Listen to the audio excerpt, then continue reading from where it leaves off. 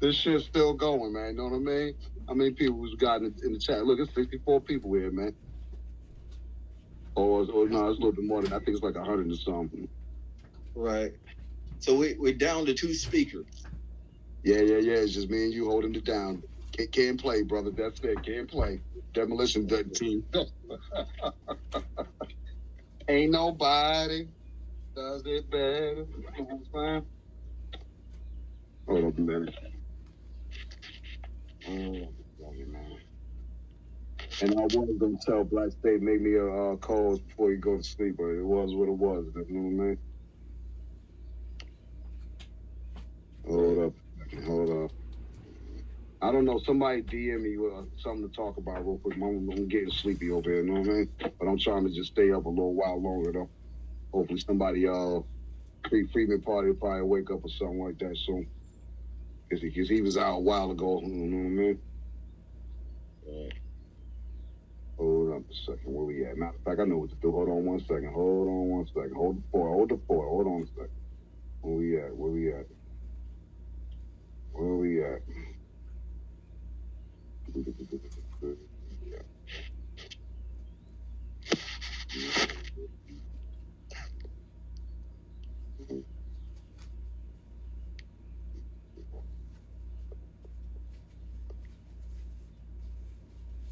Trying to get y'all some short shit real quick. What's this right here? Most of these pictures like 30 minutes shit, you know what I mean? It was something I wanted to show y'all, share with y'all too.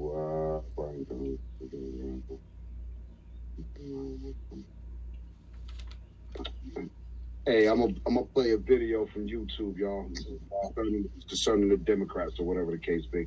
Hold on one second. Hold on, I'm gonna mute my mic real quick, Homeland. Hold on.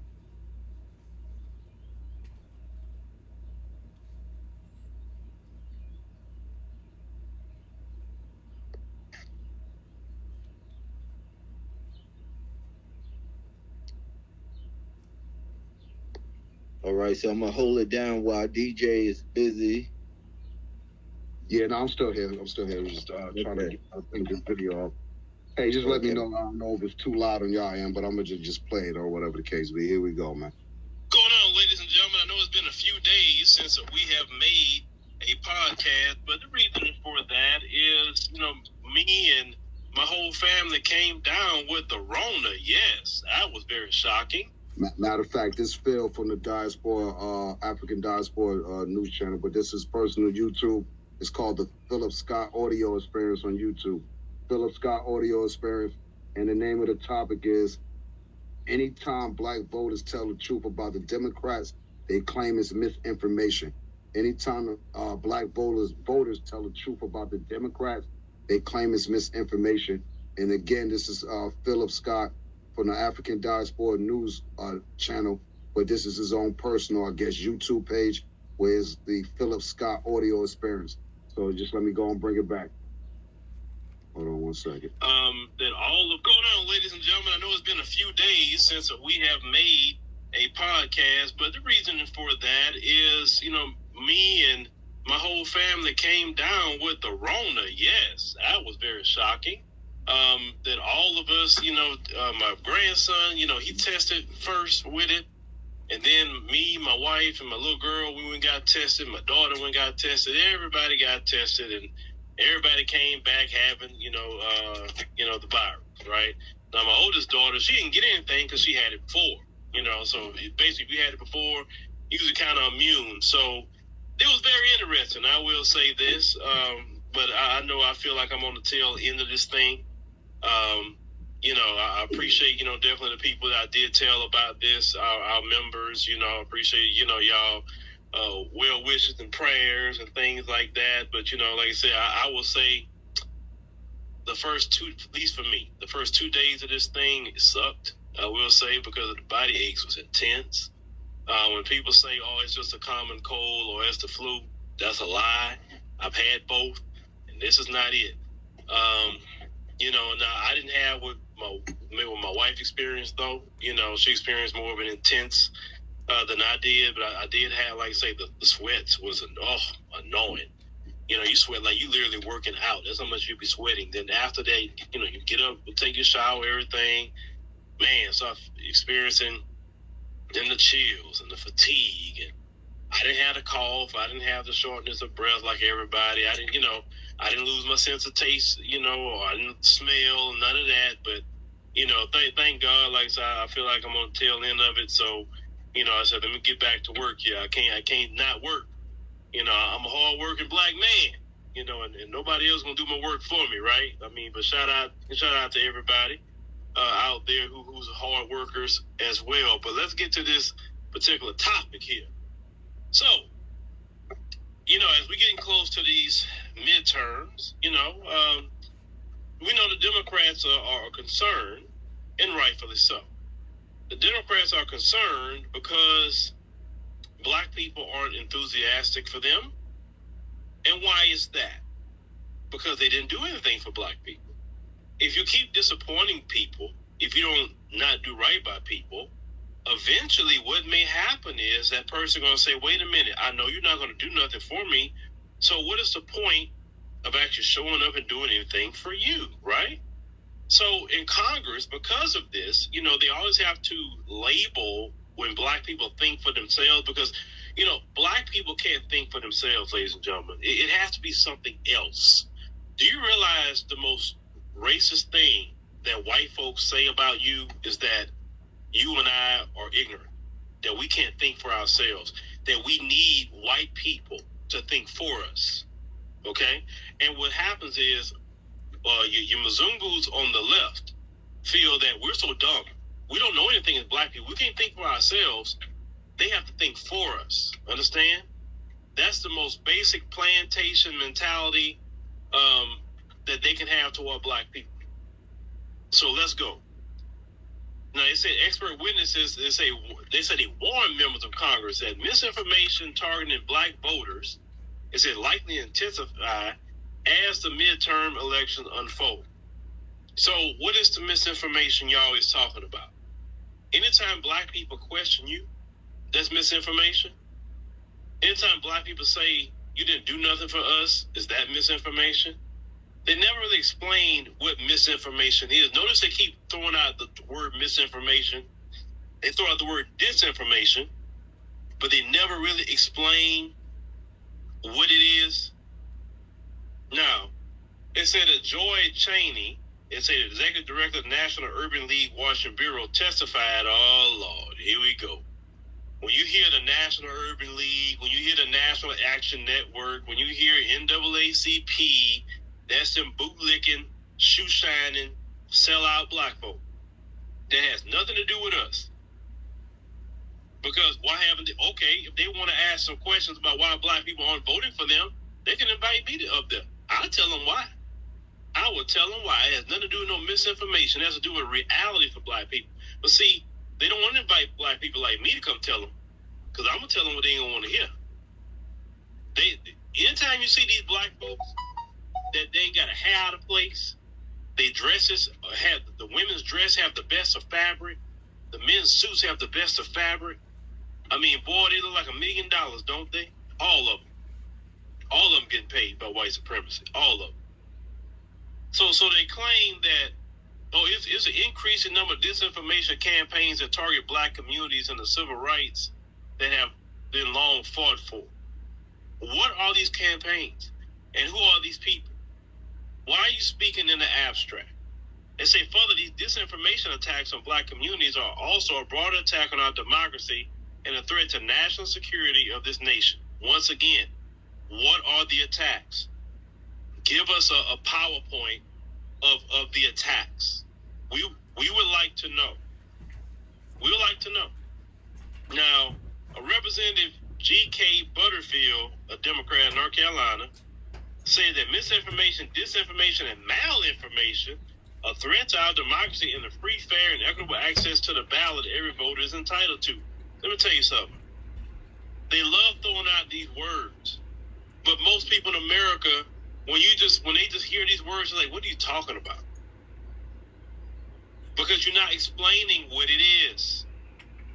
The way that the Democrat Party is working, we had talked about them and called them the Democrat Communist Party, is any criticism of them is misinformation. If you say you're not going to vote for them because they didn't do nothing specifically for black people, that's disinformation. You understand? Until you point out what it is. Now, before, it was all Russia, Russia, Russia, Russia, Russia. Now, it's not. Is it Russia again? Look like Russia got their hands full with something else right now. Correct? Most people don't know this, but the best way to make real income online is not with affiliate marketing, drop shipping with Amazon, or selling high tickets. Look like Russia got their hands full with something else right now. Practice of been weaponized and targeted at communities, they say, of color by racist and anti-democratic actors who seek to intimidate voters from participating in a democratic process. What is this of color? Because we don't have it's no such thing as a people group called of color. Just say the people groups that you're talking about. And you say anti-democratic actors. Who are they? What are they doing? How are they intimidating somebody from going to the polls? Is anybody holding a gun to somebody's head and say you better not go in there and vote? I haven't seen that in modern times. So what are you talking about? The fact is that, let's call it what it is. Many of us that's speaking right now in new black media now, many of us, they're talking about us. Let's call that what it is. We're the people that they're targeting to. We're the people they're shadow banning. We're the people that they want to make sure our content don't get out there like that because they don't want the masses to find out what's going on. You understand? They want to be in power and don't do nothing for black people. Black people got to understand, you serve a purpose in America. I hope you know that. Your purpose in America is to still be a slave. Now you say, Phil, what do you mean by that? Your purpose is to still be a slave because you make a lot of money for a lot of corporations. You definitely set trends. You help a lot of people groups, come over here through our struggle and our fight. And you have helped everybody. Everybody under the sun, you have helped. And the way the system works is you can't get anything because your position is slave. So when you ask for something or even dare to demand something, this is why even your Democrat friends get upset with you because you are a slave and you're supposed to not get anything. You understand? And the only way we would give you something unless you have an uprising. Do y'all realize that's the only reason we get something unless uprisings happen? Just like the slave revolts. You have to have a freaking uprising to get anything. You can't just ask your representatives and say, hey, we need this as a community. No, you have to have an uprising. You have to terrify.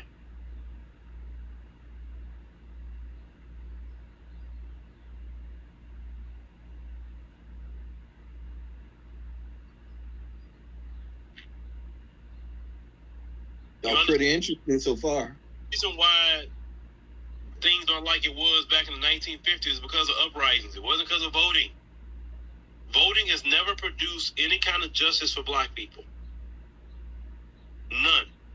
You voted for your representatives, but your representatives are black faces that represent white supremacy. The people that came from the soil. The people that you knew from the neighborhoods that was fighting for the people. Those have been our greatest leaders. Not none of these elected officials. Your Clyburns and your Maxine Waters and all these different black people, name them all. If you elected them, have you noticed none of them in the end have never been no good? And I'm not talking about, well, hey, this individual did good for me and my family. We talking about as a collective for black people. The Congressional Black Caucus is not for black people.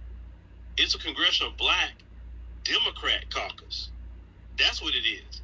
It's not for black people. And when you say that, how dare you say that? Because we have a lot of people in our community who's deaf, dumb, and blind. And I will say that's the majority of black people. Deaf, dumb, and blind. they still have this, as long as I see a black face, I'm good.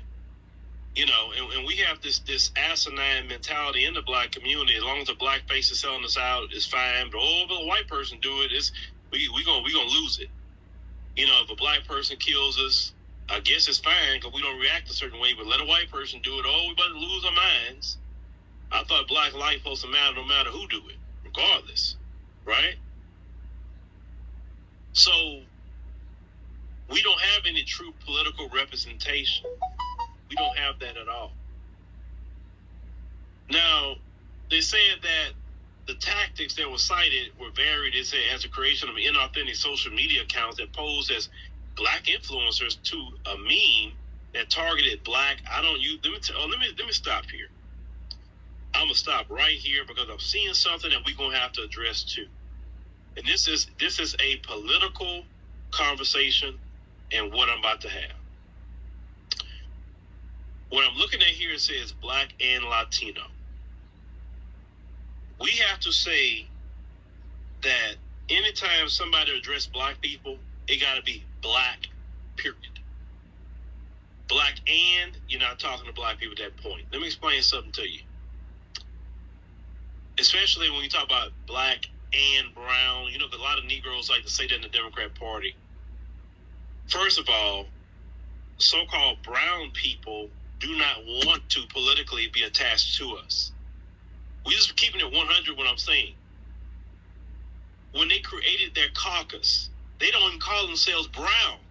Let's go there. They have a caucus right now called the Congressional Hispanic Caucus. Not Congressional Brown Caucus, the Congressional Hispanic Caucus.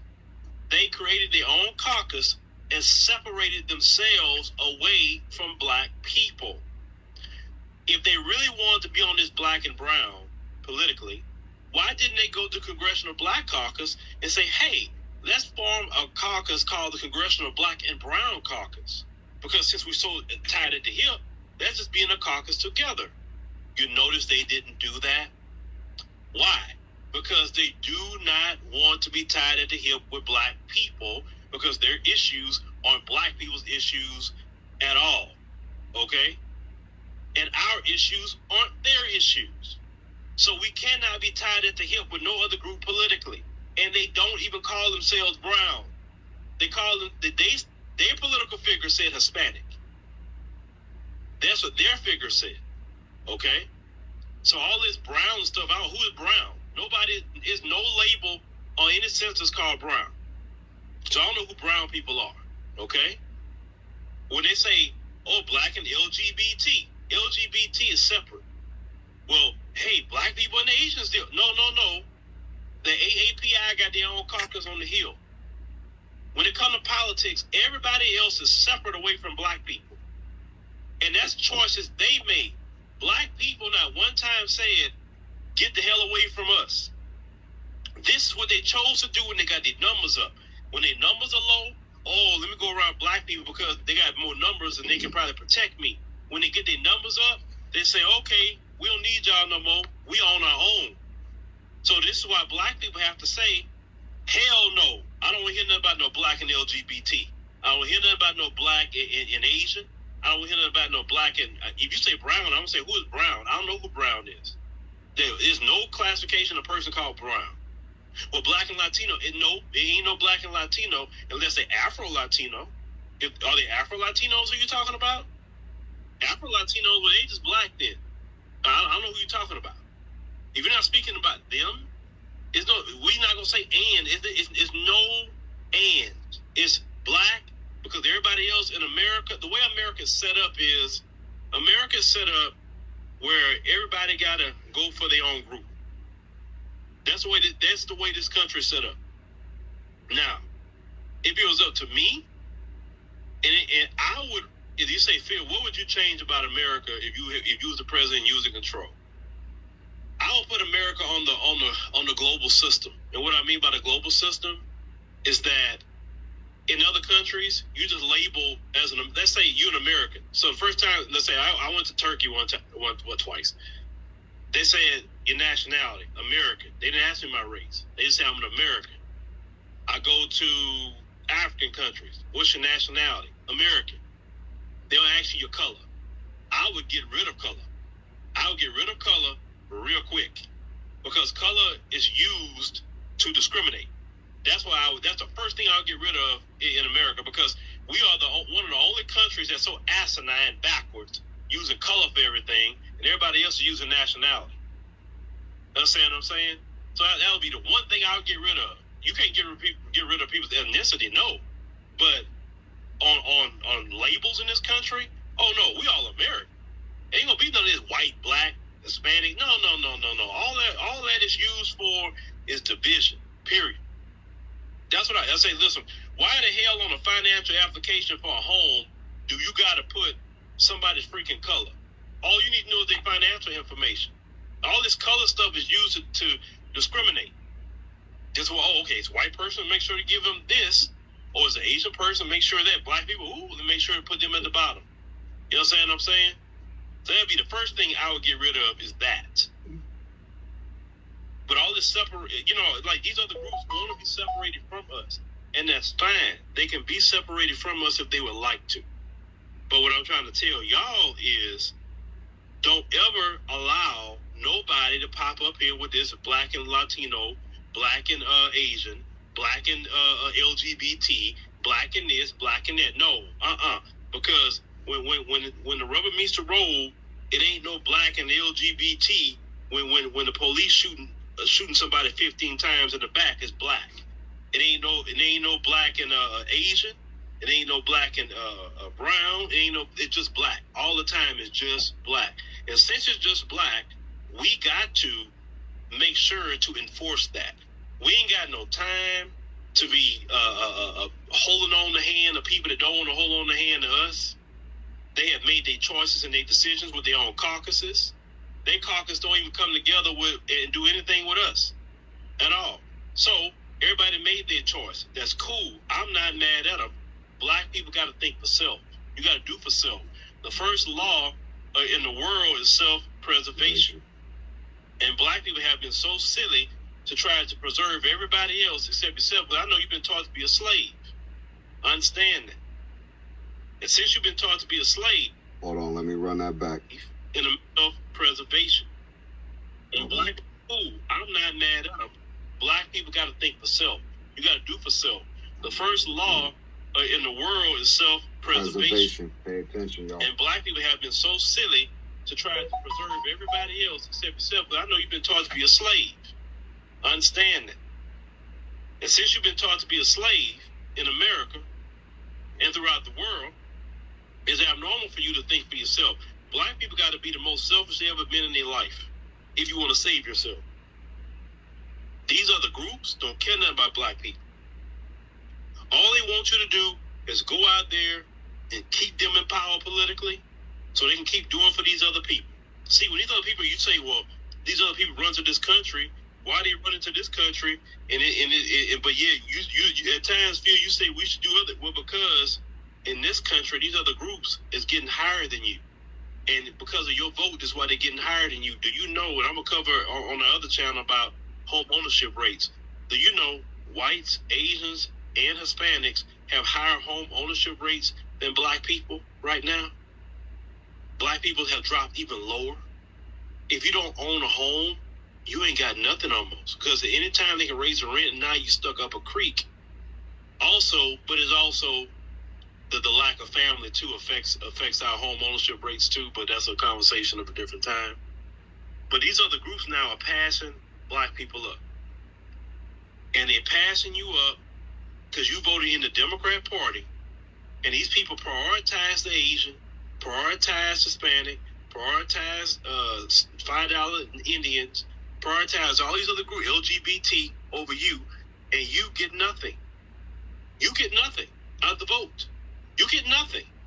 But you're supposed to still carry your black behind back to that poll in November. And I know we got some stupid slaves in our community. I know. Run around here with that big I voted sticker. Run around here telling people, you got to get out there and vote. Okay, for what? What are we voting for? Well, we just got to vote. Okay, what I'm going to get out of it? You sound kind of radical. No, I'm not voting for Asians to get a bag and they got more protection. How is it black people in the freaking global pandemic dealing with this freaking virus like I'm dealing with right now? Take a risk of dealing with this virus, and you sat up there and watching Asians get a hate crime bill, watching Afghanistan people get money, and this you go vote for? But that's supposed to be disinformation, right? No, that's a reality. And because we telling black people, if you ain't getting nothing out of the deal, chill your nerves at home. Or do a protest vote. Either or.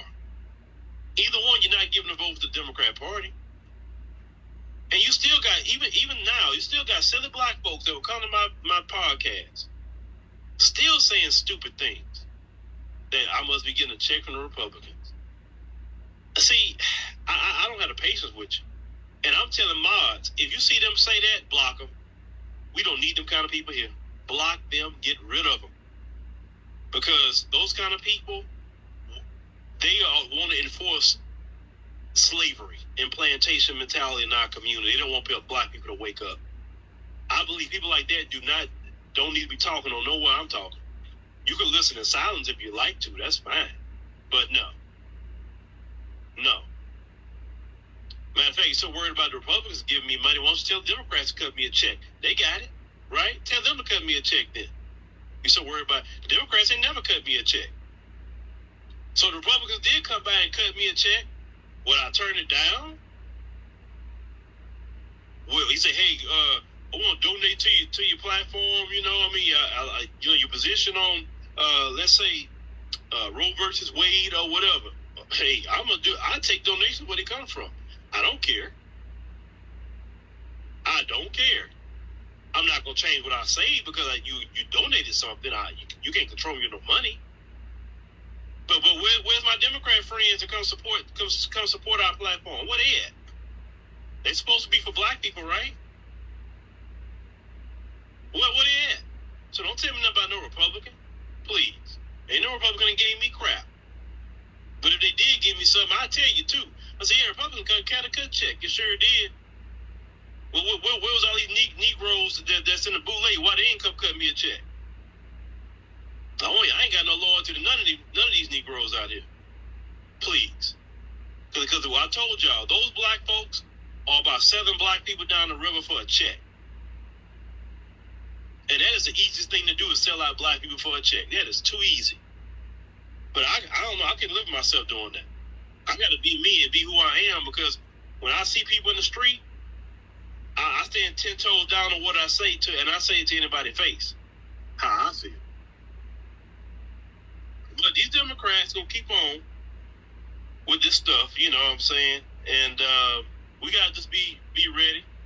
And the key is consistency, folks. Consistency will make you win every time. When you keep the same message, the same energy, and don't back down on nothing they're telling you, you'll win every time. Because they can't keep up with the lie forever. They can't. And these black folks in office, I'm telling y'all, I would love to see that Congressional Black Caucus be decimated.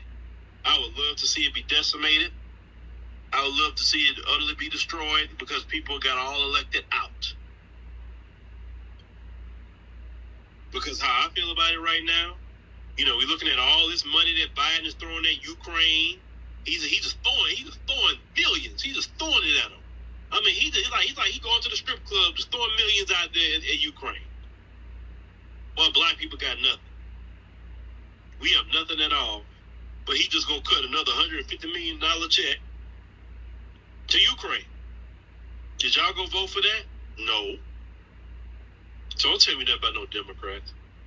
But y'all, let me know what you think about, you know, this for sure, you know, and once again, I want to thank you for coming to our podcast. Really appreciate it.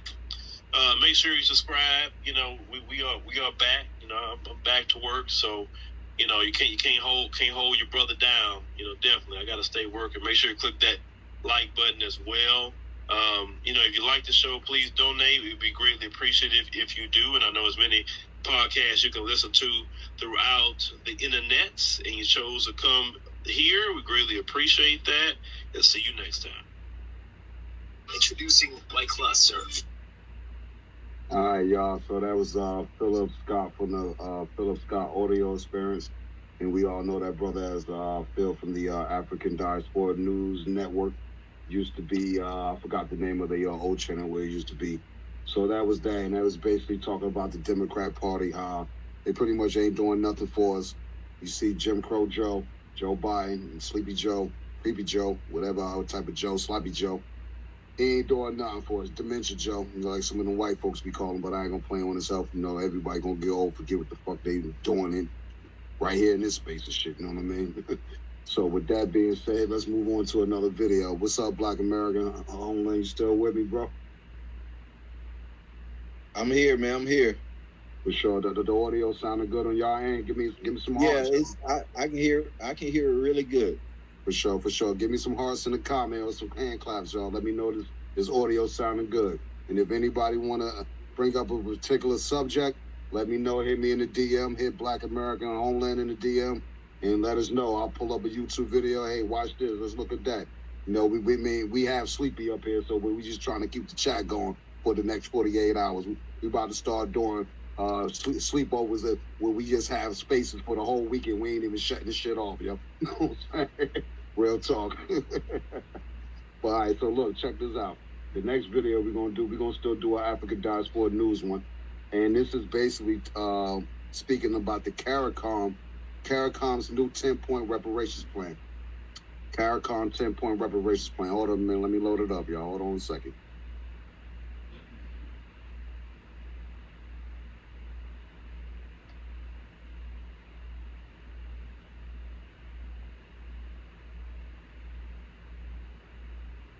All right. Right, it's your girl Kia from Worldviews, and I'm here to tell you how you can start your business in Kenya through our local company of Africa. So we're here on our main page, Worldviews. Click the business. Hey, Black American Homeland, mute your mic, brother. Oh.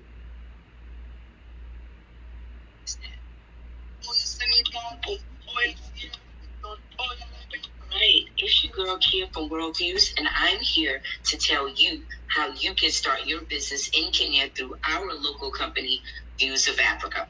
So we're here on our main page, Worldviews. Click the business tab.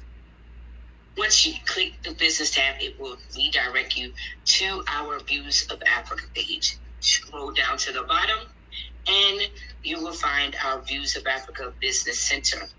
We offer 3 standard business packages. We have our Deluxe, Royal, and VIP.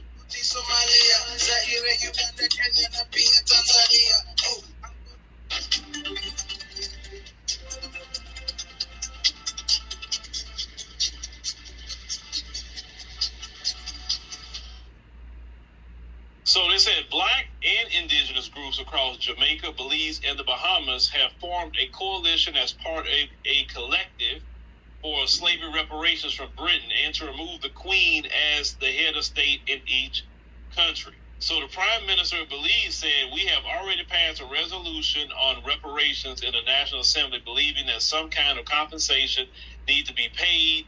It said how that will be worked out. Well, then we're still just at the initial stages, but we have done that already. We believe that a great injustice was done to our ancestors here in Belize and that somebody needs to be held responsible. In this case, it will have to be England or the UK as our former colonial masters. Now, some of them have said they want to join with CARICOM with their reparations plan. And I had the chance of reading their reparations plan, and I'm going to go through it with you. Now,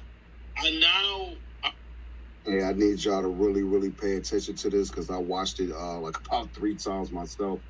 And it's real illmatic how, CARICOM just don't got, any understanding of what's going on here with reparations with blacks in America, that a lot of our black immigrant brothers and sisters, or Caribbean brothers and sisters, rather, you know what I mean, could be piggybacking off of this. And I'm going to play another video that's piggybacking off of this video right here about a African brother talking about reparations. We'll get to that in a minute, though, but let's continue on. Pay attention, y'all, to what this brother's saying about the 10-point plan for those that haven't heard it. CARICOM. I'm understanding why CARICOM here is trying to wedge their way into our reparations fight. I kind of see it now because I'm going to go through the 10-point reparations plan they had, and I'm going to tell you ahead of time, it's shocking. It's shocking. Oh, it's shocking. So let's get to this. Now I will tell my brothers and sisters in Jamaica, Belize, Bahamas, do not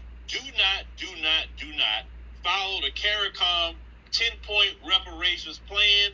Your brother about to go through it, and this is why we are fighting for reparations, and we telling you reparations is cash payments. But let's get to what CARICOM came up with, and why y'all need to reject that, or you get screwed on reparations. So here we go. Point number 1. They want an official apology from slave trading nations. What an apology going to do? Damn thing. What apology is going to do? Who cares about an apology? I don't want an apology from these people here. I don't need an apology. What's an apology? That's hot air. That doesn't do nothing for me. That doesn't do nothing for the people. Number 2, they say they want support for repatriation and resettlement programs for those that want to live in Africa. Oh, God. Listen, I believe in moving to the continent if that's what you choose to do. I believe in that. It's not reparations, CARICOM, to say you want the UK to support repatriation and resettlement programs of those people that want to live in Africa. You can do that with your own individual governments. That's not reparations. And I'm a big proponent of Africa. And I'm telling you, that's not reparations. Let's go to number 3. Creation of Indigenous Peoples Development Program. That's not reparations. That's something that your governments can do on your own, CARICOM. What are you doing? Let's get to number 4. Support of Caribbean cultural institutions such as museums and research centers.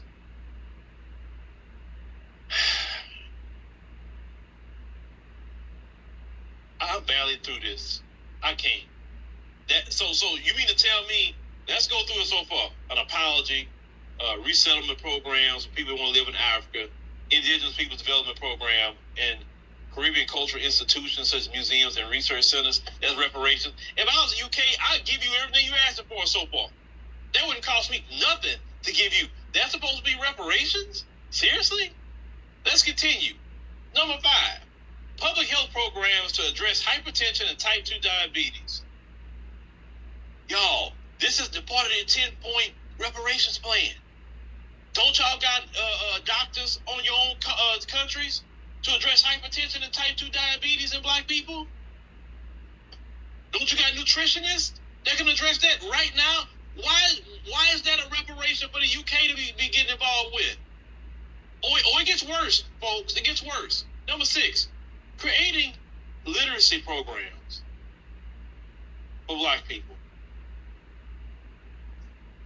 I'm just so floored as I continue to read this, because I read it last night. I lost it. I lost it when I read this. You mean to tell me y'all can't create a literacy program in your own country now? Why is the UK, why would that be a reparation for you? I'm trying to figure that out.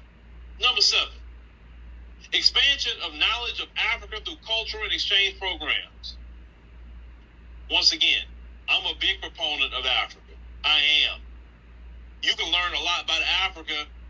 Go to Google. Hold on, commercial. Hold on 1 second. Yeah. You can learn a lot about Africa. Go to Google. You can start. Come to our channel. We talk about Africa all the time. We're going places. We're showing things. You can go and learn on your own. You do not need the UK to create any kind of culture and exchange programs. Y'all can create that. That's not a reparation. Number 8, rehab programs for psychological trauma from slavery and underdevelopment. That's not reparations, folks. You have listed 8 things that has nothing to do with reparation. Number 9, transfer of knowledge of tech and science to Caribbean youth. Once again, that's your responsibility as a government to do that. That's your responsibility. And number 10, reduction of domestic debt and cancellation of international debt. by the time they get to talking about some money, they're talking about cancellation of international debt and reduction of domestic debt. But one thing that this 10-point plan by CARICOM did not do, it did not talk about cash payments to the people. When slavery and colonization happened, they got a mass amount of wealth.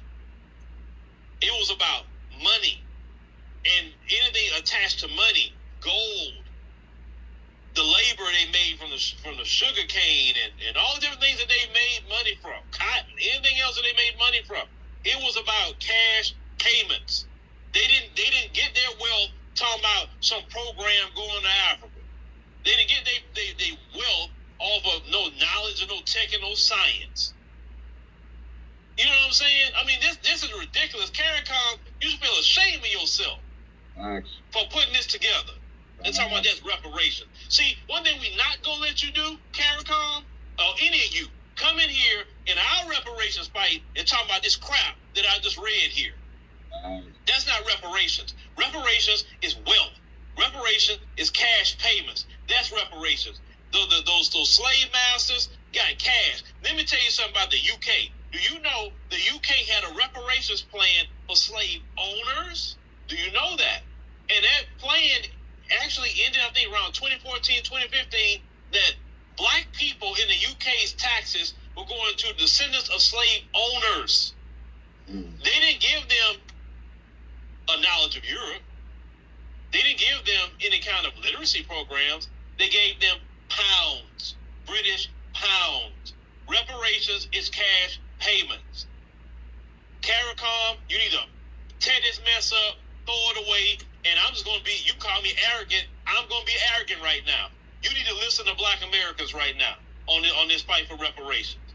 We know what we're talking about.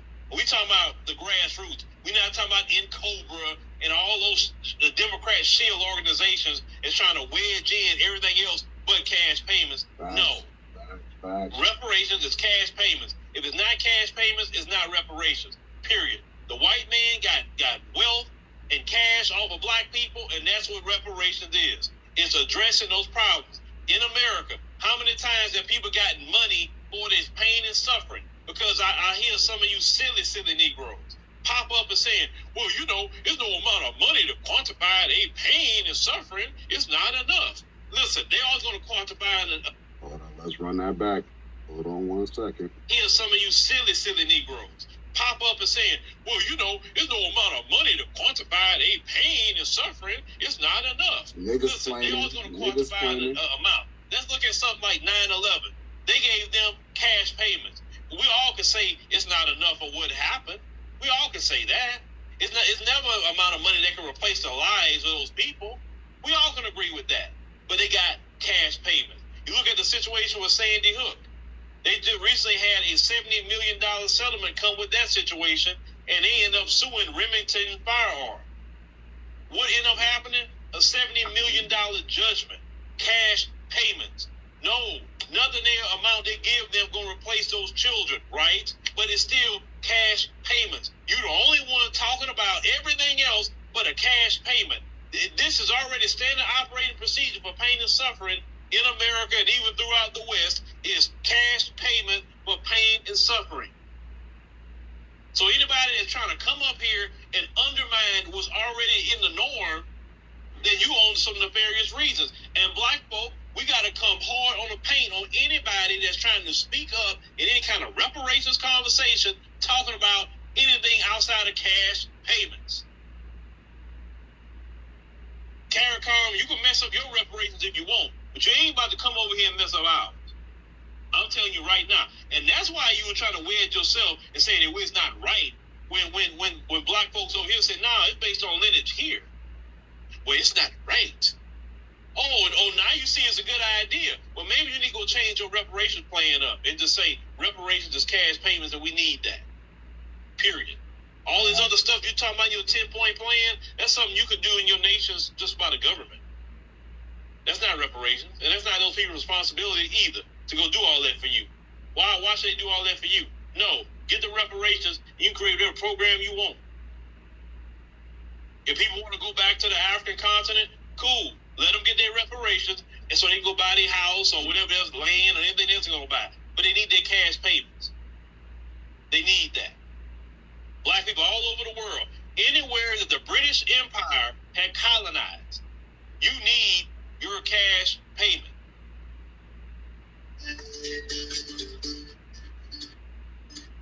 Hold on, commercial going on.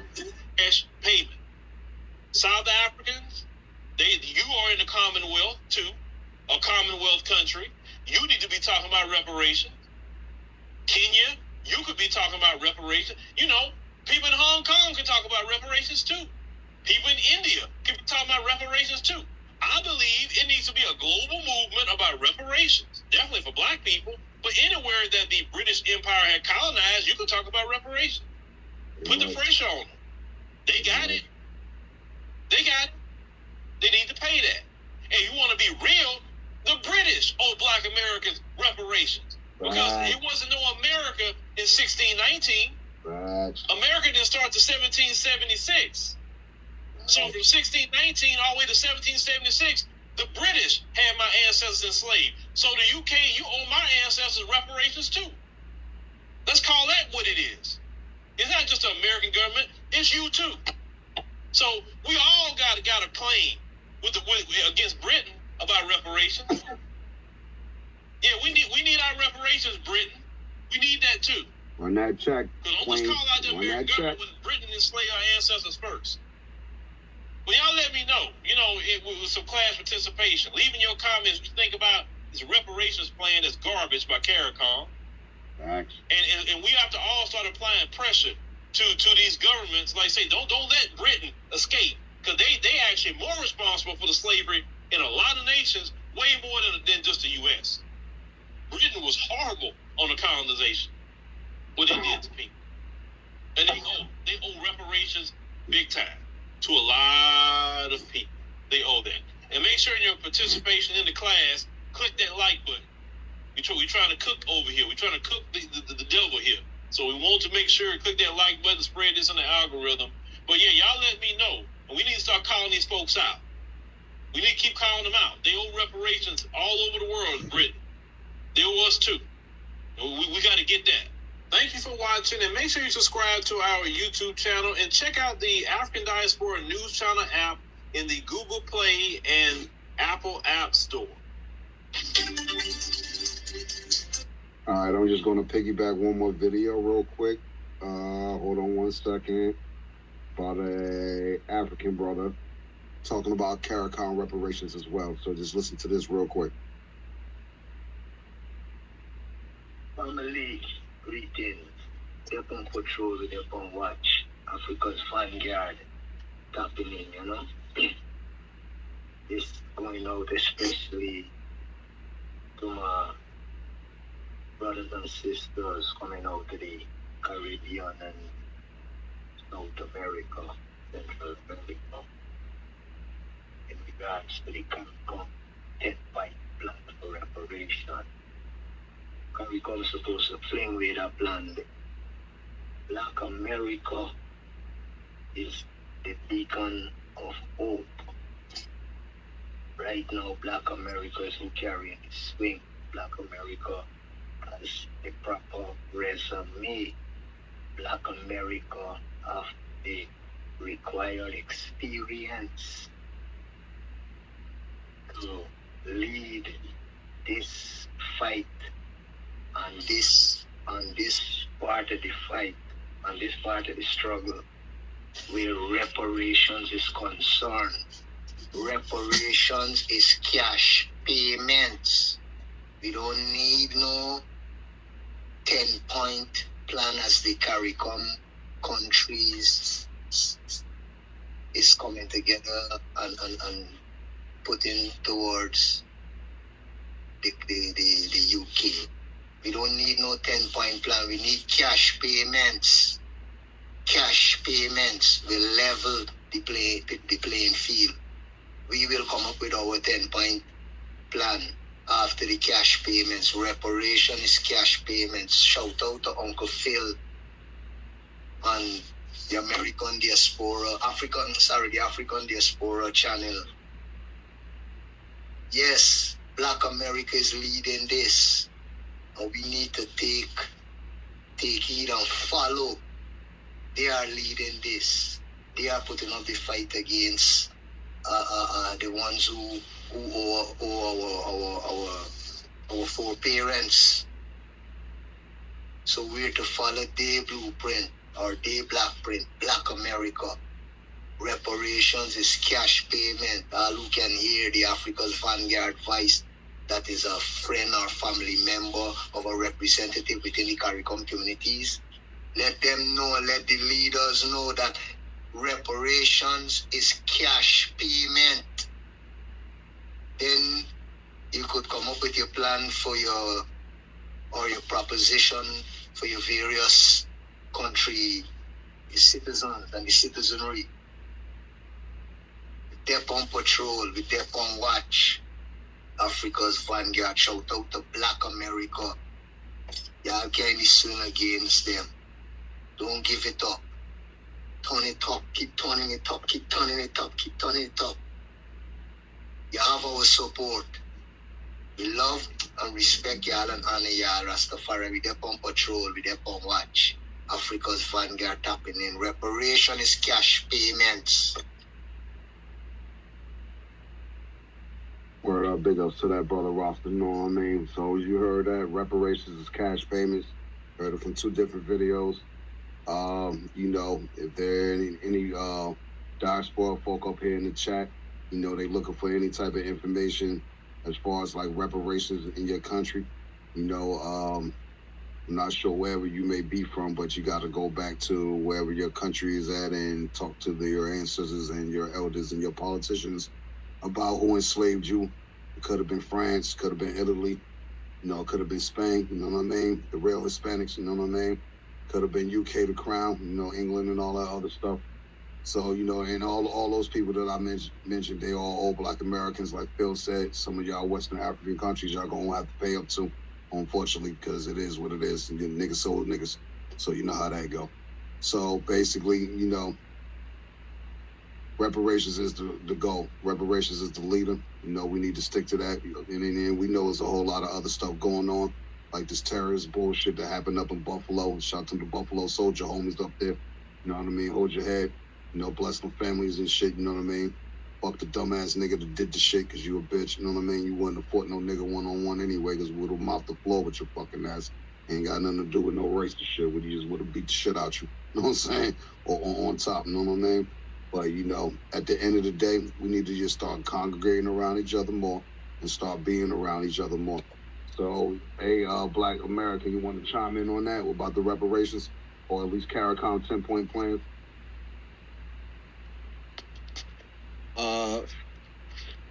Yeah, that's the first time I heard about that. Very interesting.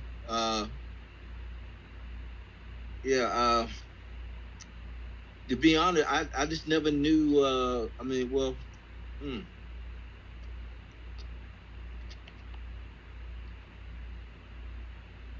No, take your time. It's all good.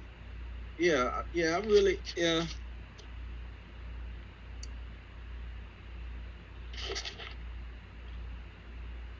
Yeah, you know, to be honest, I just really never was interested in you know, reparations outside of, you know, Black American, you know, people reparations. So to be honest, I have never thought about, you know, Jamaica, Bahamas, or Bermuda or whatever like that. But that 10-point plan, that was pretty interesting. I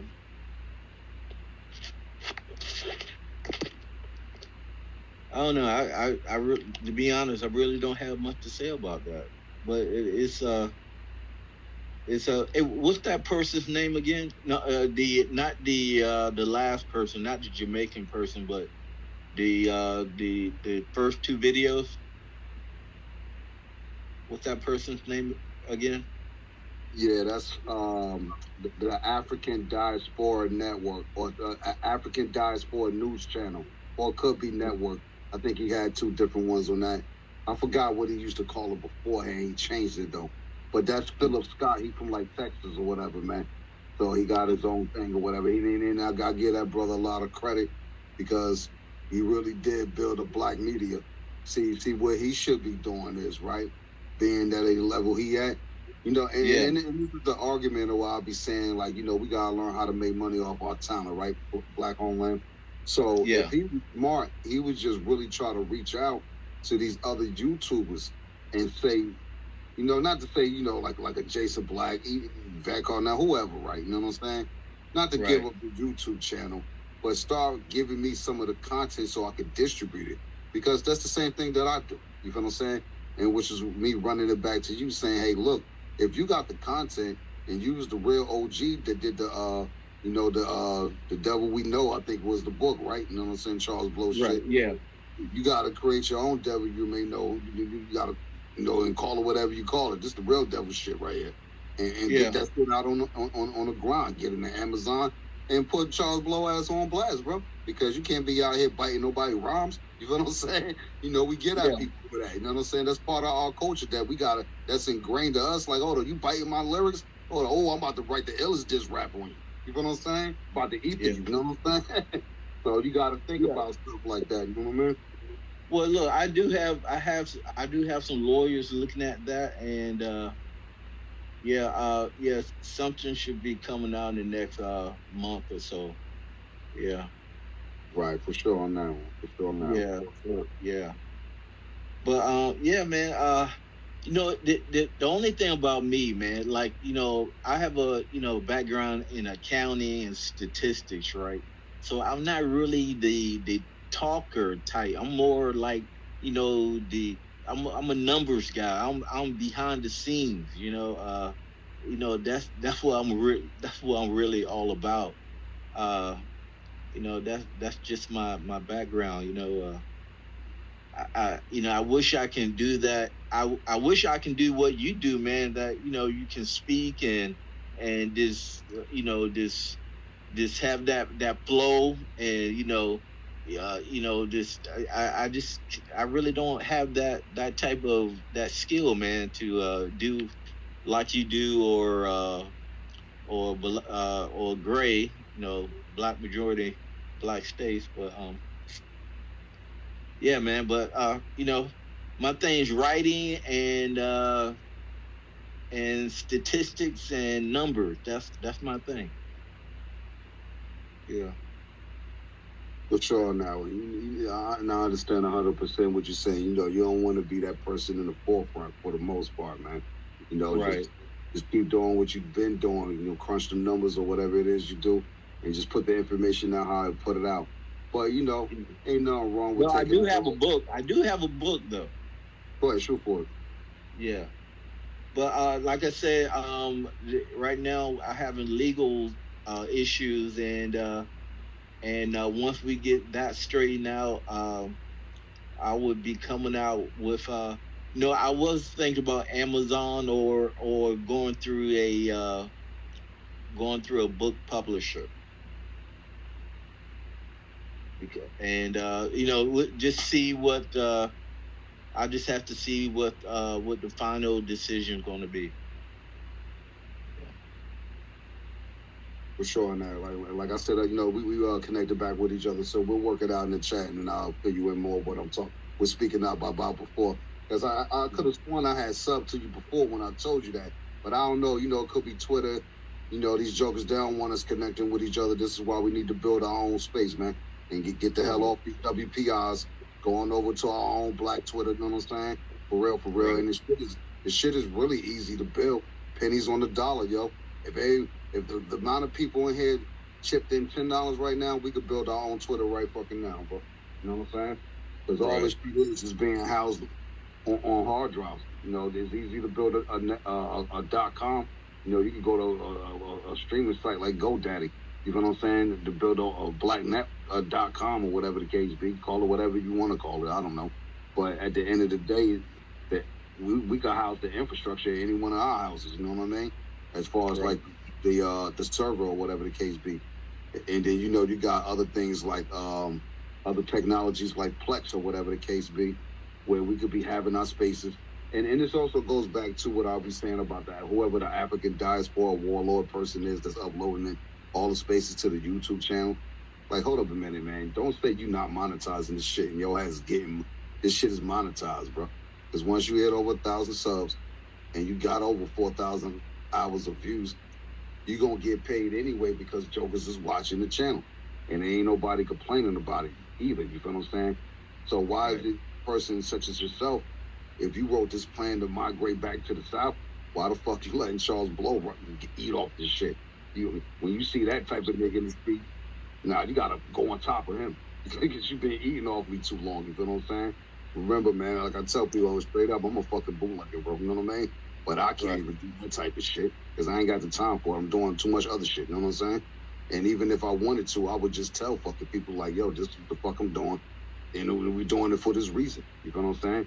But I gotta come to you with an open heart and say, hey, look, this is what I know and this is what I know we could do. You feel what I'm saying? And we can all fucking still make money off the same shit and still get the word out. You know, it ain't got nothing to do with no Griffin. You're supposed to make money off your talent, man. You know what I'm saying? Right. Yeah, yeah. No, go ahead. I'm over here looking for another video I was just scrolling through or whatever. Go ahead, though. Oh, no. Go ahead. You say you got another video? Yeah, let's go with it. Yeah, I'm trying to find it, but go ahead, talk about something or whatever real quick. Keep talking about, you know, your how you created your plan real quick, and I'll let you know when I chime in on the video. Yeah. You know, in the early 90s, right, 1990s, you know, look, I always wanted to travel, right? When I was young, right, you know, let's say when I was like 11 years old, my parents, they bought a set of encyclopedias, right? And you know, like, wow, encyclopedias, right? Wow, cool. You know, it has a lot of information. But I say the first 6 months, I never even touched those encyclopedias the first 6 months. But during the winter time, right, it was really cold. It was snowing. And I remember, you know, you couldn't go outside, whatever. And I decided to just, you know, just open the book. And I started with the letter A. And then I started reading about countries, you know, what that start with the letter A. And then I went to the D and the C, and in 5 years, 3 to 5 years, I knew everything about every country, you know, their GDP, their economic activity, their population, you know, the capital of every country. You know, I knew how many square miles of every country in the world. You know, their capital, how many people live in the capital city, what's the largest city in that country, what's the, I mean, I just knew everything about every country. And that was from the age of 11 to about 15, 16, 17 years old. And then I went to college, studied accounting, statistics. And then 1990, right, I got my passport and I decided that I wanted to travel. You know, I wanted to travel to different countries. So I bought my plane ticket and I only had $1,000 cash and I went overseas. I went to Australia. That was the first country I went to. And look, when I got to Australia, I didn't know anybody. I didn't, only had $1,000, right? I didn't have a place to live. I didn't have a job. I mean, man, so when I got there, man, it was pretty scary when I got there. Because like Freddie, you know, what are you going to do? You know, so it was pretty tough. But anyway, look, I met some people. I met some girls in Australia. You know, they put me up for a few months, and I got a job out working illegally in Australia. Right, I was doing you know, a bartender work. You know, working in nightclubs, being a security bouncer, whatever like that. And yeah, I just started doing things like that. And then I started traveling to other countries. In 1994, I went to South Africa for the first time. And you know, at that time, I considered myself a Pan-Africanist. I believe that, can you hear me? Yeah, Yeah, you good, bro. we can hear you. But let's get back on topic as well, bro. Okay. Oh, you guys are back? Yep, we back, bro. Oh, okay. All right. Okay. Yeah, well, yeah, we didn't know what to talk about. So DJ, he just say, let's talk about how about this? You got 180-page manifesto. There's a lot to talk about. I don't know if anybody has got a chance to go through all the tweets that are in the Jumbotron yet.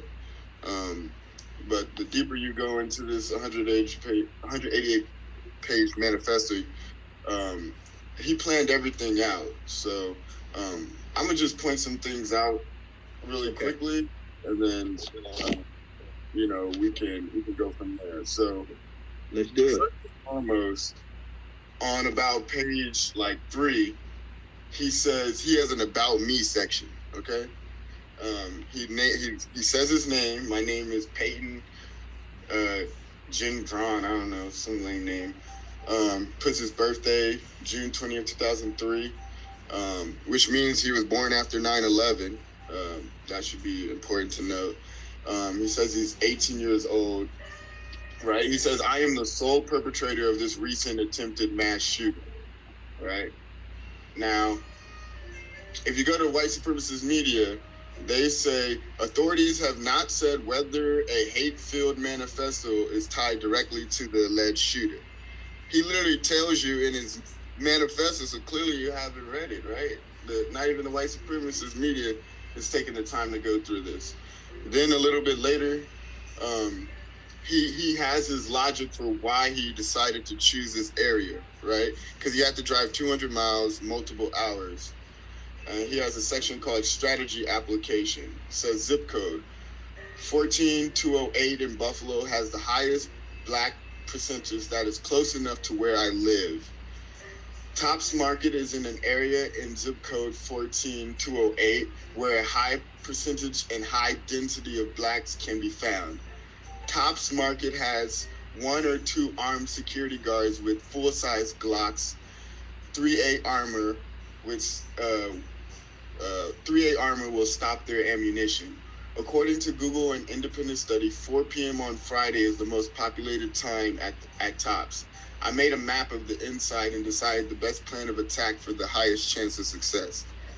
So if anybody comes and says this dude is insane, he has something for that in his Q&A section. So this is where he talks about his sanity. So let me pull that up.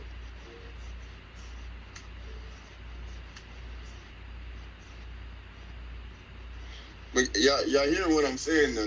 This dude planned all of this. So there is no excuse from white supremacist media where they could say he didn't plan or he didn't mean to do this. Oh, it was an accident. He was just having a bad day.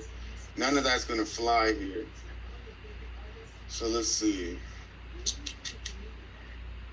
I'm just scrolling through this. It's 180 pages. Okay, so here's another part. He says, he states 3 goals. Kill as many blacks as possible, avoid dying, and to spread his ideals. Those are the 3 goals he states. And then, let's see, here's trying to find the part where he talks. Okay, here's the part where he talks about whether he's insane or not. He says, I was never diagnosed with a mental disability or disorder, and I believe to be perfectly sane. I'm simply a white man seeking to protect my race. So, again, there is no argument out of this, out of white supremacy, out of this being racially motivated, this being a hate crime, this being a lynching of multiple people. So don't let anybody kind of trick you out of that. if you have the stomach, go through the 180 pages, even if you got to scroll through it.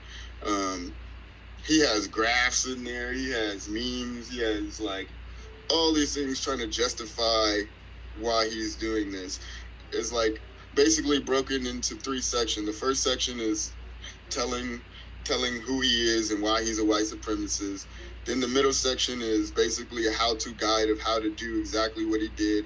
He has like a materials list, how to purchase everything, what bullets to buy, what armor to buy, all of it. It's all there. And the last section is him, again, excusing himself and talking about white people not having enough babies because they can't rape freedmen women in slavery anymore.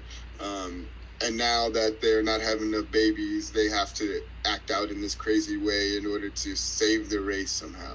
So these are all Fox News talking points. These are all white supremacists, white nationalist talking points. So we got to call it what it is. He's a white supremacist, domestic terrorist. He deserves capital punishment. And I'm amazed that he walked out of there alive, but then you got to remember that the police system are mainly employed by white supremacists as well. So I'm gonna just end there for a second, and hopefully we get the conversation stirring again on that.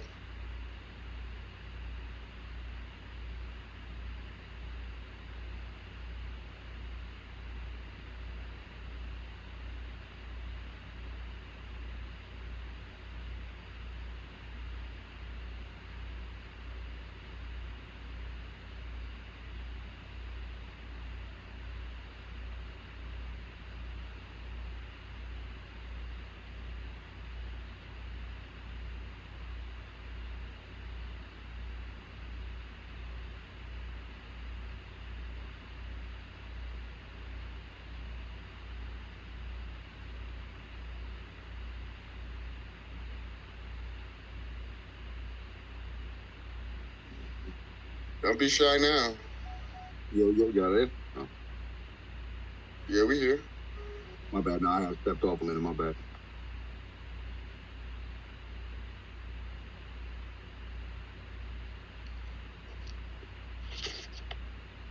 So 180 page. Look, I never understood why someone would write a manifesto of a crime he's about to commit. I never understood that.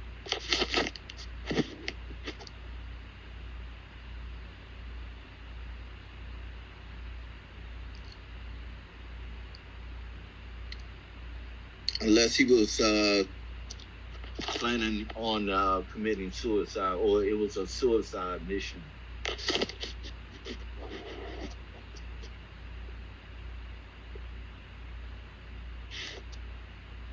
A lot of them do it when they know they're gonna die, and they also try to justify their actions. So they have to rationalize their evil behavior and come up with fake, news and fake statistics and lies to kind of make them feel better that they're doing the right thing.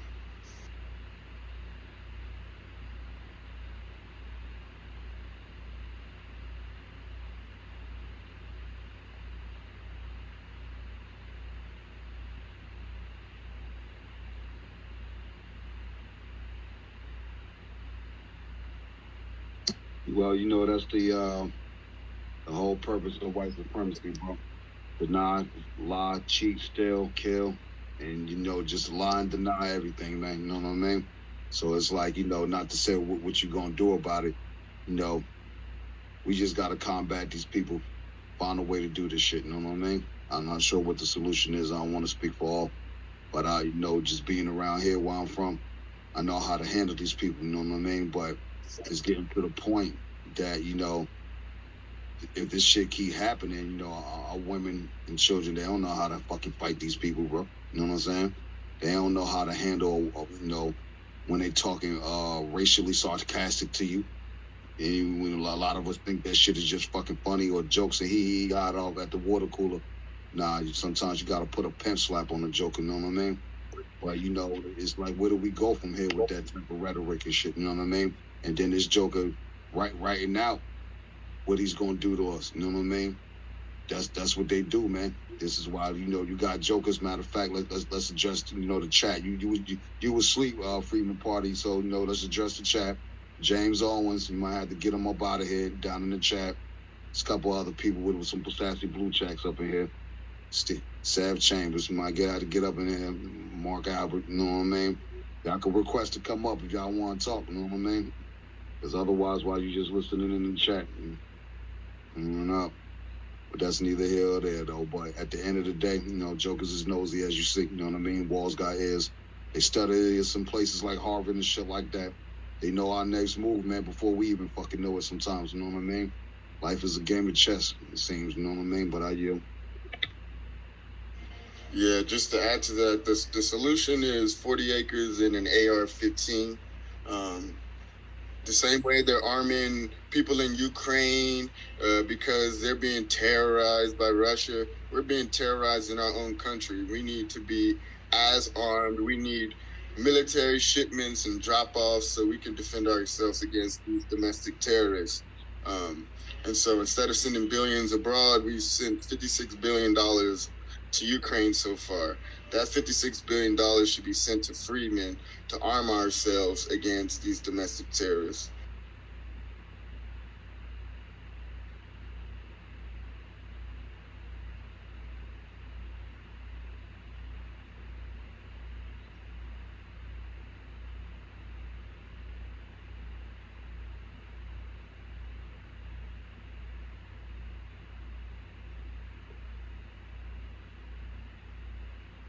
Yeah, I do see. Also, if you see people DM us, because not everyone pops us. There's just so many people. Yeah, I do see there's a few journalists in here. Yeah, I see Mark Albert he says Chief National Investigative Correspondent, Peabody Award winner, former CBS News. He's in Washington, D.C., 8,400 followers.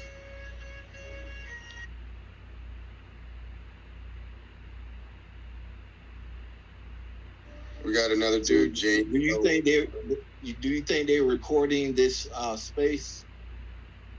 I mean, most likely. I mean, why are a bunch of people who haven't paid us reparations in our space? I mean, your guess is as good as mine.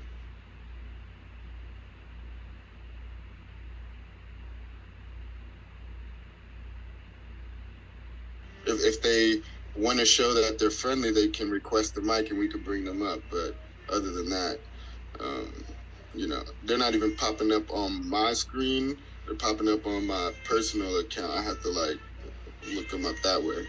So I can't remove them from the room unless I basically have the link and I block them or something. Yeah, James Owen and Mark Albert. Y'all should come up to the actual stage if you're going to be in here. There's also some dude named Steve Chambers. She says he's a longtime collaborator with Jill Scott-Heron. You should come up to the stage too or request a mic. Because I know Gil Scott-Heron has a lot of great songs about what we're going through right now. The revolution won't be televised. It's be live streamed on Twitch. You know what I mean?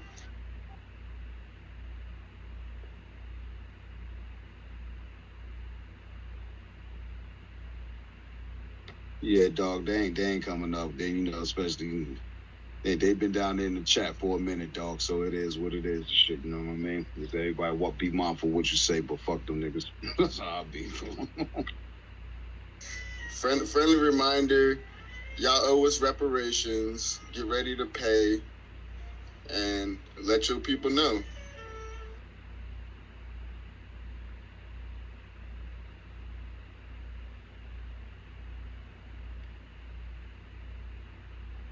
Yeah, we spoke on that earlier too. How some white folks, they feel like, because it's 2022, they don't owe nobody anything. Well, nobody said that you as a white man living today owe me anything. We're speaking about the government, but since you're speaking on it, yeah, it's gonna come out your taxes though. I'll add that. So you still paying me. Yo, so let me find there's a quote in this crazy manifesto where he talks about basically us, and like he calls us the most privileged. I gotta find it because it's the craziest quote. Let me see.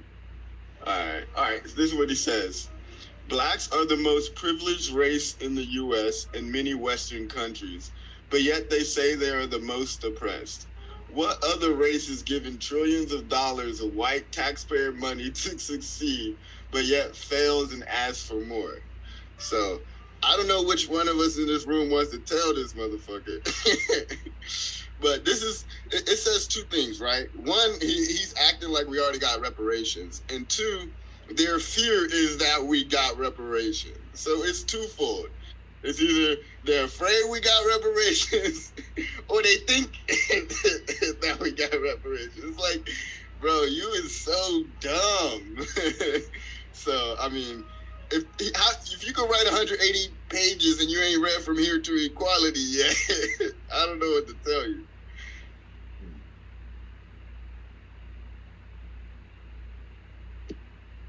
Oh, I did remember him saying something about violence is power. Yeah, he talks about violence a lot. Like, kind of basically, his belief is violence is the only solution. It's like, we can't get laid, so we gotta kill.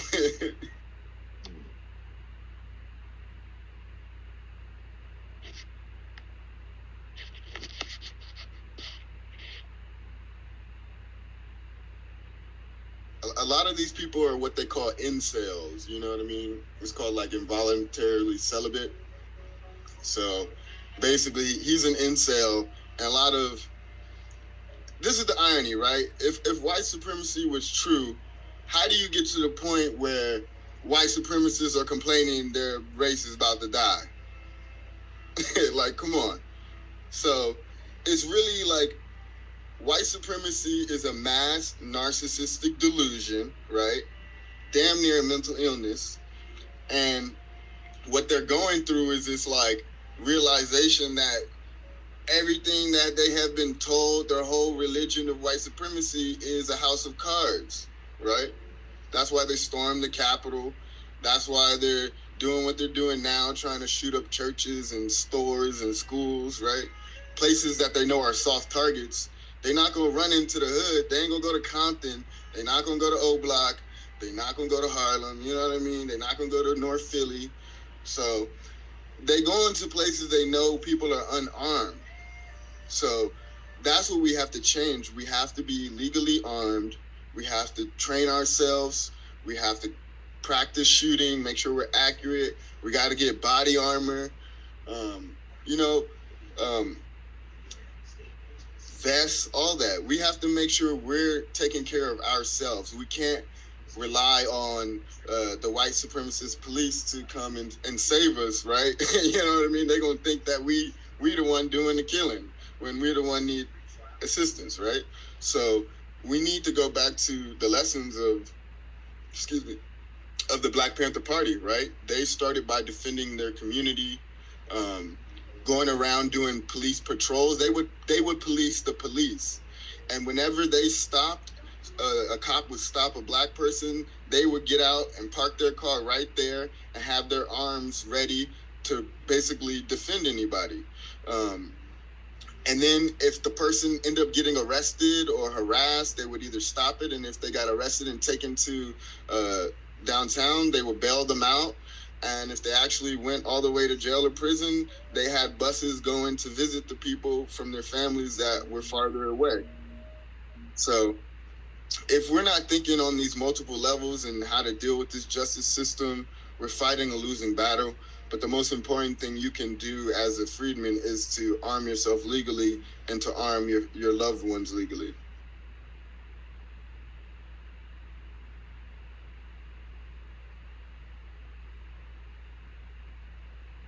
Facts on that, brother. Facts.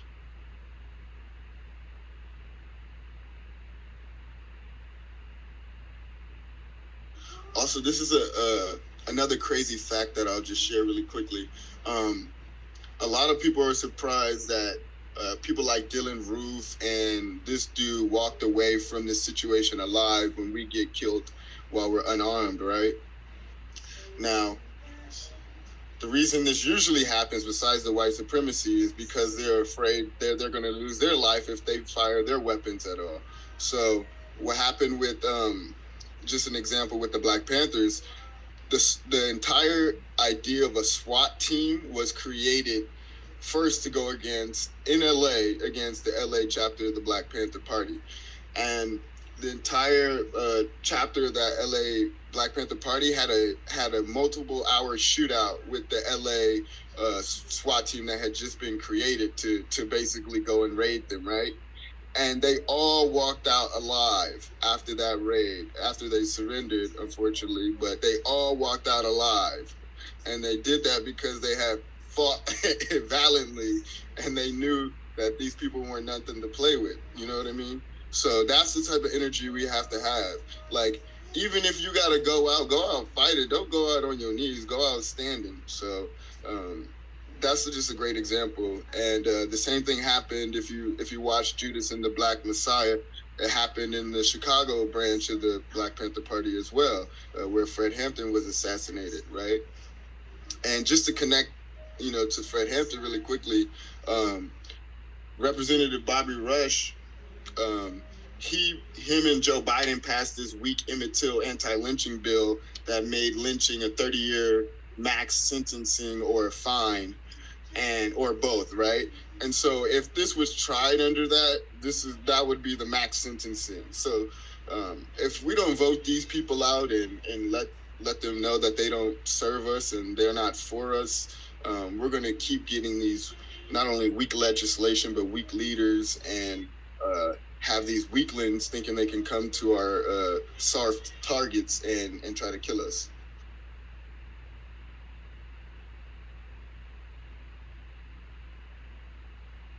Again, man, arm yourselves, yo. That's it, man.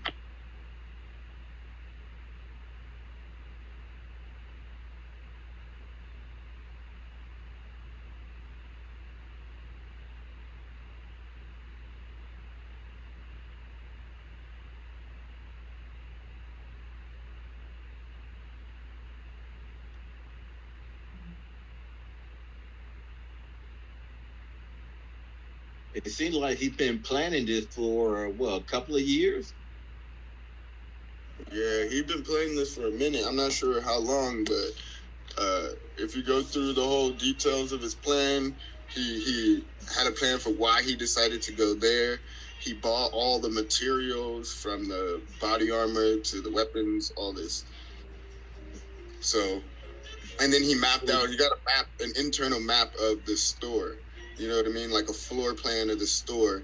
He knew the weapons that the security guards had. He knew the number of security guards. He knew what type of armor they may have. All this. Like, this is not something you just, you know what I mean, ask around about. You have to do a lot of searching. So there's going to be a trail of breadcrumbs that shows his internet search history.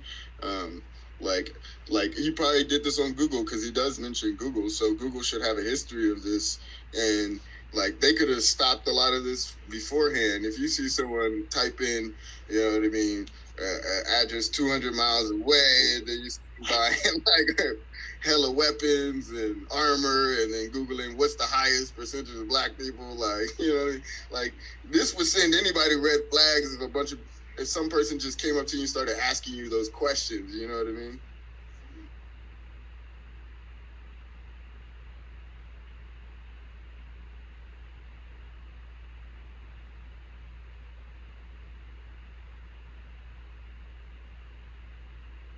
Facts on that, bro. I'm listening to you, brother.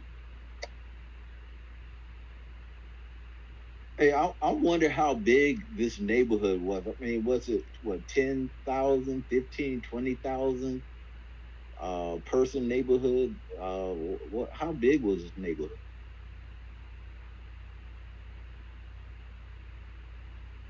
I'm not sure the exact size, but it was Buffalo, and basically he looked up the highest black population, like which had the highest black population closest to him, and had the highest density at a specific time.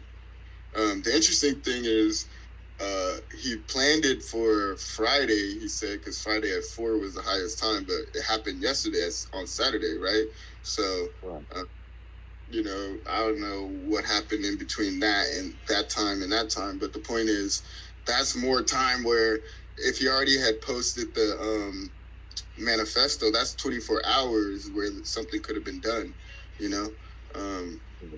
So it just, I don't know, it's really fishy. So I want to get down to when and where he posted it, the manifesto. I know he did the Twitch live stream, but I haven't been able to find the full stream. So if anybody finds the full stream, let us know. But yeah, if y'all wanna speak, y'all can hit the mic and request the mic, and then we can bring some new people on. But yeah, DJ, go for it. Yeah, they're not even talking about what happened up in Buffalo or anywhere on any white media news that I see on YouTube so far, and I'm about to check the Google. I'll be right back on that. Yeah, I'm seeing very, very few things. The most I'm seeing is like they did the initial press conference. That's like the longest content I've seen. Everything else is like 1 minute videos, and they all say we don't know why this person did it, and there may be a manifesto, but we haven't read it yet. Like, all right, whatever. Y'all lazy. Basically, while I've been in this space, you know, before midnight yesterday, I was just going through it page by page, you know, and you know, it's certainly not fun to go through, but it's important to at least know the mind of this person, and it helps us disprove a lot of the myths that will come out where they'll be like, oh, this person is insane, he's mentally ill. Nah, the dude put an entire map, a Q&A section, and about me, all this shit, graphs and all this, and then literally told you in the damn thing that he's not insane, that he thought about this and he just wants to save his white race. So there's no excuses. There's no way they can dodge this or try to weasel out of this. Fox News has been very sparse in their reporting so far. The most I've seen is 2 videos where they had a black guy and a white guy, and the topic is, what is the definition of a hate crime? Yeah, so they got to play with definitions in order to be like, well, what is a hate crime? You know. So, anyways, y'all see the games. Hey, bro, I had to prove to the EEOC, Equal Employment Opportunity Commission, that my manager, who was white, was a race soldier. You know what I'm saying? And she asked me, who happened to be white, the district manager, well, what's a race soldier? Do I really got to tell you this shit, bitch? You know what I'm saying? And she got mad at me, but I'm like, I'm dead serious. You white, how you not know what this shit is, yo? Why I even got to defend myself like this? You know what I'm saying? But that's what they do. KKK, deny law, cheat, steal, colonize. We'll be here forever talking about this shit, man. You know what I mean? So the anniversary for the massacre in North Philly at Move, for the Move, which was kind of like a Black Panther party on the East Coast a little bit. So they bombed this entire row of houses, right? And now in this clip that came out a few days ago, it's an older clip, but it got resurfaced. One of the ladies who was a Move member and in the house, she's like, I guess, she's at Congress, you know, reporting to Congress. They're like investigating, and they ask her, you know, were you afraid for your life and others? And she just snaps on him like, what type of question is that? Like, what do you think? Like, of course we were, when we knew that they had these hundreds of Gestapo style of course.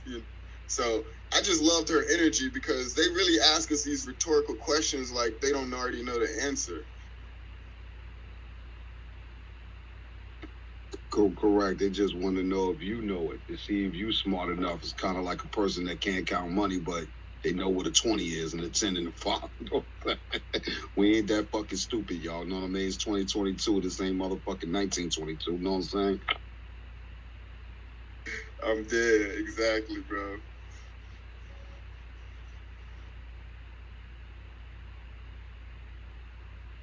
Hey man, I'm gonna play one more video if you don't mind, man. It's a Claude Anderson joint. You know what I mean? Yeah. I was rewatching the video the other day, and he said this multiple times, but it's whenever I hear him say it, it's dope. He was like, "We need our own black party," and just to hear him say that, it's like exactly. For sure. And this video pretty much depicts that. Hold on 1 second though.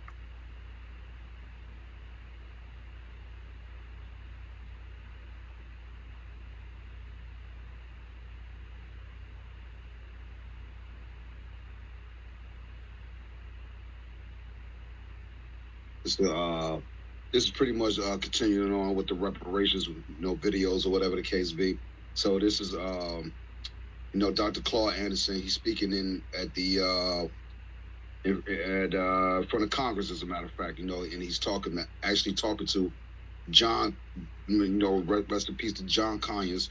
He was a black brother, that actually started the HR 40, and a lot of people don't know that he was pretty much, I think, ostracized out of his seat. I'm just giving my fucking opinion on this shit, but I think they got him up out of here on some fake allegations of a rape charge, and the brother died like a couple months later after that, bro. After he was forced to retire and shit. So this is the argument, and then you got Sheila Jackson Lee. How the fuck you get your fucking grip the hands on this shit? HR 40, you know what I mean? This is why we running around saying fix HR 40, you know what I mean? Shit bullshit, you know what I mean? I'm glad you said that because, John Conyers introduced HR 40 for 32 years while he was in office, and you're exactly right. They tried to get him out of there on some fake allegations, and then he, mysteriously died after that, right? And then a grifter that's not even a freedman and wouldn't even qualify for reparations takes it over. So, that's a grift. And I'm glad you brought up Claude Anderson and about to play that video, because when he did that presentation in Congress, that was amazing. Facts. Yeah, let's check it out right here real quick without further ado, y'all. Dr. Claude Anderson, and rest in peace to John Conyers, you know what I mean? White wealth and other materials have made him a standby on many television and radio shows, as well as important symposiums and conferences on the issues of economic empowerment for the descendants of Africans in the United States of America and throughout the world.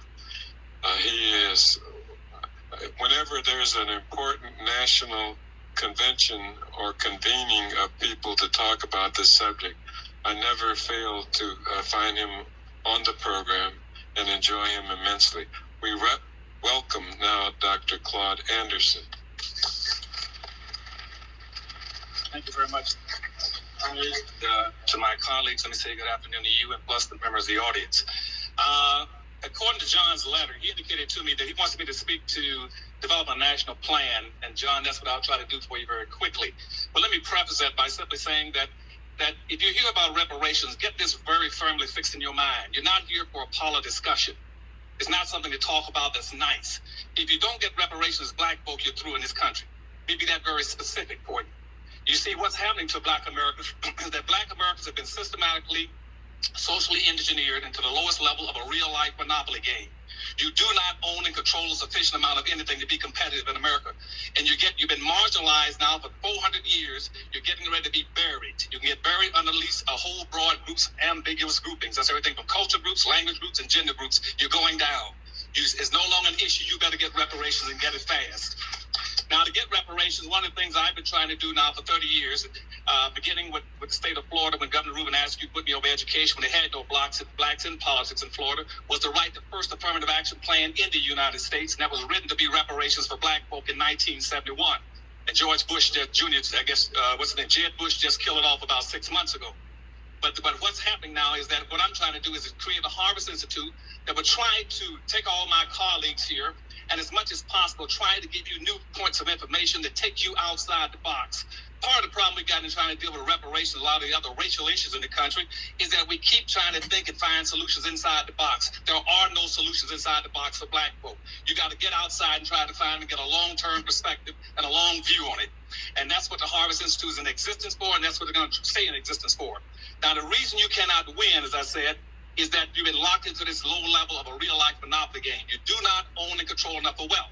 See, in 1860, for instance, black folk, as a direct result of slavery, had an ownership. When you were 98% slaves, you had an ownership of 1/2 of 1% of this nation's wealth in 1860 on the eve of the Civil War. Now, this is the richest country in the world, the most capitalistic country in the world. And here you are 140 years after slavery when you're supposedly 100% free and you still only have 1/2 of 1% of this nation's wealth. You cannot compete. The typical average white person in America has 3,500 times more money than you have. That's not true only of blacks in America, it's true of the world internationally. What's happening right now is blacks are the marginalized, subordinated class of people all over the earth. You have 1/2 of 1% of the wealth in this nation. The same thing is true all over the world. In the world, there's approximately $392 trillion worth of wealth on the earth. And black folk around in the world have less than 1% ownership of it. That includes all the African countries, that includes Brazil, Caribbean, and America. You don't own enough control of anything. Whites control almost 100% of all the wealth, power, resources, privileges, and controls of all levels of government. You're playing a game you can't win. You got to get reparations. Now, how are you going to get it? Let me run through 3 or 4 things very quickly because I don't want to take up the time here. First thing you must do, I've heard it mentioned already, we got to commit a national campaign all over this country to start publicizing the issue of reparations for black folk. Not as something nice, but as a necessity, period. That means every living soul, every organization, every court, every institution in this country must begin to start promoting reparations for black folk all over this country. That's level 1. It's a massive promotion of reparations for black folk. Second level 2. What we must do at second level 2 now is to start having facts-finding hearings. You must have facts-finding hearings all over this country. And you're going to have facts-finding hearings on at least 2 different levels. One is you're going to go out facts-finding about what roles governments have played in the reparations, in the slavery trade against black folk, and enslavement of black folk, the marginalization of black folk. And that should break down into 2 levels. One is to investigate all levels of domestic governments, that's city, county, federal, and state governments. And the second group would go after international. So you should have 2 groups of black folk in this country exploring and fact-finding on what roles government have played, one domestically and one internationally. On the left-hand side, you should be doing the same thing for the domestic side. You should be going after the private sector. You should be going after all the private corporations in the United States, what role they played and how they benefited directly from slavery. And also, on the same side, you must go after all the international corporations and the roles they played and how they benefited. Now, the Harvest Institute right now, my think tank, we've already picked up one. We put out a press release on that. We're going after domestic role that major corporations played in the United States. We've already identified approximately 240 companies that are still in existence that profiteer directly and enrich themselves off of black folk. We're going after that. And what we have to do in our fact finding is be able to factuate, document a direct line between how blacks have been crippled all the way up to economically, politically, socially, and educationally, and tied into these major corporations or tied into levels of government. That's your level 2. Level 3, you must then start having a national convention in this country. And right now, I think Dorothy Tillman in Chicago is already, we talked about this. She's going to try to call one in Chicago this coming year. We must have everybody who's playing a role, like Congressman Conyers and everybody from the Congress and Cobra, everybody should be at a national convention where we all come in there to not only energize each other, but to share information, see where we are. They're trying to set it up for this coming February, someplace in the United States, possibly Chicago. That's your 3rd level. The 4th level you start doing is trying to get into, out of this conference should come strategies and plans and a specific role model. You got to have a model that every black can tie into. A model for reparations. Now, my models are a little different from everyone else's, and that's because I'm outside the box. I'm trying to pull everybody else outside if I can get them. Now, most people want to try to follow the Jewish reparations model or the Japanese model. I'm following the Indian model. The Indians are the most appropriate model if you want to track down, do anything to get reparations of black folk. Why? Because you see, only American Indians and black folk are spelled out in the Constitution. The Indians on reservations and black folk is a direct lineage between those 2 groups. And if you really want to track and get reparations, the easiest and quickest way is to go find out what happened to American Indians, what benefits they got, and track it. In my new book called Power Numbers, it takes you through every one of those steps. You can follow it. If you pick that up, you can come right to reparations very quickly because it'll be very difficult for the government to deny black folk the same thing they're giving the Indians. So when you hear people talking about how bad off Indians are, first thing you say, fine, if Indians that bad off, put us as black folk in the same status with the Indians. We'll take that. Because see, right, what Indians got, first of all, nobody declared Indians to be a nation. Indians declared themselves to be a nation. They declared themselves to be a nation all the way up to about 1832 when Supreme Court Justice Marshall said, okay, I'll recognize you as a nation. We never declared ourselves to be a nation. We've always tried to do just the opposite of what the Indians did. Once they became a nation, they drew up a constitution for themselves. We never had a constitution.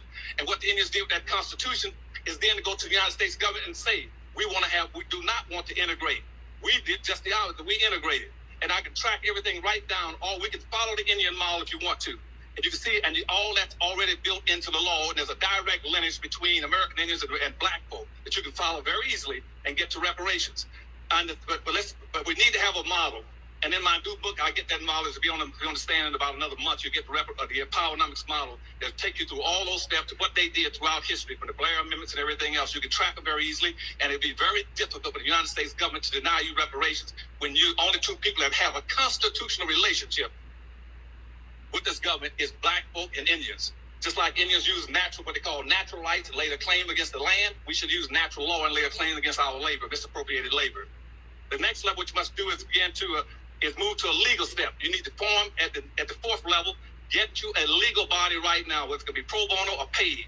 And out of our convention, we should be able to raise some funds to set up a mass legal body that'll be ready to start serving suits based on those facts that you're going to find at the second level. And we start finding those, then we should have people going after suits. One side suing the different levels of government, the other side suing the private sector to get reparation funds for black folk. And at the last level, you can either set up, at the sixth level, you need to set up some kind of a pool, or a resource, or retrieval agency that every time we get some benefits, we're going to a special fund that will be held for pooling and aggregating. Now, then out of that special agency, we break away into two groups, what I would recommend. One, you would have an economic development bank on the East Coast and an economic development bank on the West Coast. And what those banks would do is take most of the money you get, not give it to black folk as individuals. You put it into a massive bank where black folk go draw that money to start get low interest loans or free money to build businesses and industries throughout the United States. You also, if you track the Indians, you should try to get yourself some tax-free, tax-exempt land. Just like Indians can go grab any piece of land and federalize and put up a casino, you tell me you want to do the same thing as a black person, get tax-exempt status. We can go on and on, but there's a lot of things we can track. Go after the Indians. But the thing that's most important, I'm going to quit, is that you got to understand that reparations are an absolute necessity. We're going to get buried alive. We do not have enough to be able to compete in this society. And the further we get away from the civil rights movement, the worse things are going to get. And when people start talking about slavery, don't just talk about slavery. Talk about Jim Crow slavery and benign neglect. You got to understand what slavery was. Slavery is the illegitimate child of racism. Racism still exists. That's slavery. Because what racism does, racism keeps and maintains what was created by slavery. Now, racism is a competitive economic struggle between groups of people for power and wealth. And it's slavery, and racism never existed until the 16th century. And when slavery went out of existence, racism took over. Racism has gone from being slavery to being something biological. Then it moved on in about the 1800s. It turned to be something as a personal behavior or an attitude, and now a bias and a prejudice. Racism has nothing to do with attitudes, with prejudice, and with bias. Racism is a competitive group contest between people for race, resources, and for superiority. And racism is a race without a finish line. I thank you very much. That was great, bro. Thank you for sharing that. You made me think about sharing a video. It's a video where it's a movie about the Black Panther Party, and it basically goes over them on a patrol and what they did to defend someone who was getting beat up by the police. So I'm gonna play that really quickly because it's a good example of what we need to do. So I'm gonna play that. So hey guys, real quick before you play that, what you call it? Yeah, Freedman Party. I'm gonna just drop my mic down. The Sandman has officially hit the brother, man. So I'll see y'all later on tonight on the graveyard ship. All right. Yeah, thank you for coming through and holding the mic. All the time. Hey, all right, DJ, take care, man. You too, brother. I'll holler at you later, Homeland, for sure, brother. All right. Love everybody in the chat. Enjoy y'all Sunday, man. Make sure y'all eat, get some food up in y'all. You know how I go. Yeah. All right. Thanks, bro. Have a great day. You too. All right. So yeah, this is from a movie called Panthers. I think it was made in 1995. So it's on YouTube for free if y'all want to watch the whole thing. But this is just a little clip. Now that's what we call passive control. If he really gets busted, we check it out, make sure the pigs don't go beating on him. He's taken downtown, we try to hook him up with a lawyer, bail. It's like we're policing the police. Damn straight. Pigs don't like it. It messes up their cut of the drug trade. Dig it?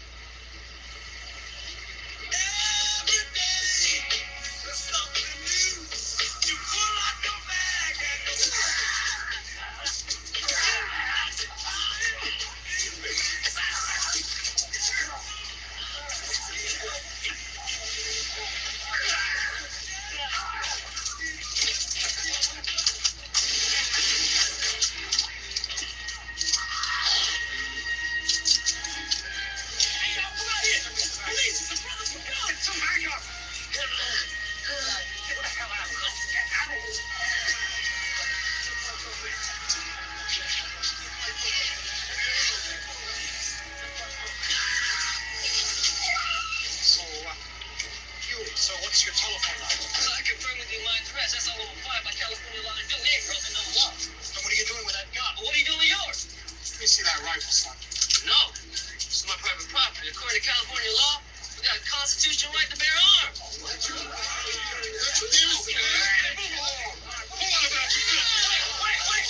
Brother, sister, no. You ain't gotta go nowhere. This is your business. Stay right here.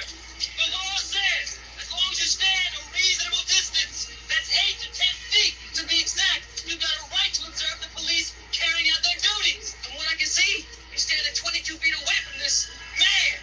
So, brothers, ain't no law being broken. That's right. You stay right where you are. You ain't got to go nowhere.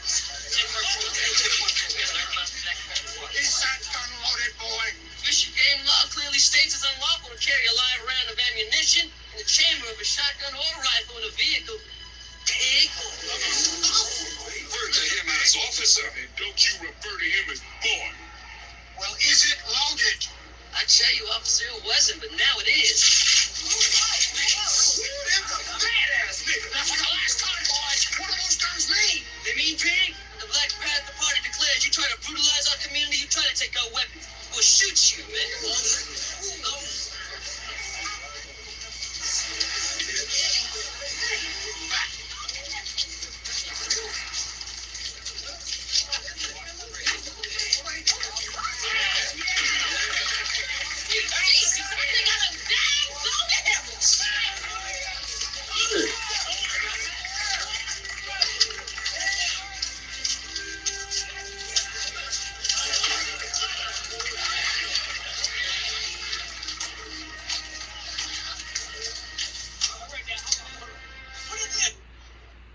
All right, so that was the clip, right? So basically, I know y'all couldn't see the whole thing, but they was on a patrol. They came by, they saw this man getting beat up by these cops.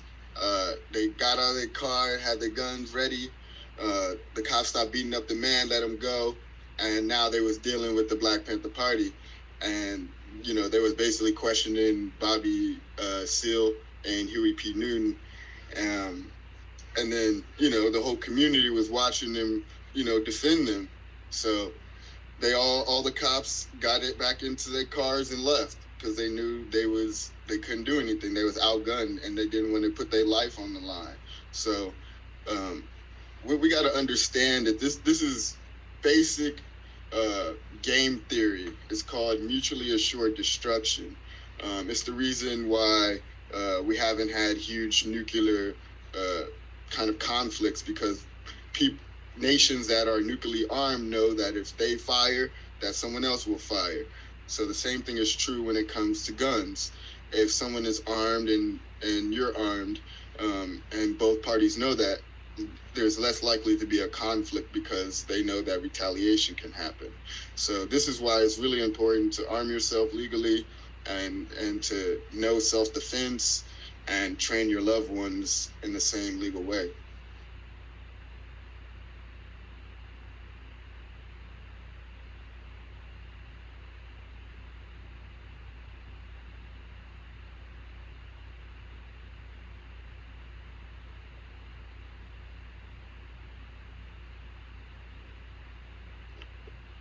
Okay, I'm gonna show y'all another video really quick. It's so the Black Panther Party was inspired by Robert F. Williams.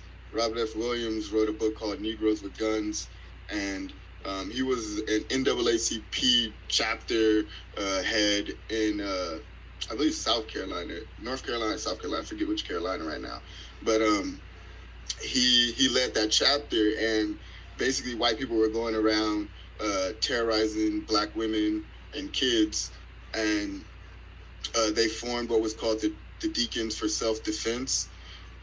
They were prominent during the Civil Rights Movement, went around, protecting people like Martin Luther King Jr., for example.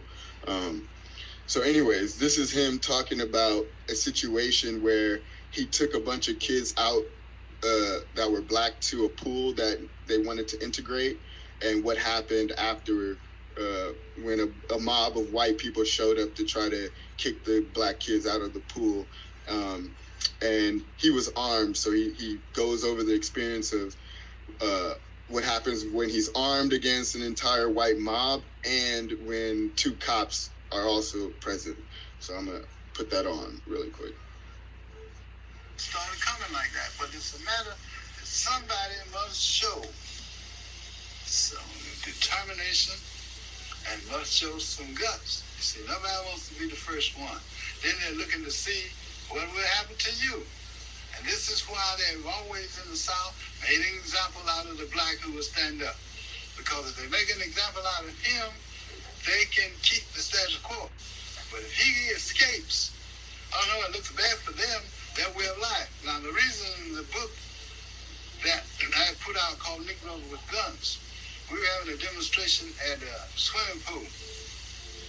And a crowd, I guess 3,000 or 4,000 whites trying to take us. It was just, I was bringing 3 high school students to a swimming pool. Others were already demonstrating. They wrecked my car on the highway in the intersection, and the two police were standing there, and they looked down and wrecked the car. But they didn't know we were armed. So then the crowd started to close in. They said, kill the niggas, burn the niggas, pour gasoline on the niggas. And they were screaming and hollering, so I got out of the car, and I had an Italian carbine. And I also had carried a German Luger and an Army 45. And I told the guys in the back to take it, but not to shoot until they saw me shoot. Don't shoot unless I shoot. If I shoot, you kill as many as you can because they're going to get us. So they took the gun, but I told the guy to pass me my carbine as I got out of the car. And when he passed me the carbine, I didn't know he had put one in the chamber, so he put one in the chamber when he was passing it to me, so I'd be ready. And I went to put one in there, and this bullet about this long fell out on the ground, and the white people started looking at me, and they're looking at the bullet, and they're looking at the rifle. And they stopped. They had come up near the car. Then the policeman ran. He ran down, and he was about 50 feet away. 2 policemen. One ran to the front and said, surrender your arm. And I said, this is a mob. We're not surrendering to a mob. If you want my, right when you come by my house, I'll let you have it, but not here. And then the other one ran around to the side of the car and started to put his gun out of the holster and shoot me in the back. And this young high school boy had this 45, and he put it in his face, and his hand was trembling. He said, if you don't put that gun back in your holster, I'll blow your brains out. So the policeman had to put the gun back. He started backing away. He could see death, because that boy would have shot him for sure. And he started backing away, and he fell in the ditch. And when he fell in the ditch, there was an old man, very old white man. I guess he was drinking and drunk. He started crying. I mean, he was just crying like a baby. And he said, oh, what is this goddamn country coming to? The niggas got guns and the police can't even.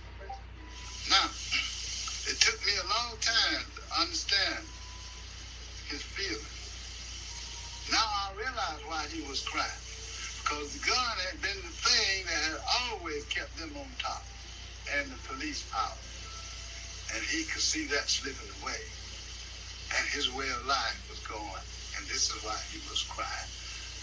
And this is why I named the book Negroes with Guns. Because it meant when they got guns the same as everybody else, they'd be treated the same way. And it would be to the advantage of the general public to maintain peaceful relations. So now that doesn't mean guns for the sake of guns. It doesn't mean violence.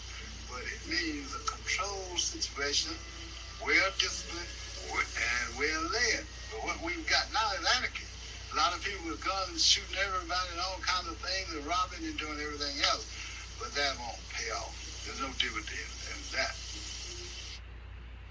So that's from the king himself, Robert F. Williams. And that's one of my favorite stories. It's so inspiring.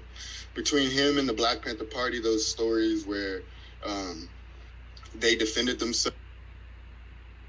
The one with Tupac. Tupac is a Black Panther Party cub. He's a son of Afeni Shakur, who was in the Black Panther Party. And he has a great story where he was in Atlanta, Georgia, going back to his hotel, and he saw a black man getting jumped by two white people, and he got out of the car and he went up to the people and stopped them from beating on this white man, beating on this black man. And one of the white guys pulled out a gun and points it at Tupac, and Tupac lifts up his shirt and he has this tattoo that says Thug Life. So he says Thug Life, and the cop, or the white dude, he gets scared, and so he tries to scare Tupac by hitting the window of his car, of Tupac's car, and like busting the window. And Tupac, doesn't react, and so the dude starts running. Both the white dudes start running away, and Tupac is armed, so he pulls out his gun and he shoots both of them. And he ends up learning, the next day, within 24 hours, that those two people that were jumping this dude were cops. They were off-duty cops, and the gun that they had was stolen from another police precinct's evidence locker. So he ended up getting off on all these charges that they tried to throw at him. And that's another story that we need to know about and honor, because we need to be willing to help people that look like us, that are freedmen, and we need to be willing to arm ourselves legally and then train ourselves so that we're prepared for these moments. So yeah, I'm gonna just end with those stories and let everybody else jump in.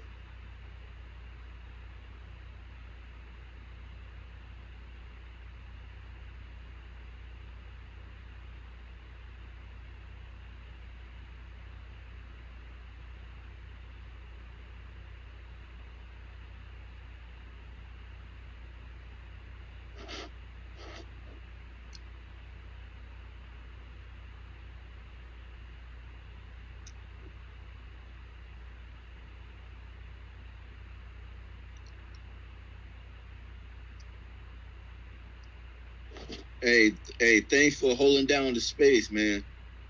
I don't know when Gray is coming back, but yeah.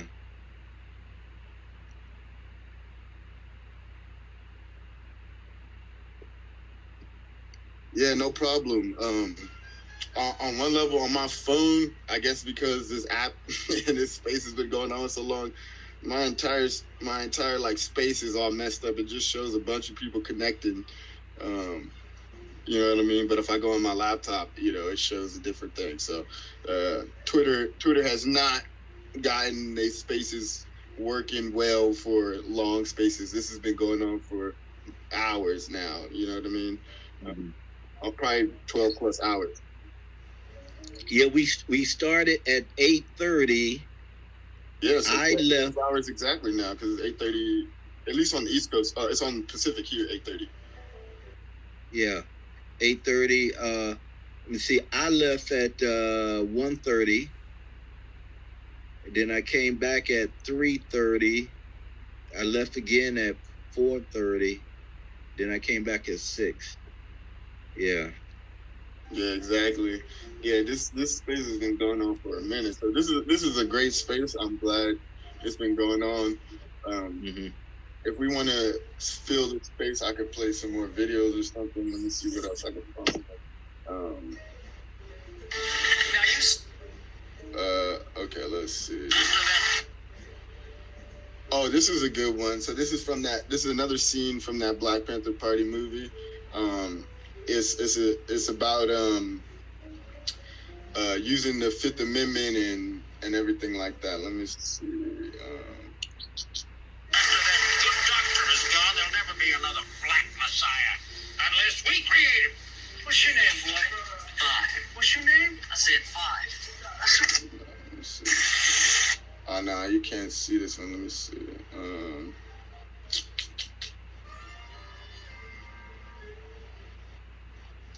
can fire that. I'm trying to find one where one of the kids, he lost his life and they do a rally for him. Let me see if I can find it.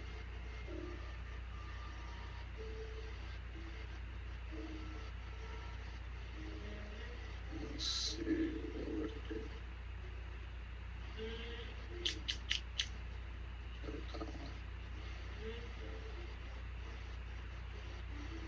Another thing we'll have.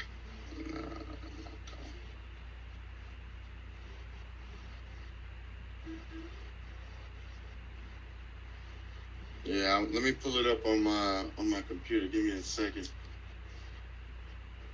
But yeah, the most important lesson to take away from all of this drama is defend yourself, legally arm yourself, legally arm your loved ones. And we need reparations. 40 acres and an AR-15.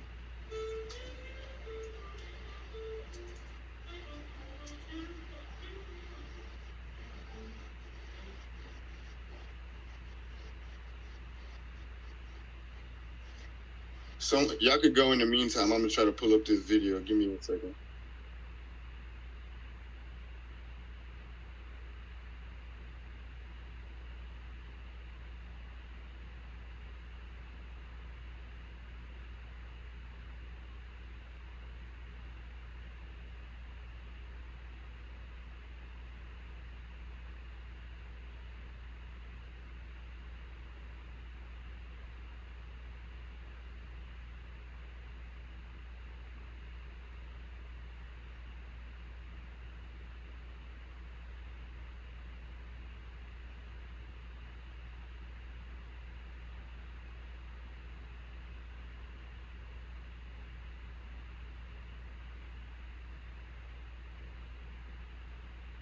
Actually, I'm gonna play the intro to the movie first because the intro to the movie is pretty great. It's like a mashup of like MLK speeches and things, Malcolm X speeches and things like that.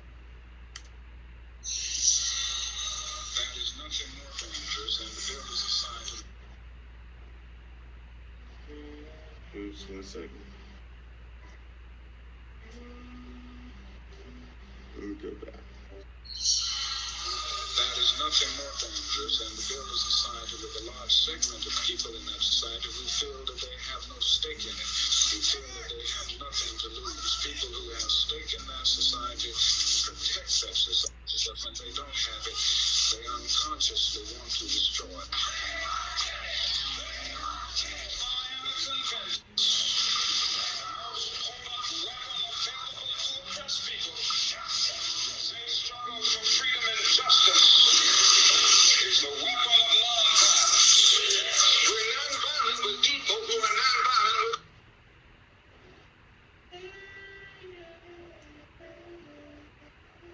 Sorry, it's buffering. Give me a second. We're non-violent with people who are non-violent with us. But we are not non-violent with anyone who is violent with us. This is unlawful assembly. You are ordered to disperse. Go home or go to your church. This march will not continue.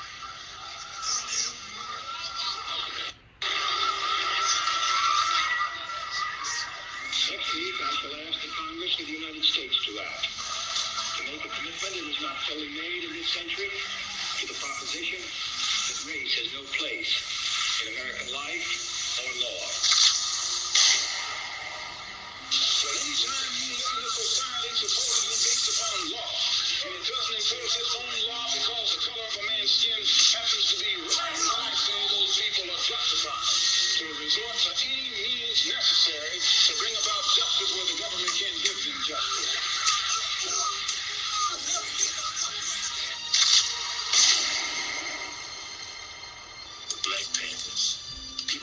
ask me how it all started, how things went so far. Like a lot of questions about the Panthers, they had different answers, different beginnings. What became the Black Panther Party for self-defense really started with two guys, Bobby Seale and Huey Newton, saying two words: defend yourselves. So that's the intro to the movie. Let me see if I can find the scene in the meantime.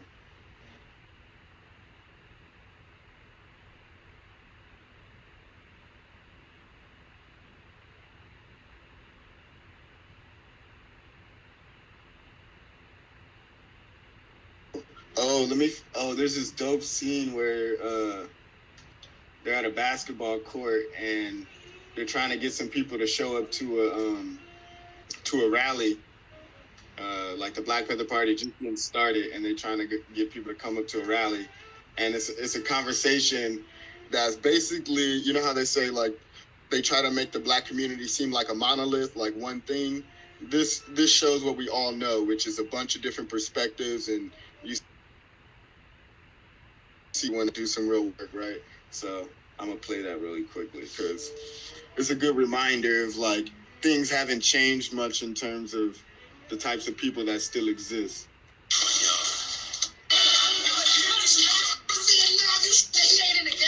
Not so. Don't you frown like you ain't got anything better to do than play games? Sure I do, but your sister ain't home. Give me the damn ball, man. Also, righteous brothers like yourself might be able to help us out, but I guess that ain't you. Help who with what? It's your community. That's who. Now, maybe you ain't know, but another kid died today. Come on now, look, y'all, that's 3 this year. The same spot. Damn straight. No Reverend Slocum. He's having another vigil. Put a stoplight in that corner. What I'm asking now is for some of you able Black asses to calm down and be observers on them cops. Take down some badge numbers. They don't like pulling a whole lot of shit between the eyes on them. That's how y'all can help. Not by praying, but by watching. You think the police care anything about a bunch of Black people praying? Now the community's been trying to get this stoplight put in since before my mother was a virgin. That's been a long time. Now you think City Hall really cares about a bunch of Black people having another prayer vigil at some goddamn church? They ain't gonna have it in church. They're gonna march to the intersection. It's gonna be a peaceful protest. Hey, my mom was at that. So I ain't fucking with no cops. They don't like us getting involved with none of that political shit. Look, some of us feel we shouldn't even interact with the white man. I mean, we are African, brother. That's right. Mother Africa's the only salvation. Look, you phony ass bougie nigga. We ain't in Africa. We in Oakland. In Oakland, we got police brutality. We got the white man interacting his billy club upside the Black man's head. That shit don't bother you. Why don't you take your skirt wearing ass back to Africa, homie? What? You don't want to go. Okay, we don't want to go. No. What about you? What about you two? You were both there. You saw that kid. Yeah, I saw it, But what, man? You do live here, don't you? yeah, I do live here. Then why don't you act like it, man? Come on. Just take a second. I promise I'm off. You young niggas crazy. The man ain't gonna let y'all have no say-so and shit. He gonna come down on y'all like a ton of bricks, just like this one right here, baby. Listen. So, I hope that basically gave you PTSD, because I'm sure y'all had those conversations in your own lives in one way or another, because I sure have. So things haven't changed much in terms of, you know what I mean, the Judases running around in our communities, but we also got to deal with the greater Judas, which is white supremacy as well, because it's really, you know, Black people running around with that white supremacist mindset that could even think like that. So let's definitely get on it. Defend yourself, arm yourself legally, and focus on reparations. That's our only salvation right now.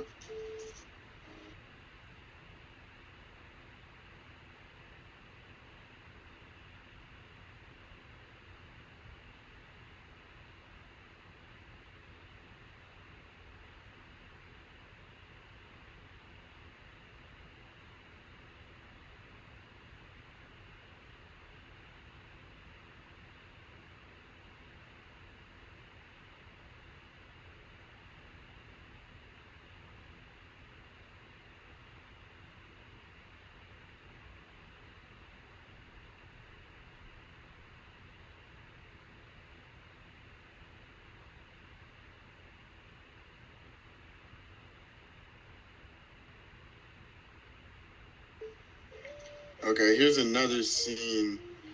This scene from that movie is about a black man getting killed, and they got the Black Panther Party goes to comfort the mother of the child, and also then protest to get justice for the family. So I'll just play that scene as well.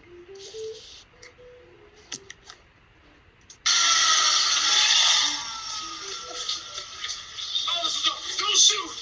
Please don't shoot, Dad! I didn't do anything! I didn't do anything! The police lied. Said he was trying to steal a car. I baby wouldn't steal my car. These brothers here from the Black Panther Party of self-defense. I asked them what was open. I thank y'all for coming to grieve with us. Police won't tell us nothing. They've been shooting black men around here like we going out of style. Oh, Lord have mercy. My boy didn't do nothing. Can't somebody do something? Yes, ma'am. We came to do something. What do we want? What do we want? All power to the people. All power to the people. The police say Brother Denzel Guy was trying to steal a car. Then he leaped the fence and ran through a field of broken glass and oil.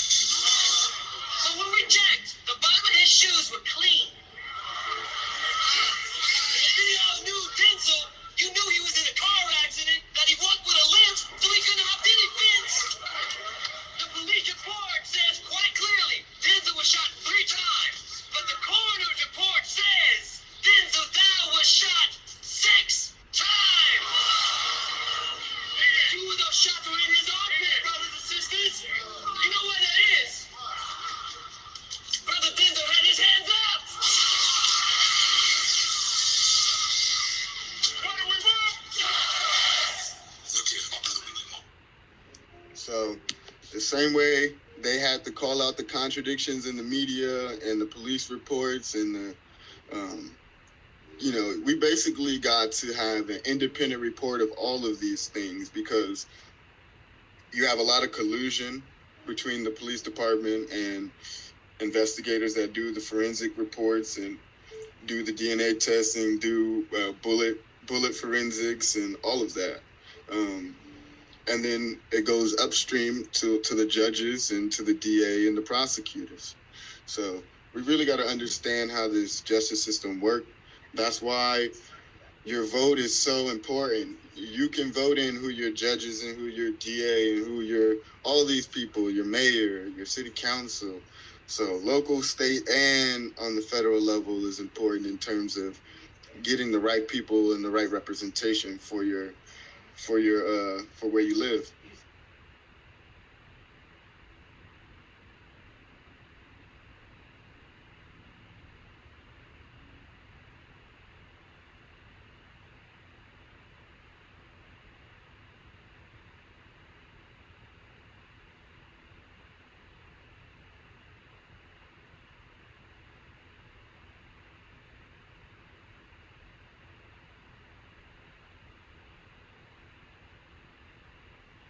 Am I the only one on stage now?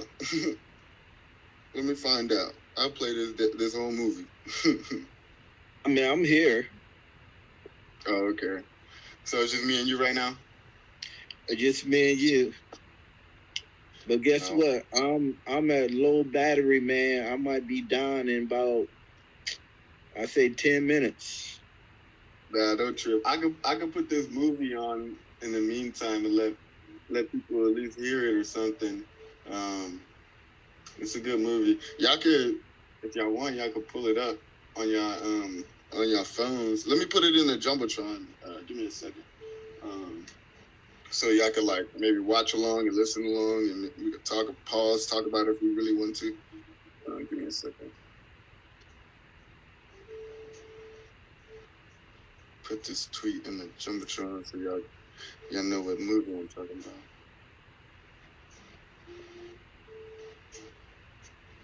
Okay, let's see.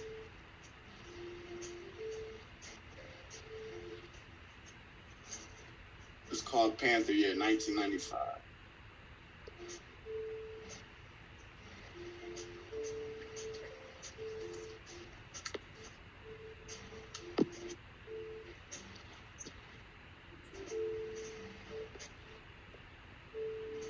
Hey, what time is it right now? On the Pacific time that I'm on, it's about to be 9 o'clock in the morning. Okay, 9 o'clock. Okay. Yeah. It's midnight here. It's 11:56. Hong Kong time. Oh, you're in Hong Kong. Well, the Philippines. Oh, the Philippines. Yeah. Oh, you're on the other side of the planet. That's why you're helping this room go, because we on different time zones like that. That's great. Right. Right. I'm gonna try. I kind of want to try to exit without closing, come back in. Hopefully, the app won't stay connecting to all these people, because I'm pretty sure they're not connecting anymore. So that's what it is. You think? So I'm wondering. Yeah, I wonder about that. Like, even for you, it says connecting. You know what I mean? So yeah. I don't know. My shit is bugging. But I think if I do that, I'm probably gonna get kicked off stage or some shit like that. So, and then ain't nobody gonna be able to do shit. You know what I mean? So, right. Let me try to avoid it if I can. But let me put this tweet in the Jumbotron real quick, and then I'll just play the movie from the beginning, and then we could just chill in the meantime. I mean, we could go through the manifesto, but let me see if I could if I can select all and have this thing play the fucking manifesto. Y'all probably don't want to hear every word this motherfucker says. It's kind of crazy. Let me see. All right, so did the tweet get in the Jumbotron yet? I guess it didn't. Let me see. Panther. Let me know when you can see the link in the Jumbotron with the movie. Let me see if I can find it. Let's see. I put it in the Jumbotron, but I don't see it loaded yet. I don't know if we got.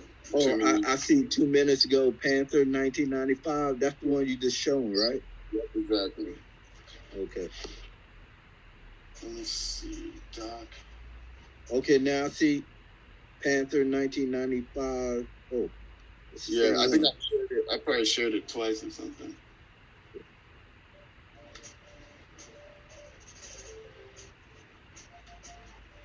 Because I can either play the movie or try to do oh damn, I think they took it off. Or I think I downloaded it, so hopefully I can play it from my computer. But yeah, they finally took the manifesto down from the website. But I downloaded it, so we can either watch this movie or listen to the movie, or I could play this manifesto if y'all want to hear all his stuff.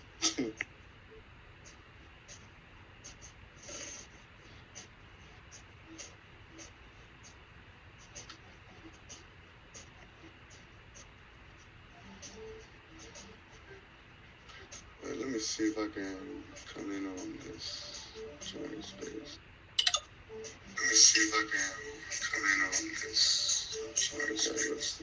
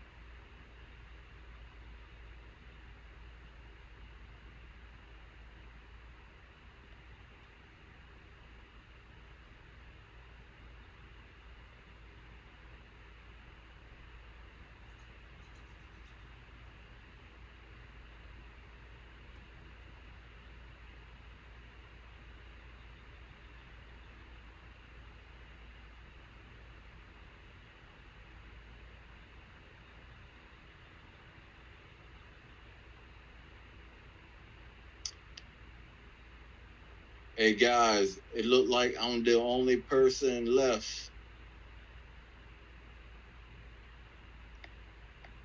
And my phone's about to die in about 5 minutes.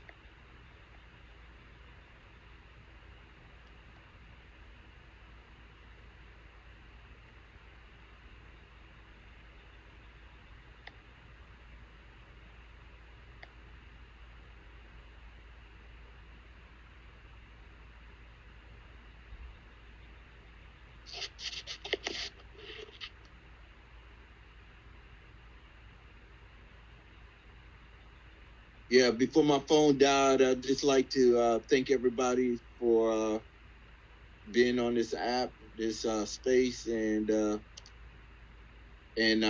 pretty sure I'm following everybody, and you guys can follow me, and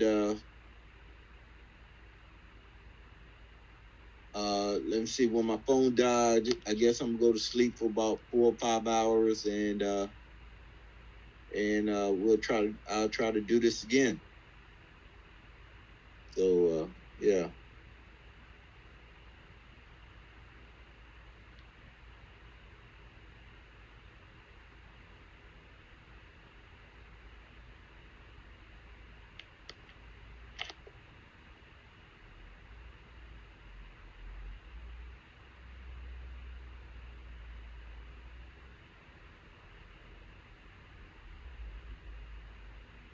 So I see some hearts.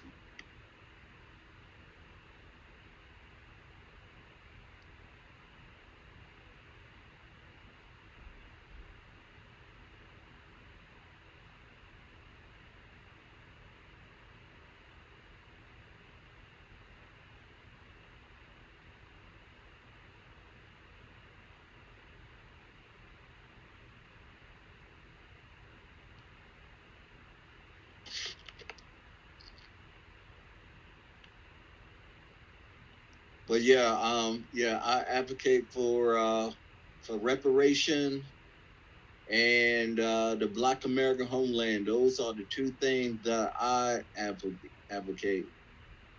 Those are my two main goals: reparations and the Black American homeland.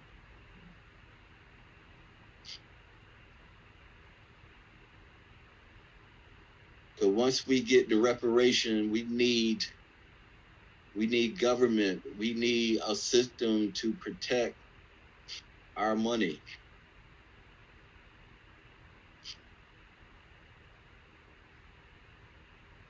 We need state power. We need our own court system.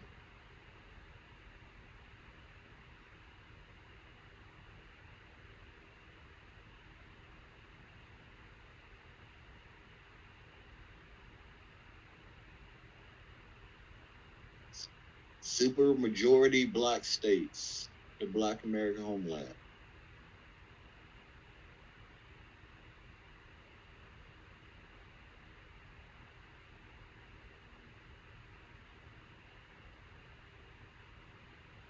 I think I'd rather live in a super majority black state than a super majority white state.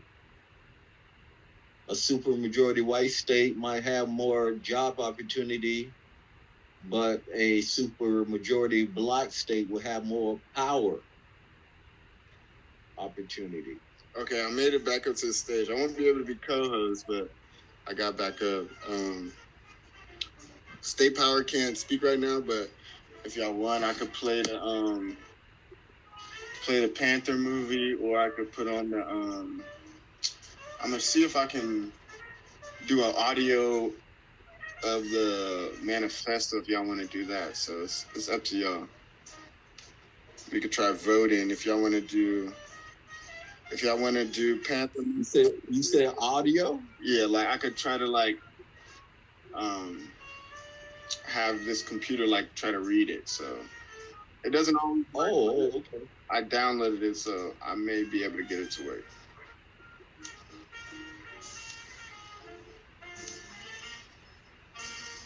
But yeah, if y'all wanna, we could do hearts if y'all want the Panther movie, and claps if you want if you want the manifesto. So if y'all do that, it'll help me get an idea of what y'all want to see or what y'all want to hear. Which one for the Panther? Panther, heart, and then for the manifesto, clap. So I see one heart, I see one clap. Poncho got the clap, Black with the heart. What else we got? Just keep doing it until I see it, because I got to scroll up. All right. See another clap. 2 for clap. I see 1 for heart, 2 for clap so far. Keep doing it, y'all, if y'all, till I count it right. 3 for clap. Thermon with the clap. Melanated with the clap. Poncho, Hellfighter with the clap. Black with the heart. I don't see anybody else. So it seems like y'all want to listen to the manifesto. So let me give me a second. Let me see if I can pull it out. Let's see. Okay.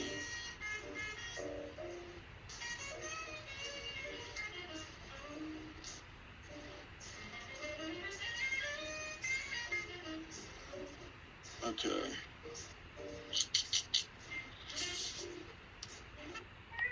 Let me see if I can select all, because I gotta like grab the text and then make it read it. Let's see.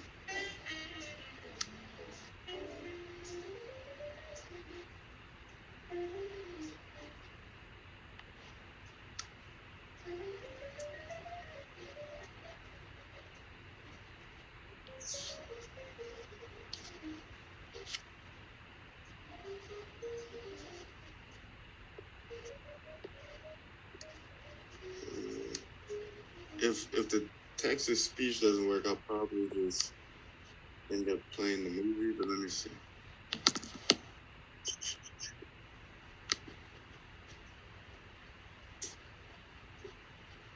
So far, it's not working.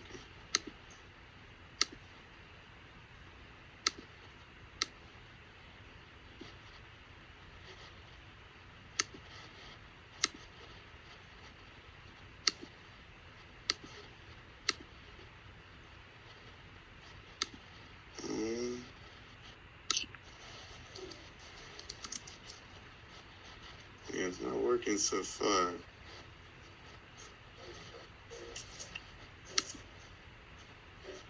Maybe I'll have to like copy the text into Note. Let me see.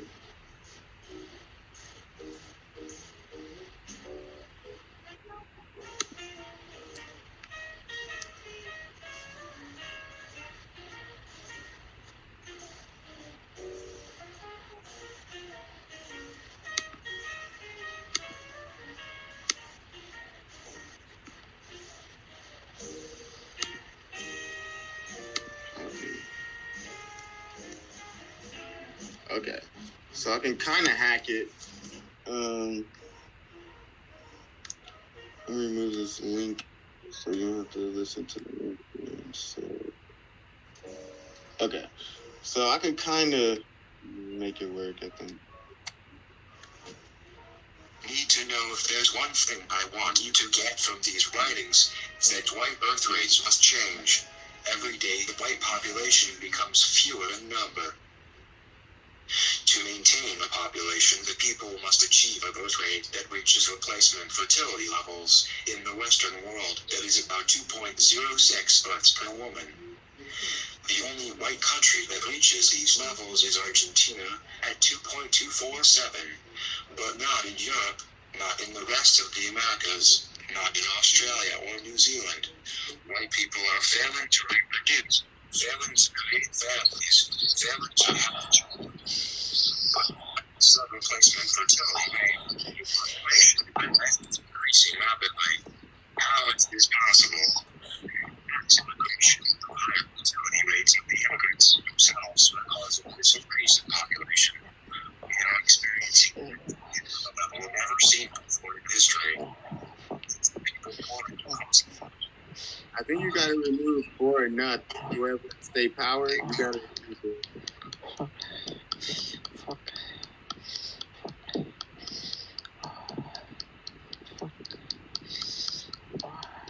Yo, State Power, you gotta remove, bro.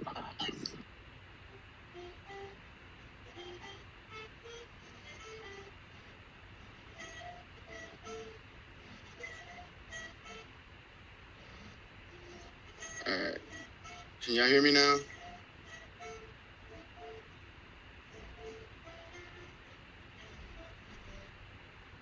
I hear you. Alright, you don't hear nothing else? That was like an incel, so you gotta watch out for them. The only white country that reaches these levels is Argentina at 2.247, but not in Europe, not in the rest of the Americas, not in Australia or New Zealand. White people are failing to reproduce, failing to create families, failing to have children. But despite this sub-replacement fertility rate, the population in the West is increasing rapidly. How is this possible? Mass immigration and the higher fertility rates of the immigrants themselves are causing this increase in population. We are experiencing an invasion on a level never seen before in history. Millions of people pouring across our borders legally, invited by the state and corporate entities to replace the white people who have failed to reproduce, failed to create the cheap. Okay, so that's page 1.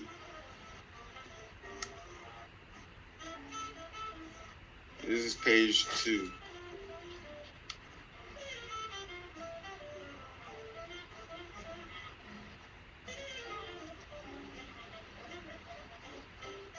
And I probably won't go through this whole thing word by word, but I'll try to focus on the parts where they mention us. But the first part is basically his about me, so I'll at least play that part, and then I'll get into the rest. Because I said, this dude got a whole Q&A section. Labor failed to create new consumers and tax base that the corporations and states need to have to thrive.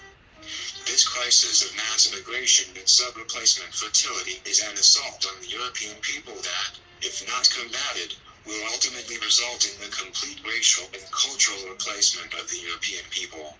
To see this in full effect, you only have to look at the population statistics in Western nations for the year 2050. Of countries by future population United nations medium fertility variant in 2050. Despite the ongoing effect of sub-replacement fertility, the population figures show that the population does not decrease in line with the sub-replacement fertility levels, but actually maintains and, even in many white nations, rapidly increases, all through immigration. This is ethnic replacement. This is cultural replacement. This is racial replacement. This is white genocide. To return to replacement fertility levels is priority number 1. But it is no simple task. There are myriad reasons behind the decline in fertility rates and the destruction of the traditional family unit. We must inevitably correct the disaster of hedonistic, nihilistic individualism. But it will take some time we do not have due to the crisis of mass immigration. Due to mass immigration, we lack the time scale required to enact the civilizational paradigm shift we need. Prosperity. Mass immigration will disenfranchise us, subvert our nations, destroy our communities, destroy our ethnic ties, destroy our cultures, destroy our peoples, long before low fertility levels ever could. Thus, before we deal with the fertility rates, we must deal with both the invaders within our lands and the invaders that seek to enter our lands. We must crush immigration and deport those invaders already living on our soil. It is not just a matter of our prosperity, but the very survival of our people. About me, my name is Peyton Gendron. I was born on June 20th, 2003, which makes me 18 years old as of writing this. I am the sole perpetrator of the recent attempted mass shooting. I lived in Southern Tier, New York all my life with both my parents and 2 brothers. I believe I am ethnically white since my parents' nationalities are from Northwestern Europe and Italy.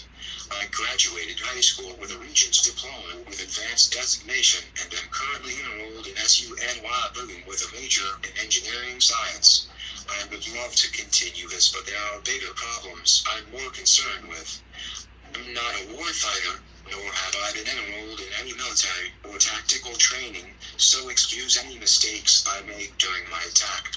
I was never diagnosed with a mental disability or disorder, and I believe to be perfectly sane.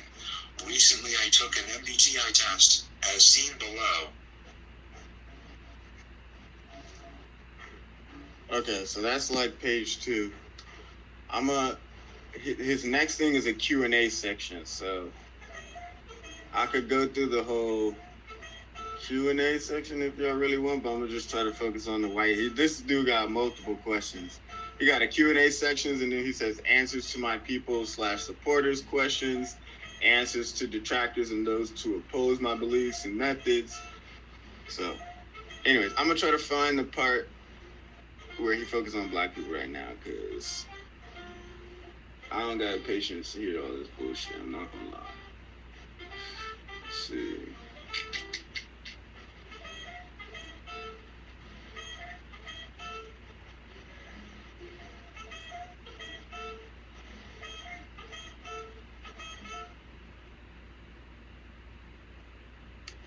Okay, here's one. Why did you target those people? So, let's do that. Why did you target those people? They are an obvious, visible, and large group of replacers from a culture with higher fertility rates and strong, robust traditions that seek to occupy my people's lands and ethnically replace my own people. It would have eased me if I knew all the blacks I would be killing were criminals or future criminals, but then I realized all black people are replacers just by existing in white countries. So that's one of his reasonings. What else? Okay. No, it's interesting. It's interesting how he used 2050 as right. He brought I mean, yep. Yeah, because I used the same thing. The Black American homeland is possible because of the demographics that's going to happen in 2050. The demographic changes. Oh yeah, and they're terrified. They're terrified. So it says, why did you choose this place of attack? So here's that one. Why did you choose for the place of attack? Has the highest black population percentage and isn't that far away. Plus, NY has heavy gun laws, so it would ease me if I knew that any legally armed civilian was limited to 10-round magazines, cocked firearms. I replaced the name of the city to redacted because I prefer that the FBI and local police don't know until the attack has started. After the attack, can somebody switch over PLC? So, that's him. Okay, let's see. Did you or do you personally hate blacks?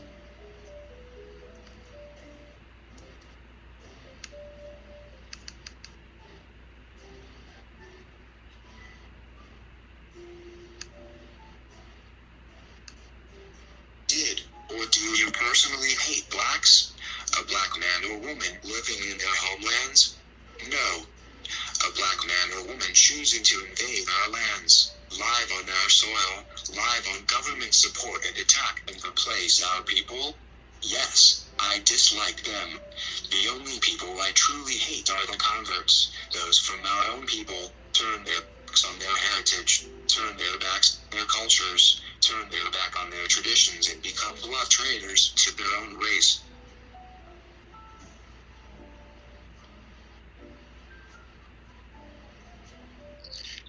Look, what's interesting, right? For me, right? This guy, he feared that black people going to take over, right? But most black people think that white people would never let black people take over anything. I mean, but that's the whole thing. His whole thing is we can allow it, so therefore we got to kill them. You know, that's the not allowing part you just said in his mind.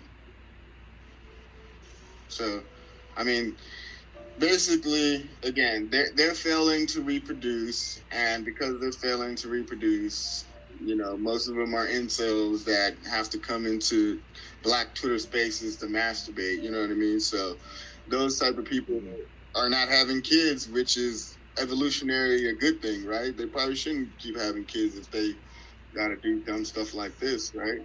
But yeah, the point is, they are terrified of going out of existence, and so they're acting out, essentially. Let me see.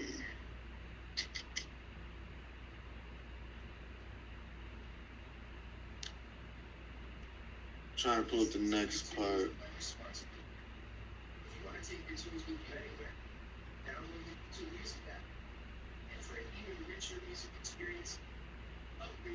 Give me 1 second.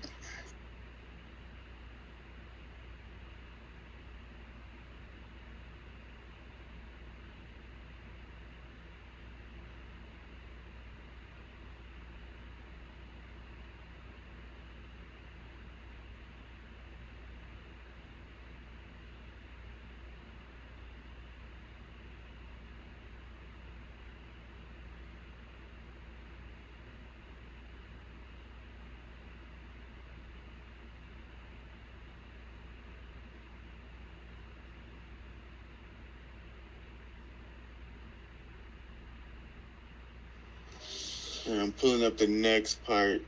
Like I said, this shit is 180 pages. So I'll at least try to focus on the Black parts right now, or the parts that are explicitly Black.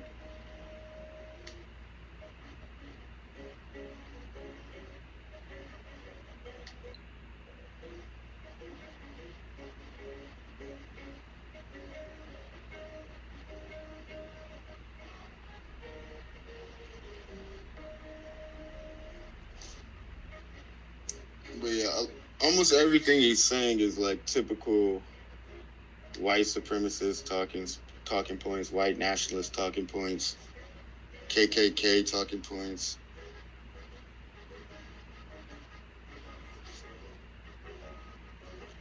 Damn, these 180 pages is loading slow.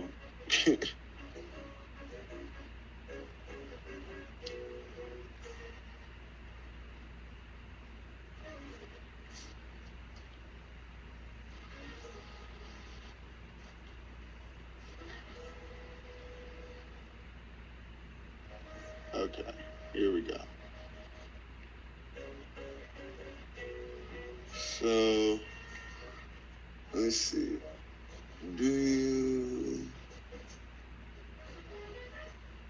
It says, do you believe those you attacked were innocent? There is no non-white living on white lands that is innocent. That's his retarded belief.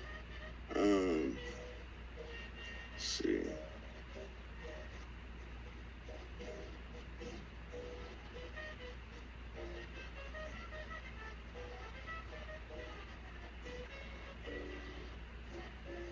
He says, are you racist? Yes, I am racist because I believe in differences in capabilities between races. Are you a white supremacist? Yes, I would call myself a white supremacist. After all, you know. And then it says, are you fascist? Yes, fascism is one of the only political ideologies that he believes will unite white people. Let's see. Are you a neo-Nazi? I support neo-Nazism. Again, he's asking himself these questions. This is his Q&A, okay? So if any stupid media people wanted to excuse him, he had ways to let you know this is unexcusable. Let me see.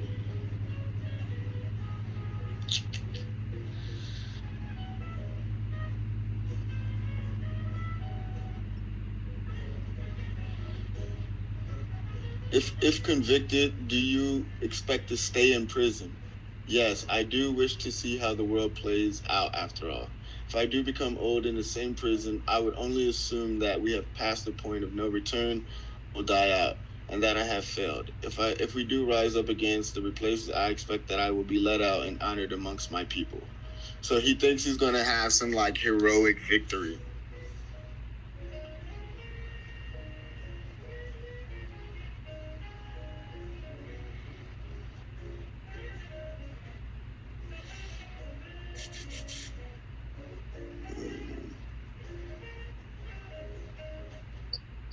To be honest, right, it seems like he got his hand on this information pretty recently, maybe the last 6 months, because I see no reason for an 18-year-old to have this much conclusion about a life this early. I'll say he probably got it over Trump's time in office. So probably from 14 years old to 18 years old. He saw everything from Charlottesville, right, to January 6th, right? So, and then he saw Kyle Rittenhouse get off.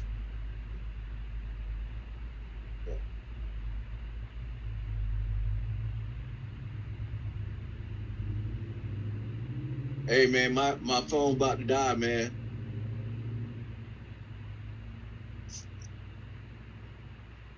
You dying on us, bro? All right, you've been a trooper, so thank you for coming through and holding down the space. All right. Yeah, definitely we'll see you again. Hey man.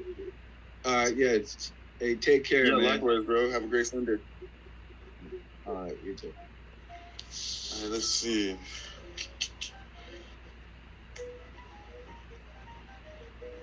It says you're a bigot, fascist, xenophobe, Nazi, fascist. And he says okay and with a question mark. So he doesn't have any problem being any of those things.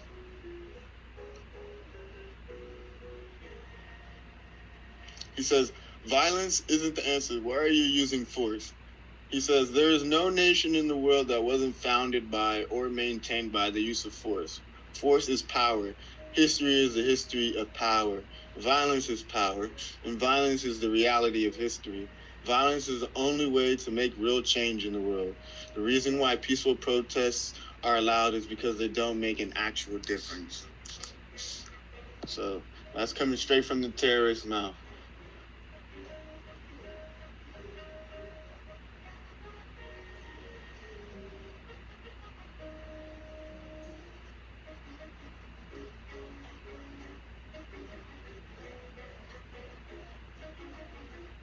Wow. One of the questions is, or one of his answers, I can't possibly attack all groups at once, so might as well target one.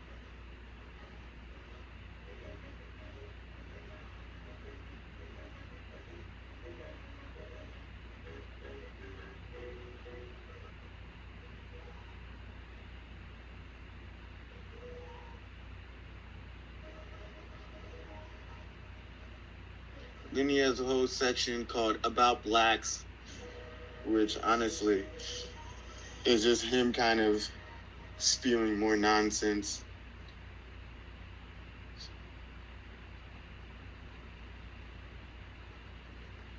You got charts and graphs.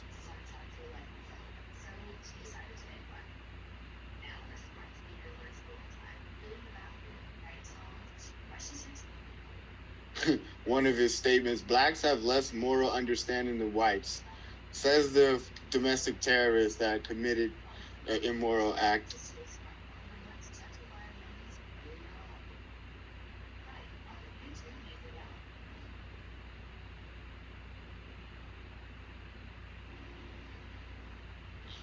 Yeah, he basically, if you read even some of these things, it's just kind of like white supremacist talking points. He has memes in here that justify his racism. Oh, and then the summary. So here's that summary. I'm gonna read.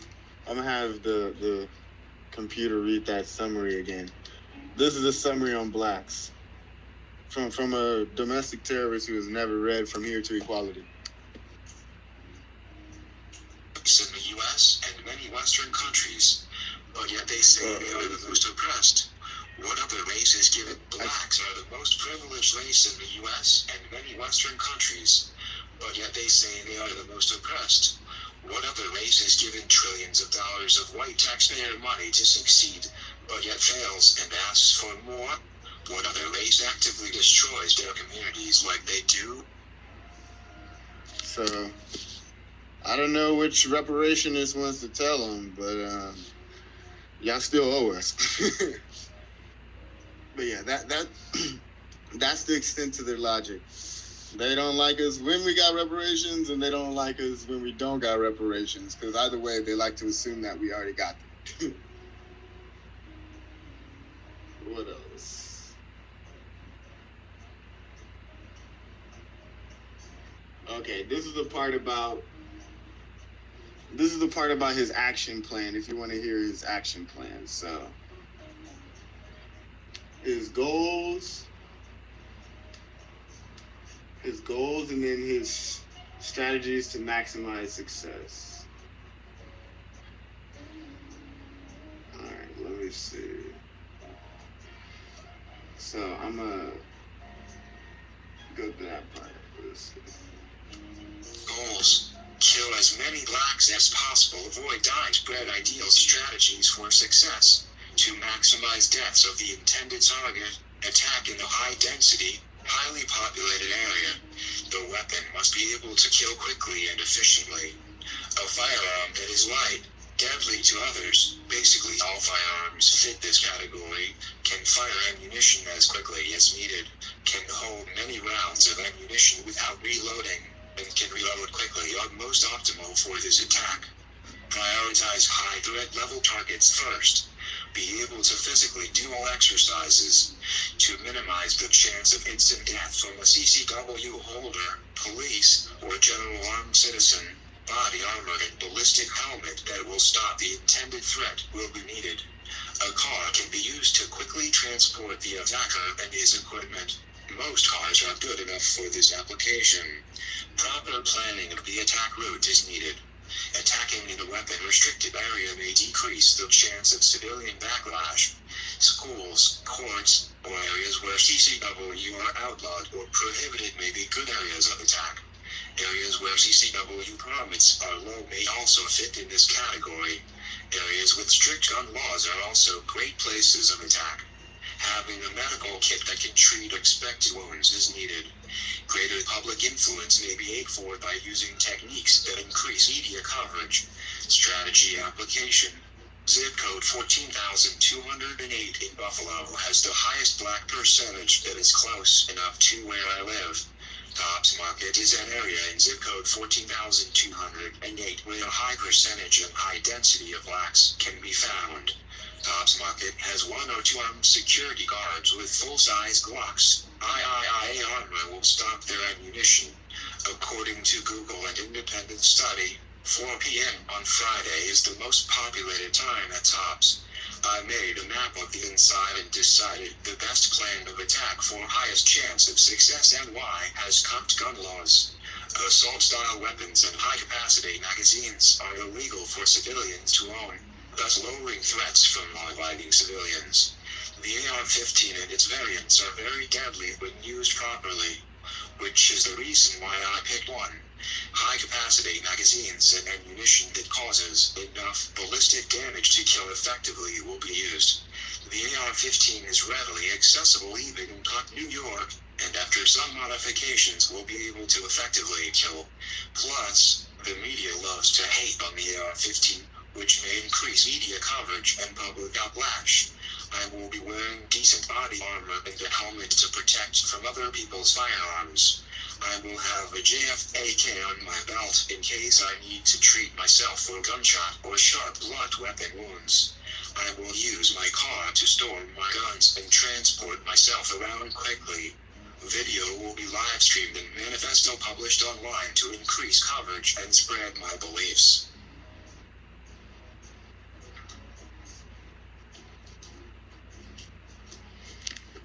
So, the key insight about that section is his mentioning and his fear of armed people that have concealed carry weapons. That's what CCW usually means. And he's afraid of anybody who's armed. He even decided to get armor to even have an extra layer of protection.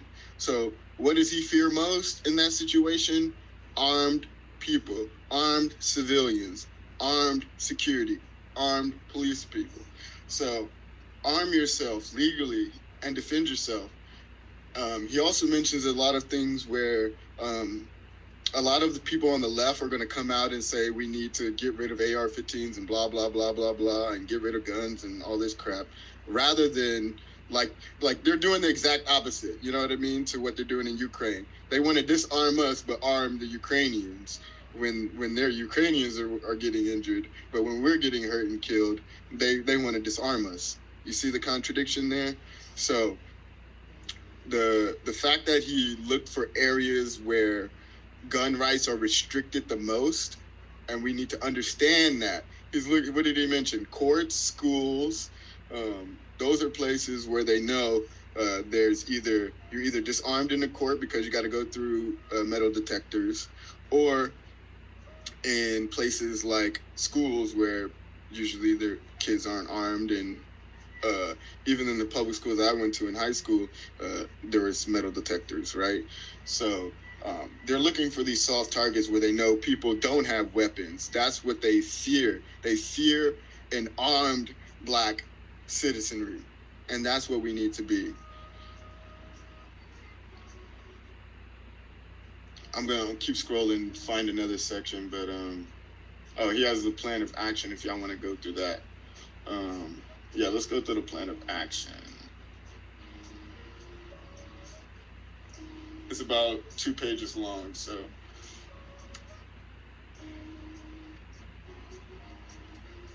Like, in his plan of action, he even mentioned shooting the security guard and all of this, so. The plan of action. Here and put it in an industrial trash bag. Then I will put this bag in a laundry basket and place it on the floor in front of the passenger seat. I will put the 3 guns, 2 of them have carriers, behind my seat with a blanket over them to cover it from outsiders. I will also have Discord at my house running the live recording of my Twitch account. I eat a large portion of corned beef hash for breakfast. I will leave my house at 7:30 and travel to Buffalo in regular clothing. Should arrive just before 12:00. At 12:00, I will go inside the store for the second to last time and make sure everything is as expected. I will follow my planned course of action and make sure I know exactly where to go between 12:00 and 2:45. I will also get some food at McDonald's. At 3:30, I will park in the designated gear-up spot off of Sherman Street and fully gear up. I will take my 3 guns out of their carriers and put them in the passenger seat of my car. I chamber the shotgun and add another in the magazine tube, and do the same to the Savage axis. Both of these guns will have the safety engaged. I may change the location I gear up if I determine it is too risky. At 3:50, I will publish my 8chan post on 8chan.mo, 4chan post on 4chan, links to 8chan post, send links to the Discord servers I'm in, and send links to all people on my Discord friend list. After I'm done posting, I will take the XM15 and properly wear the sling in place, the gun to the left of my legs. I insert the coupled magazines, chamber around with the MH55 mag, and make sure the gun is unsafe. At 3:55, I start the live stream and make it out onto Sherman Street. I will take a right onto High Street, take a right onto Johnson Street, make it across Vesta Street onto Waller's Ave, and park on the side of the road just before Riley Street. At 3:57, I will turn to check my Discord and check the camera to make sure the live stream is working. At 3:58, I take a left on Riley Street. I then turn into the parking lot at Tops and disengage the safety on my XM15. At about 4:00, I park in front of the store right before the support beam, kick open the door and jump out of my car. In training, this full action took between 2-3 seconds.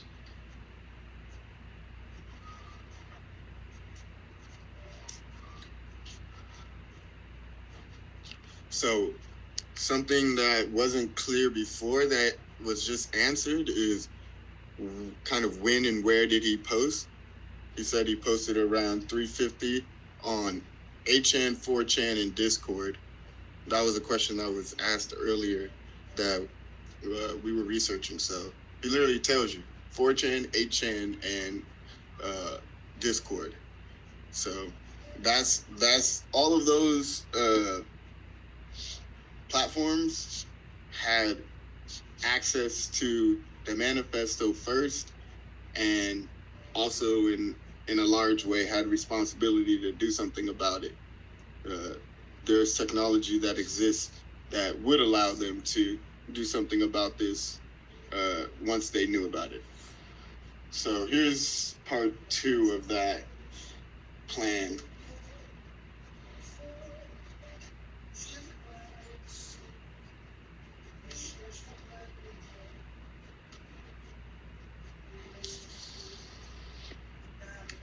I first shoot the security guard and kill him by shooting through the front doors of the glass. His most common areas are located in orange.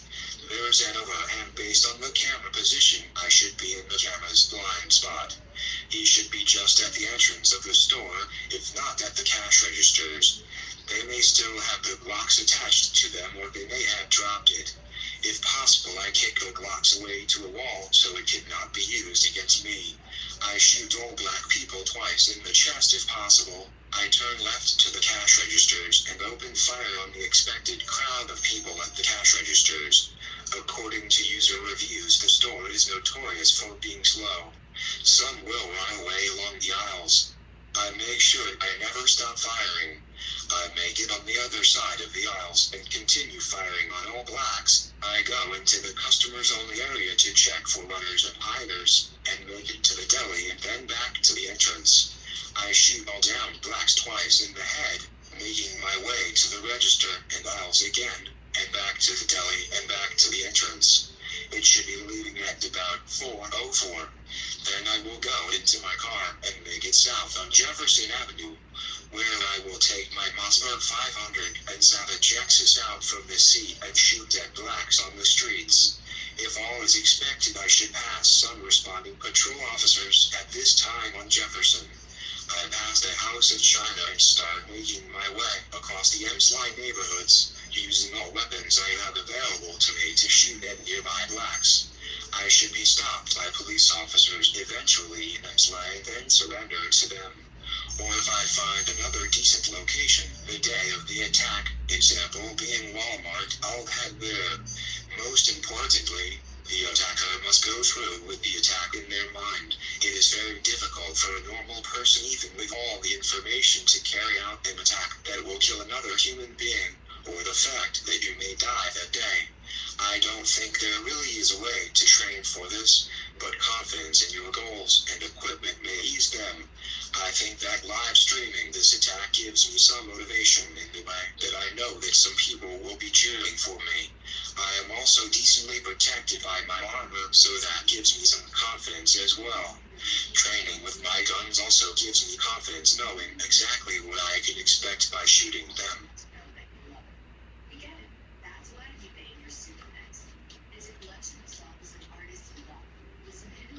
So, I mean, if you heard that, multiple times he focuses on black people and the fact that he wants to make sure that they're dead, right? He even talks about a plan he wasn't even able to go through with, which is driving around, essentially driving past the responding officers and going to either a nearby Walmart or black neighborhood that he could then kill people indiscriminately as he drove by.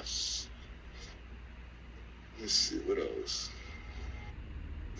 Well, that's what's so important about Section 2 in this Special Field Order 15. where we would head our areas and no whites whatsoever were allowed to come into those areas, simply because of the hatred and animosity that they have against us. Hey, Emerald, you know I love you, bro. So actually, one thing I want to do to kind of pump some good energy into this space is let's go through Special Order Field Order 15 and actually the part where Garrison Frazier talks about that, because I think that's so important. He talks about their lingering animosity and why we want our own land and want to be separate and be able to till it with our own work and our own labor. Let me pull that up. Give me 1 second.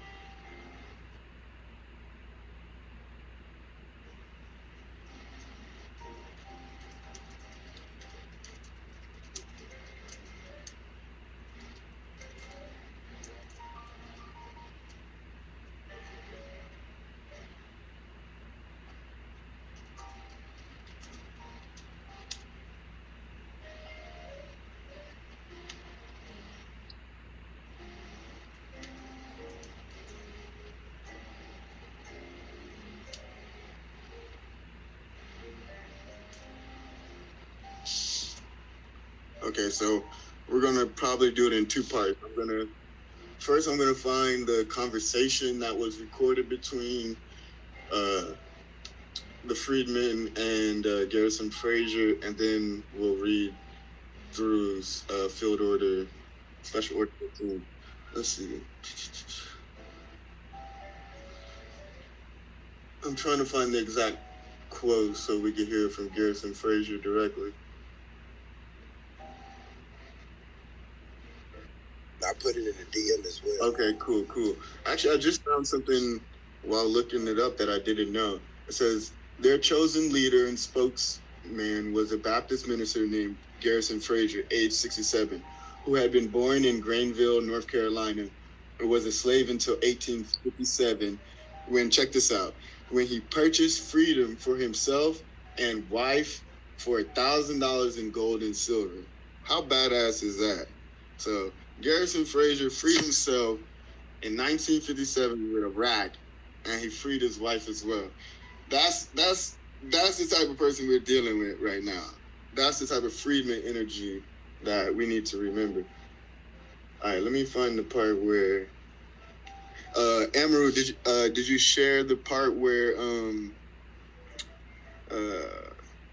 like Garrison Frazier is talking about being separate and everything like that? No, it basically just goes over the essence of the Special Field Order 15. Yeah, I got that up too. How about this? Because Special Order 15 is easy to find and it's already here, I'll play that while I'm looking up the Garrison Frazier part. How about that? Because before the Special Field Order 15 actually got made and written, they had a meeting where all of these things were discussed. So I'm gonna look for that part where we get the quote exactly from Garrison Frazier.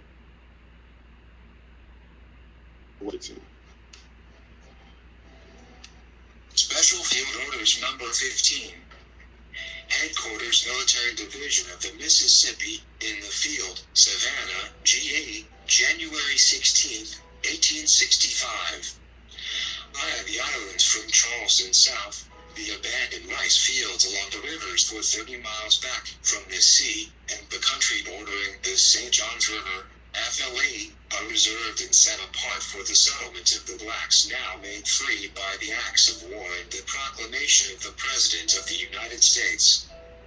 2. At Beaufort, Hilton Head, Savannah, Fernandina, St. Augustine, and Jacksonville, the blacks may remain in their chosen or custom vocations, but on the islands and in the settlements hereafter to be established, no white person whatever, unless military officers and soldiers detailed for duty, will be permitted to reside, and the sole and exclusive management of affairs will be left to the free people themselves, subject only to the United States military authority and the acts of Congress. By the laws of war and orders of the President of the United States, the Negro is free, and must be dealt with as such. He cannot be subjected to conscription or forced military service, save by the written orders of the highest military authority of the department, under such regulations as the President or Congress may prescribe. Domestic servants, blacksmiths, carpenters, and other mechanics will be free to select their own work and residence, but the young and able-bodied Negroes must be encouraged to enlist as soldiers in the service of the United States, to contribute their share toward maintaining their own freedom and securing their rights as citizens of the United States. Negroes so enlisted will be organized into companies, battalions, and regiments under the orders of the United States military authorities, and will be paid, fed, and clothed according to law. The bounties paid on enlistment may, with the consent of the recruit, go to assist his family in settlement in procuring agricultural implements, seed, tools, boats, clothing, and other articles necessary for their livelihood. 3. Whenever 3 respectable Negroes, heads of families, shall desire to settle on land, and shall have selected for that purpose an island, or a locality clearly defined within the limits above designated, the Inspector of Settlements and Plantations will himself, or by such subordinate officer as he may appoint, give them a license to settle such island or district, and afford them such assistance as he can to enable them to establish a peaceable agricultural settlement. The 3 parties named will subdivide the land, under the supervision of the inspector, among themselves and such others as may choose to settle near them, so that each family shall have a plot of not more than 40 acres of tillable ground, and when it borders on some water channel with not more than 800 feet waterfront, in the possession of which land the military authorities will afford them protection until such time as they can protect themselves, or until Congress shall regulate their title. The quartermaster may, on the requisition of the Inspector of Settlements and Plantations, place at the disposal of the inspector 1 or more of the captured steamers to ply between the settlements, and 1 or more of the commercial points heretofore named in orders, to afford the settlers the opportunity to supply their necessary wants and to sell the products of their land and labor. IV. Whenever a Negro has enlisted in the military service of the United States, he may locate his family in any one of the settlements at pleasure and acquire a homestead and all other rights and privileges of a settler as though present in person. In like manner, Negroes may settle their families and engage on board the gunboats, or in fishing, or in the navigation of the inland waters, without losing any claim to land or other advantages derived from this system. But no one, unless an actual settler as above defined, or unless absent on government service, will be entitled to claim any right to land or property in any settlement by virtue of these orders. V. In order to carry out this system of settlement, a general officer will be detailed as Inspector of Settlements and Plantations, whose duty it shall be to visit the settlements, to regulate their police and general management, and who will furnish personally to each head of a family, subject to the approval of the President of the United States, a possessory title in writing, giving as near as possible the description of boundaries, and who shall adjust all claims or conflicts that may arise under the same, subject to the like approval, treating such titles altogether as possessory. The same general officer will also be charged with the enlistment and organization of the Negro recruits and protecting their interests while absent from their settlements, and will be governed by the rules and regulations prescribed by the War Department for such purpose. VI. Brig.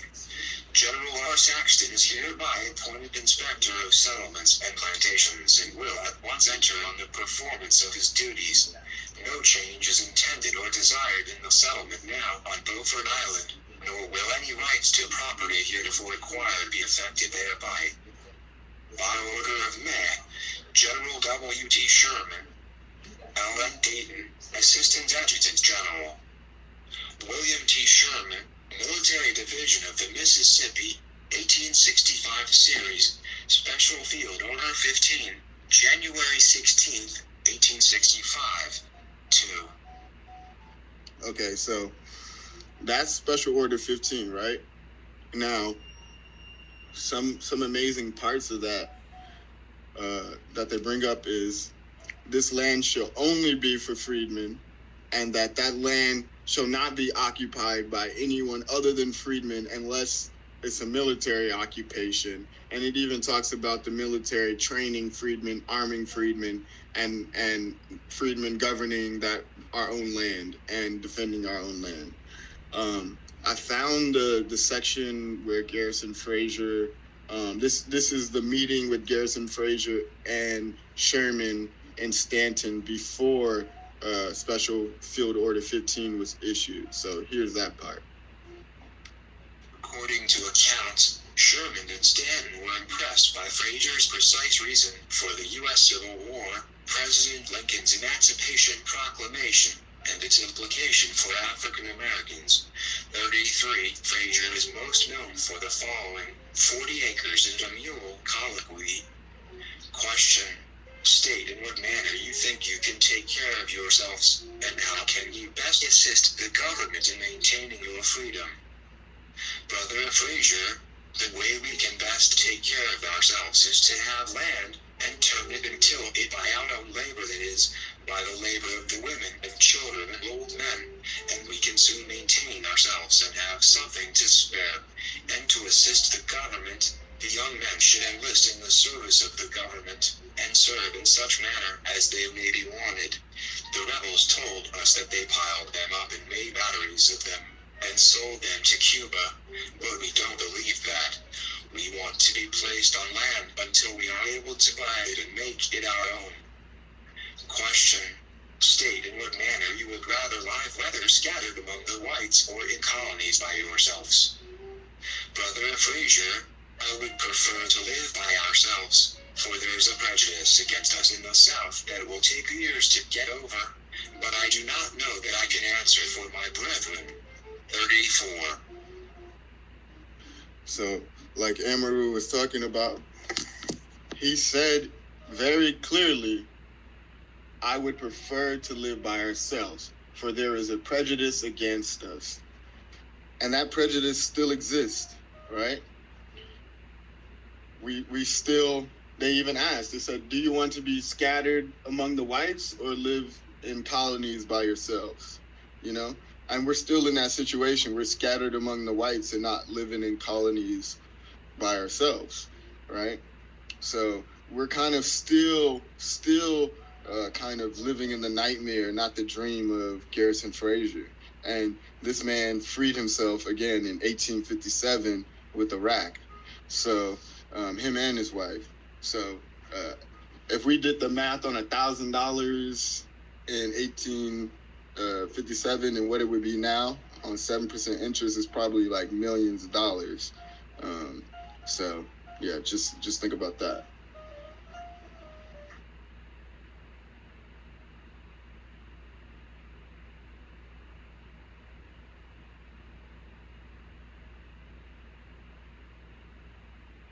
Then you know what, toppled with how the United States has never held itself accountable, does not print true American freedom history, everything we've done, everything we've been through in this country, the years that it takes that our ancestor Garrison has spoken of, the years that it takes to get over that, those years has never been even addressed. So the same amount of hate that the European Americans had for the American freedmen has never been addressed. It's never been dealt with specifically. The history has never been delved into. So here we are living amongst our open enemy. You know what I mean? Like Muhammad Ali says, you know what I'm saying, when they ask him, well, do you think all whites are racist? And he gives them this analysis. If I'm in a pit with snakes, I'm not going to sit there and concentrate on the snakes that's not going to bite me when I know that the snake is going to bite me, and I'm paraphrasing. But nonetheless, though, the United States government, the states that we are living in, have failed to protect the American freedmen. Point blank period. With every disparity study that has been released, and you can look in any state and you will see the same issue where the American freedmen are highly populated in everything that is bad and scarce in everything that is good. This is a design and effect. As America, as this government goes to Ukraine, sends all these billions of dollars in Ukraine, screaming it's being humanitarian, but at the same time, on its own home front, on its own doorstep, they continue to allow the very people who built and made this country to suffer attacks such as this, to where we can't even go to the freaking grocery store, our elders, without being inferior to some idiot, some white racist 18-year-old child who's never been taught by his white racist parents history of who we are, some idiot coming in there and taking their lives just for the fucks of it, because of the ignorance that is allowed to perpetuate itself in the United States by the United States government, by the states in the United States government, while they want to cancel history. This ignorance is allowed to grow and to fester to where an 18-year-old believes that this, first of all, he believed this country was a white country. That was wrong. Second, he believes that we invaded the country instead of we being brought here against our will in chains. This is the ignorance and the stupidity that American freedmen have to deal with in the country they built around a bunch of Nazis, white supremacists, whether they implicit or explicit. We have to deal with these people because the United States government continues to want to push its duty to the American freedmen to the side. We are not supposed to be amongst these people in this manner. We are supposed to be in our own colony where we were allowed to be free, allowed to progress, allowed to be prosperous, allowed to defend ourselves, to protect our home, our communities, our family, to grow as an American citizen who experienced freedom. But instead, what it did during the 1976 compromise was it gave everything back to the very people that tried to destroy this country. And here we are today, 2022, May 15th, and we're sitting here talking about another massacre that's going to go unfixed. The problem's still going to be there. When we look at the church, where they murdered all of those civilians, those American freedmen in South Carolina, what did the government do? Nothing. 6 months prior to the Asian hate crime bill, people were all over the streets screaming and protesting that Black Lives Matter because of what happened to George Floyd. But 6 months after that, when Biden gets in office, his first initiative was to issue a hate crime against Asians. He basically fucked the American freedmen. He issued a hate crime to where now, in an article, this guy, and I put it on my page, this guy has shouted a slur, a racist slur at an Asian, and he is facing federal charges for hate crime. But yet, this government, the media is reporting that they're investigating it as if it's a hate crime. Fucking investigating it. The damn terrorist had the N-word sprawled on his fucking AR-15. So what the hell are they investigating? This type of unprotected, when we are unprotected in our own country. And when you have people that react because they are unprotected in their own country, all of a sudden those people are considered the bad guy. The Department of Homeland Security failed American freedmen. The FBI failed American freedmen. The CIA failed American freedmen. The Buffalo State Police failed American freedmen. The city cops failed American freedmen people. Every last one of those institutions that they take in our goddamn tax dollars to pay to keep them in existence failed our communities, and they did it purposely. You read off a manifesto that gave a timeline to a fucking massacre, and not one of those entities that we are paying our fucking tax dollars to did anything to stop it. They allowed this shit to foster. They allowed this hate to foster. But you best believe that individuals like myself and other individuals who fight day and night for American freedom are on their radar. You best believe that they are sitting there recording everything we say, watching every move we make. But yet, you have white supremacists who are allowed to harvest their hate, who are allowed to create a 180-page manifesto down to the wire about what the fuck they're going to do to American freedmen, and the Department of Homeland Security, FBI, CIA, none of these agencies know the fuck about it until after it happens. Best believe that if any one of us did some shit like that, they would know prior to. They will have everybody. They probably have our whole fucking city block under arrest. So they need to stop this bullshit. We're demanding reparation, and we're demanding the enforcement of Special Field Order 15. For those who wants to live amongst the white folks, they can do as they please. But for those of us who want to live in peace and harmony with our people so that our children can grow and be nurtured in peace, not go to schools where teachers is having them picking cotton or suspending them, we want the enforcement of Special Field Order 15. There's no other way around it. And I'll close it this right here. If any one of us has followed the California Reparation Task Force, and if any one of us had listened to all of the accumulating atrocities that has been done to the American freedmen by the United States federal government, along with their co-defendants, the state of California, then we realize that Special Field Order 15 has to be enforced. There's no other way around it. When our kids when we send our kids to the school, they are looked at enemy number one. They are being suspended. They are being degraded, humiliated by the teachers that's supposed to be teaching them. When our women go to the hospital for minor routine procedures, they are dying. Birth mortality amongst black women is the highest amongst any population in fucking United States of America. It's supposed to be a first world fucking country. This is by design. This is genocide.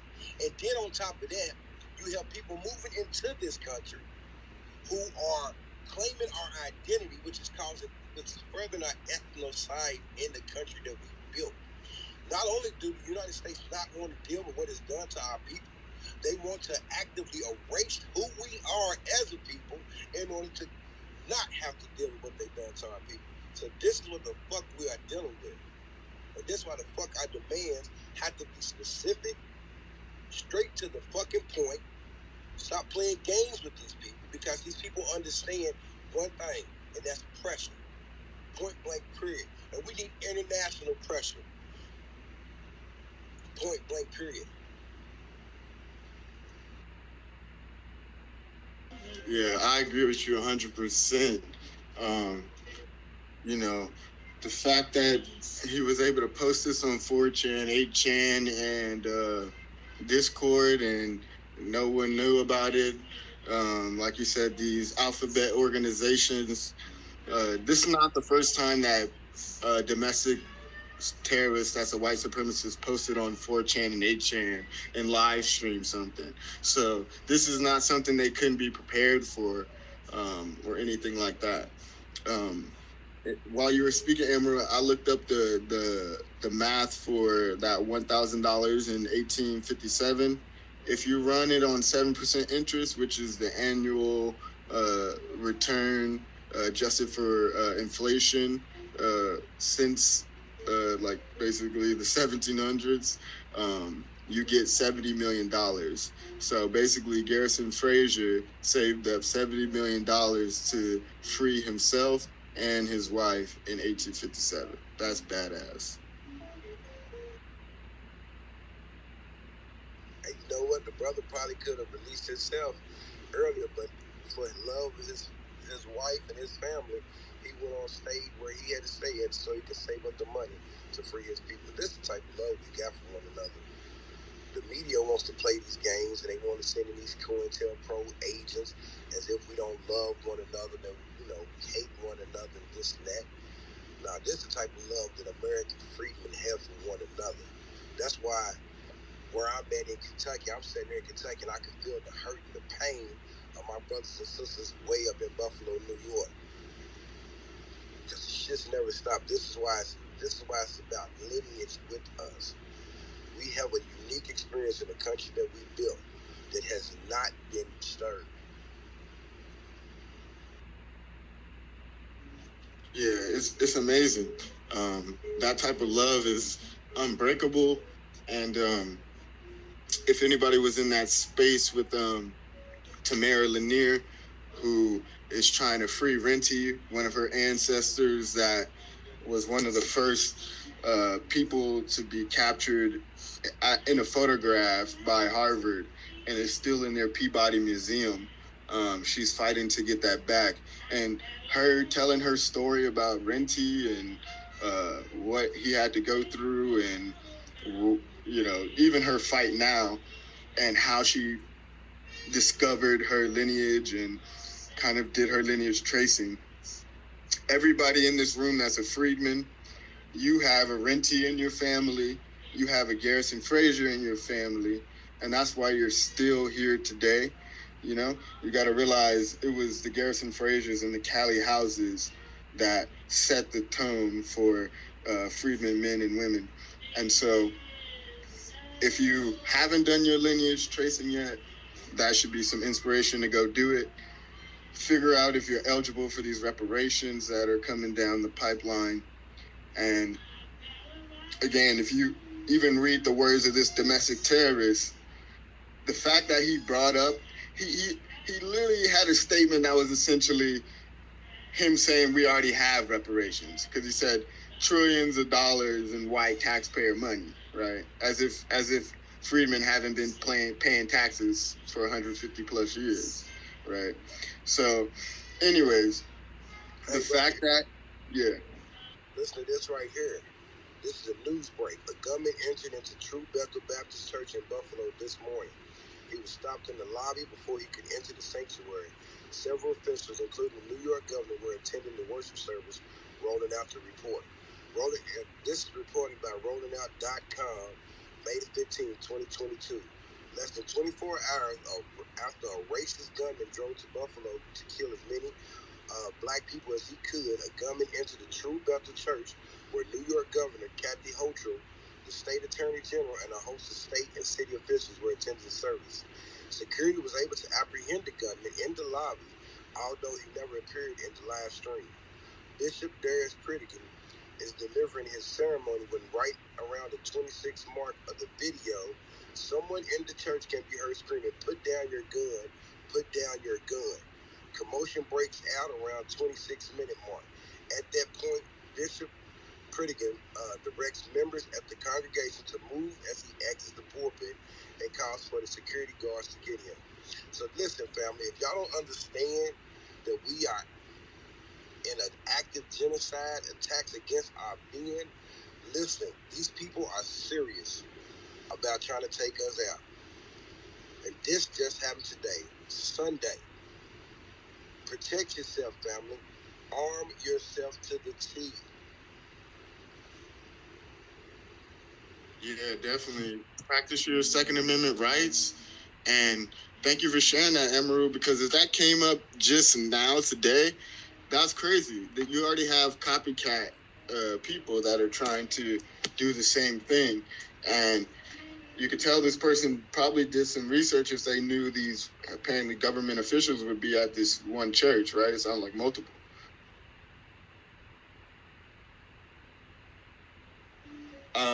When it comes to our schools, when it comes to our places of worship, and even places where we shop, all of those places need to be defended using the Second Amendment, our Second Amendment rights. There shouldn't be a black any religious institution that doesn't have armed security guarding its parishioners. There shouldn't be any school where freedmen kids are learning that isn't defended by armed, if not freedmen security, trusted security that freedmen hired. And I hate to be extreme, but I also, beyond arming yourselves, I think when it comes to like shopping, you shouldn't have to worry about, being killed when you're, trying to buy something for your family. So even in that sense, I think, we need security there as well. Otherwise, you got to take more precautions and try to live where you're trying to buy things online that get delivered and things like that, But, just arm yourself, defend yourself, practice your Second Amendment rights, because that's the best line of defense is yourself.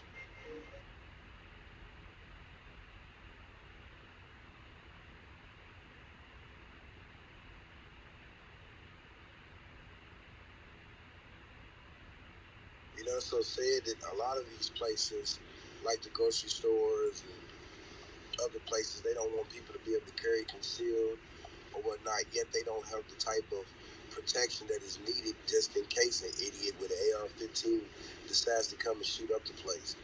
That's another thing we have to talk about. I'm glad I'm in a red state where we are allowed to carry concealed as well as go into these facilities, with our guns, because unfortunately, when you go into the grocery store, you're not thinking that you're going to be encountering somebody with a freaking AR-15. But it's on these places, on these grocery stores, wherever, where large groups of people are known to gather. They need to have that type of protection if you're going to not allow the citizens to protect themselves. They need to have peace officers that are armed, just like a terrorist would be if they would run into those facilities. Yeah, I agree with that. If you're gonna purposely disarm the public, where it's legal for them to carry arms, then you should be responsible for ensuring their safety, both by making sure that people that don't need to be in there, that are armed, are not in there, or making sure that security is sufficiently armed. I hate to kind of bring it to like, oh yeah, well, we need like security, like having like body armor and stuff, but to take it to the full extreme, like, I'm into robotics, so I believe that, having, robotic security, that code can be audited to make sure the robot's not racist and things like that. To have that type of security, that would be ideal. We could replace all these racists. So that's kind of how I see it.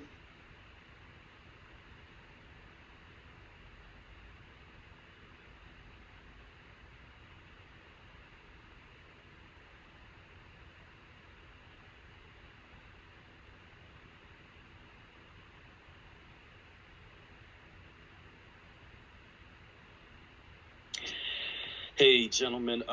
So. Hey, what up, Black? Welcome back.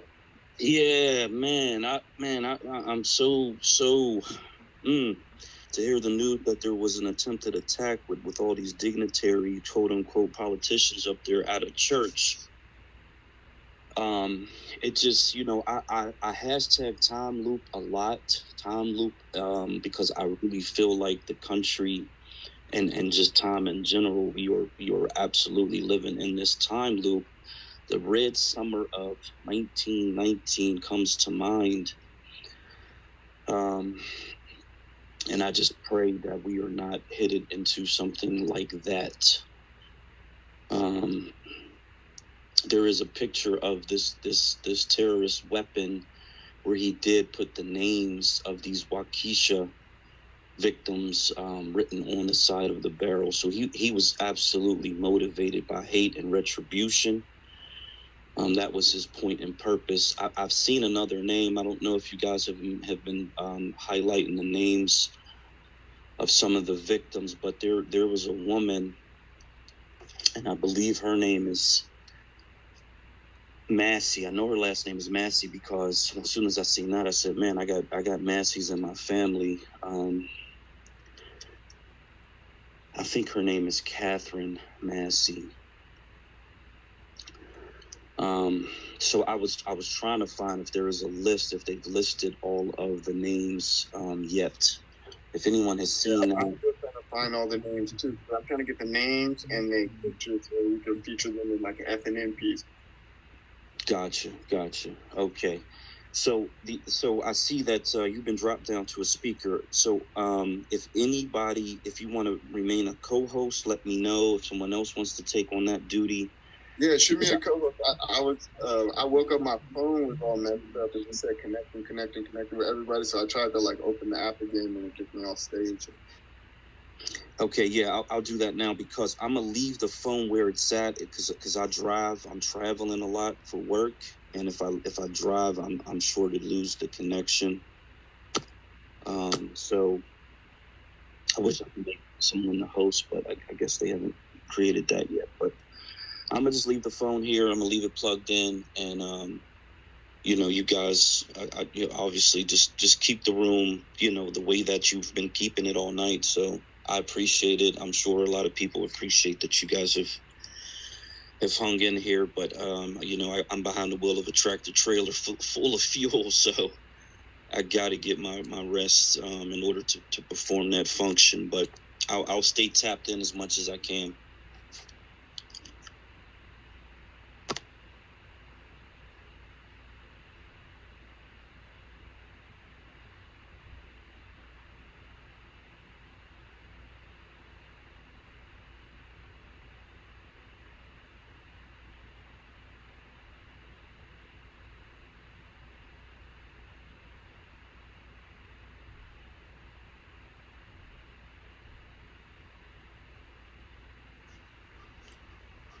Hey, can you hear me? Yes, I can hear you. Yep, I can hear you. Yeah, thank you, Black, for hosting this space. This has been a legendary space. It's been on for like over 12 hours. So, props to you for sticking it out and choosing good co-hosts because I'm sure a bunch of people would have left if it devolved into nonsense. But yeah, so we read through a lot of the manifesto. We read through Special Order 15, Field Order 15. We read through the meeting with Garrison Frazier and Stinton and Sherman. We played some clips from Claude Anderson with John Conyers talking about HR 40 in Congress. Played some clips from Black Panther, the actual Black Panther Party movie from 1955 called Panther. So yeah, just to catch you up. But yeah, it's been great. I think it's important that we break these things down. I'm ashamed to see none of the white supremacist media having gone over or deeply into the actual manifesto. And I'm curious to see how Fox will try to dodge these bullets because it's going to be very, very difficult, especially Tucker Carlson, because he clearly stated his position and stated why he's doing what he's doing and all of that. I'm trying to get Steve Chambers, probably maybe pronouncing his name wrong, but it says he's a longtime collaborator with Gil Scott-Heron. He's been in this space for a minute. I think before even I went to sleep or something. Trying to get Denise up here. Hopefully Arthur, Hellfighter. Who else is up in here? We got Georgia Watts, Make One, Cures, U.S. Friedman. Mia's in here. Only One is in here. DJ is back here. I don't know if he's up though. So I'm sending out some mics. So if people haven't got a chance to speak yet and want to come up to the stage, feel free, or request a mic and we can invite you up. Yeah, let me read off these names and give a quick description of. Yeah. So, hello, can you hear me? Yeah, we can hear you, Kevin. Black's gonna read off the names of the victims. Okay. So we have State Power. Are you up? Because I don't know. It looks like his thing is on. Okay. So Celestine Cheney, 65, was visiting her sister when the two went to the grocery store to get strawberries for shortcake. 65-year-old woman. I'm going to assume that she is a black woman. It does not give that description here. Roberta Drury, 32, went to the supermarket to get groceries for dinner. She was vibrant, her sister Amanda Drury says. She was always the center of attention and made the whole room smile and laugh. 32.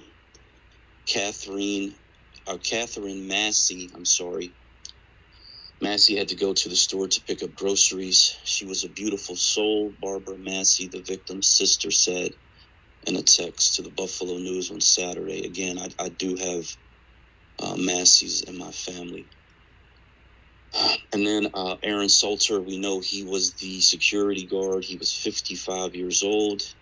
He was a retired Buffalo police officer. He did engage the terrorist. He says, this is the Buffalo Police Commissioner. He said he's a true hero. We don't know what he prevented. There could have been more victims if not for his actions. I absolutely believe that. He went down fighting. He came in. He went towards the gunfire. He went towards the fight. He shot the individual. But because of his armor-plating vest, it had no effect on him. Unfortunately, the suspect returned fire, and he succumbed to his injuries. Like I said, he was a beloved member, and we're sure he saved lives today. The thing that we can talk about all this training that he got on this online video game, first-person shooter game, but to take a bullet, even with armored, an armored vest on, to take the impact from a bullet and still keep moving, to me, says that there was some extra training involved in order to handle that situation. Because most people, an 18-year-old being shot, you would think he would fall. A natural reaction is to fall and think that you're dead. So to me, it sounds like this person was trained on a higher level. Then we have Pearlie Young, 77 years old. She ran a food pantry in Central Park for 25 years. She loved singing, dancing, and being with family. She was mother, grandma, and missionary, gone too soon. And then the beautiful Miss Ruth Whitfield, who was 86, a mother of 4. She was a mother of the motherless. She was a blessing to all of us. She loved God and taught us to do the same thing. She was the mother of a retired Buffalo Fire Commissioner. Her son gave that quote. Most of these victims were deeply church-going people active in their community. So those are the latest list of names here from Axios. I'm gonna try to put this in the Jumbotron. There's so much in the Jumbotron right now, but I'll add it as well. So I'm gonna hand it over to you guys. But like I said, I'm gonna leave the phone here. It'll stay on until you guys decide to end it. So, but I'll jump in under. I have a name, Creative Black Artist, which is my intention for that is to create a platform for Black creatives, those who are unknown and undiscovered, so that they can have a platform. And so I'll join under that name as I'm on the road.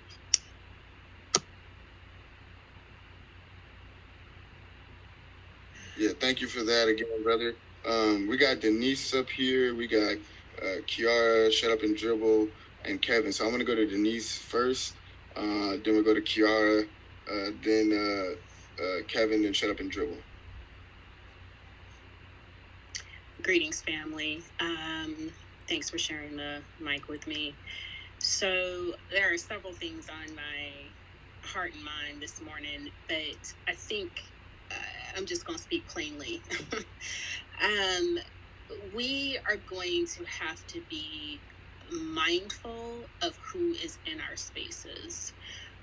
We are going to have to start taking pictures of people who come into our spaces, taking photos of their vehicles, license plates, numbers, and the like, running them. You're going to have to stop inviting people into your space and thinking that everybody who wants to be around you is there to embrace you. I am often in community meetings and I am disquieted by some people's presence, and people don't seem to understand that there are spaces that they should not be going in because the people in them have been traumatized by people like them. It's like a dude showing up to a rape victim survivor support group of women. Fix yourself. So I think that's about all that I can say at the moment, but that is on my mind. The other thing I would like to say, I think, to take back what I just said, is we're going to have to stop tolerating the nonsense that you experience out in the community, out in the store, right? I know you've been in stores. It's happened to me. Let me use our language. I've been in spaces where white people do all kinds of weird shit, encroaching on your space. I almost beat the brakes off this chick with some eggs because she decided to reach all up in front of me while I was in the freezer. And I waited, and I am generally not a petty person. I don't do bitchery for recreation, because when I come at you, I come to end you. So she did that. And I waited until she got into her own space, and I did the same thing to her. And I asked her, is this how you want this weekend to go? And is this the thing you do? She clearly didn't expect me as a Black woman to let her know that you got the right one today. Stop taking people's shit. If you are uncomfortable in the country that your ancestors built, and I say this as a 7th generation American on both sides of my family, going back to the early 1800s, and they were born in Virginia, so who the fuck even knows how long they've been here, because we know it ain't just that. Anyway, if we are uncomfortable, every fucking body in this country needs to be uncomfortable until they are concerned. Either they gonna love our comfort or they gonna do that shit because these motherfuckers tired of being uncomfortable, and that's a problem. So, if we're uncomfortable, everybody should be uncomfortable. Stop having mercy on people who don't give a fuck about you. If the bitch at your job is causing you problems, report them to the EEOC. Come after their license. A teacher being racist to her kids shouldn't maintain her credentials to teach. Have no mercy.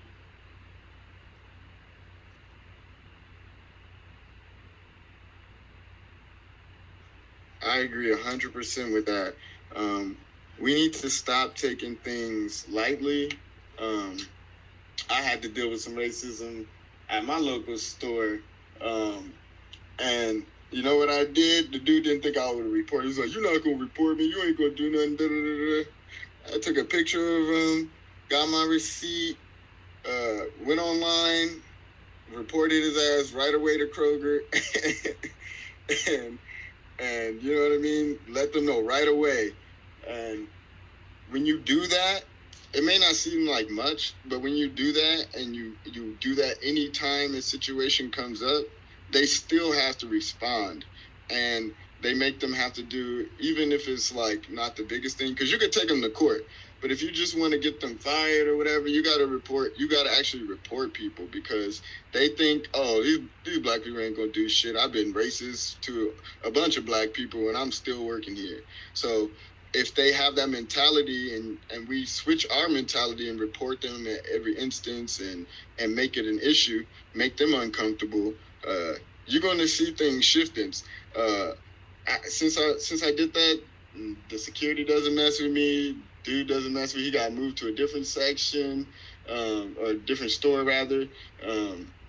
So if you don't basically at least make your voice heard, people are going to just keep running and stepping over you. So whether it's little things that happen in your daily life or bigger things that you need to go to court for, or the biggest thing, which is your life that you need to defend, you need to be ready.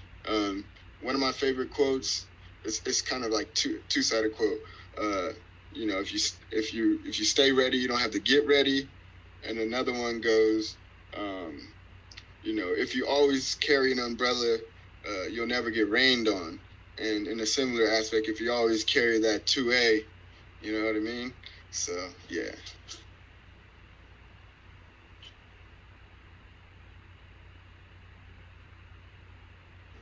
Okay, I think I'm up. Hey, Eric, hey, everybody.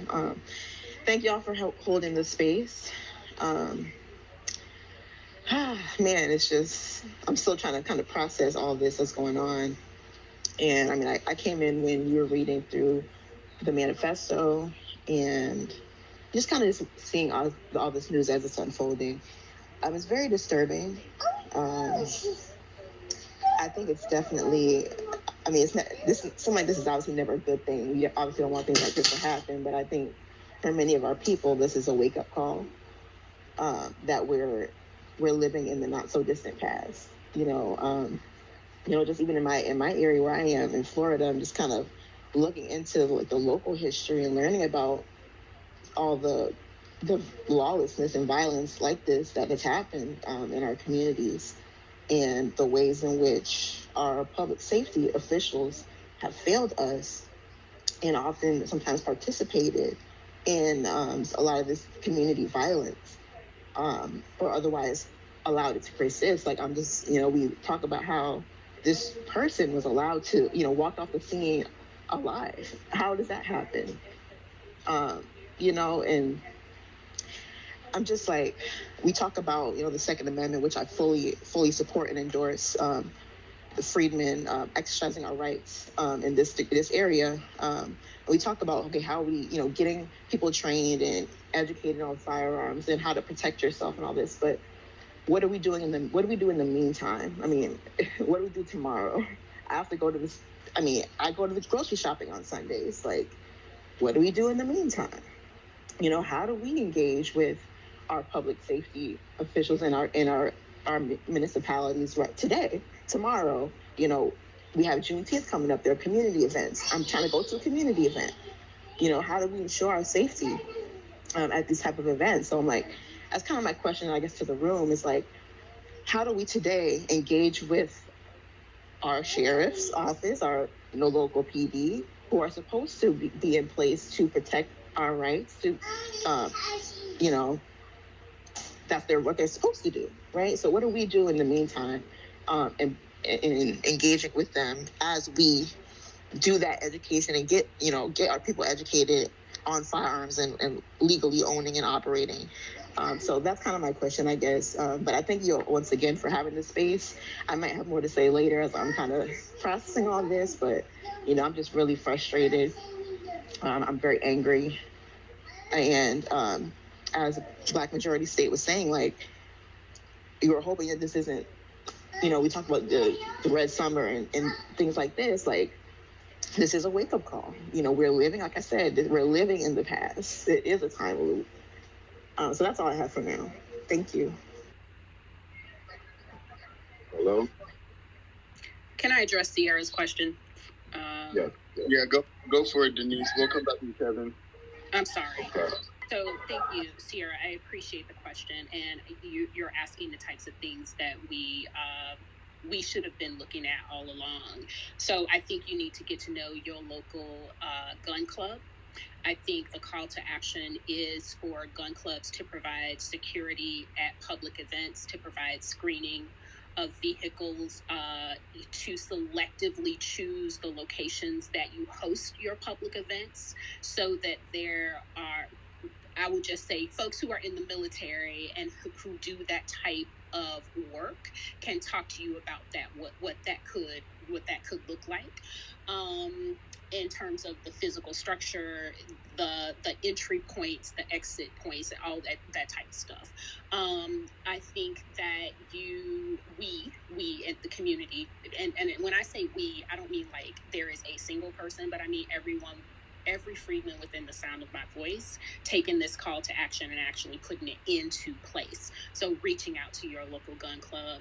I think reaching out to, and I can't remember, I joined them and I can't remember the name, but the National Black African American Gun Club, I think it's NAGA is how they say it, NAAGA, reaching out to them and letting them know that we would like to start community security types of things, joining them and telling them what you would need. You want more gun training in your area? Do you want community-based, freedmen-based security forces that they could train or whatever it is that they offer? I think the other thing too is you need to call your grocery store. And I actually did this yesterday.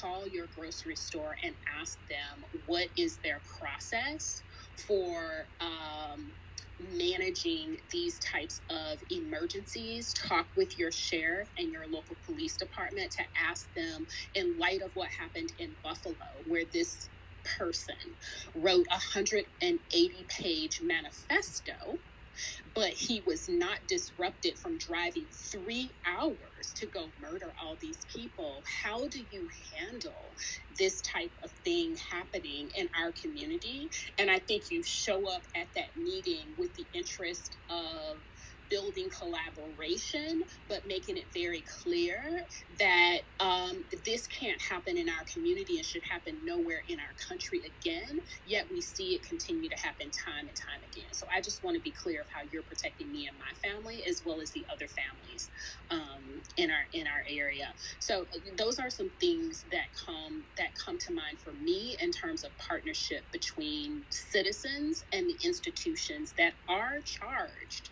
with serving and protecting.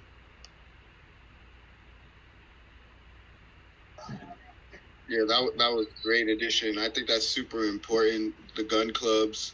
I think you also got to think of like multiple forms of defense. You know, whether that be tasers, pepper spray, knives, BB guns, actual guns, all of that. Like you need multiple forms of defense, and even when it comes to like body armors and vests. And I don't want to get too crazy, but it's important. And you know, when Marcel went out to do these events recently, he had people like Bear Arms, you know, helping and people like that. I believe Cool Breeze helped as well. But definitely Bear Arms. So whenever we're going out, we need that level of security, especially to big public events. And then when we're going to kind of like regular events, whether it be shopping, school, or church, or mosque, or whatever it may be, we need security at those events as well. I don't think that you should have a religious event that isn't secured. You know what I mean? And you know, you should protect your flock. You should protect your people. And when it comes to schools, you should protect your children, your freedmen kids, the next generation, the future. And when it comes to, you know, shopping, I feel like shopping is the more kind of maybe the most difficult in terms of you know, that private like barrier. But those are places where if you know you're going to places where you're not able to be armed yourself, you should know the security levels, and you should be sufficient you should have a sufficient plan for what to do in an emergency. Shut Up and Dribble, you got your hand up, and then we'll go to Amir and then Kevin. Yeah, what's up, Free? Yeah, you had requested me to come up, so man, I just come up, see what you had going, and took your request. I I really ain't got a whole lot to say. You know, I was more in the listening mode today, man, because I'm just kind of been lost for words, man. I really don't know what to say. Don't know how to put it together. Man, the gun thing is, man, it's all crazy, man. I can't imagine going to church, man, and most let down place that you probably will be, besides going to the grocery store where you're just feeling kind of free to relax. But at the same time, I couldn't imagine going to church and everybody got a gun either, but god dang, man, it's all crazy. I wouldn't want to just sit at church and I know everybody got a pistol. That don't sit right. Man, I'm just lost for words, man. I don't know where we go from here on into the future. I think that we kind of living how my mom and them was living, my dad and them was living in the 50s, but we just don't see it because we in the present time.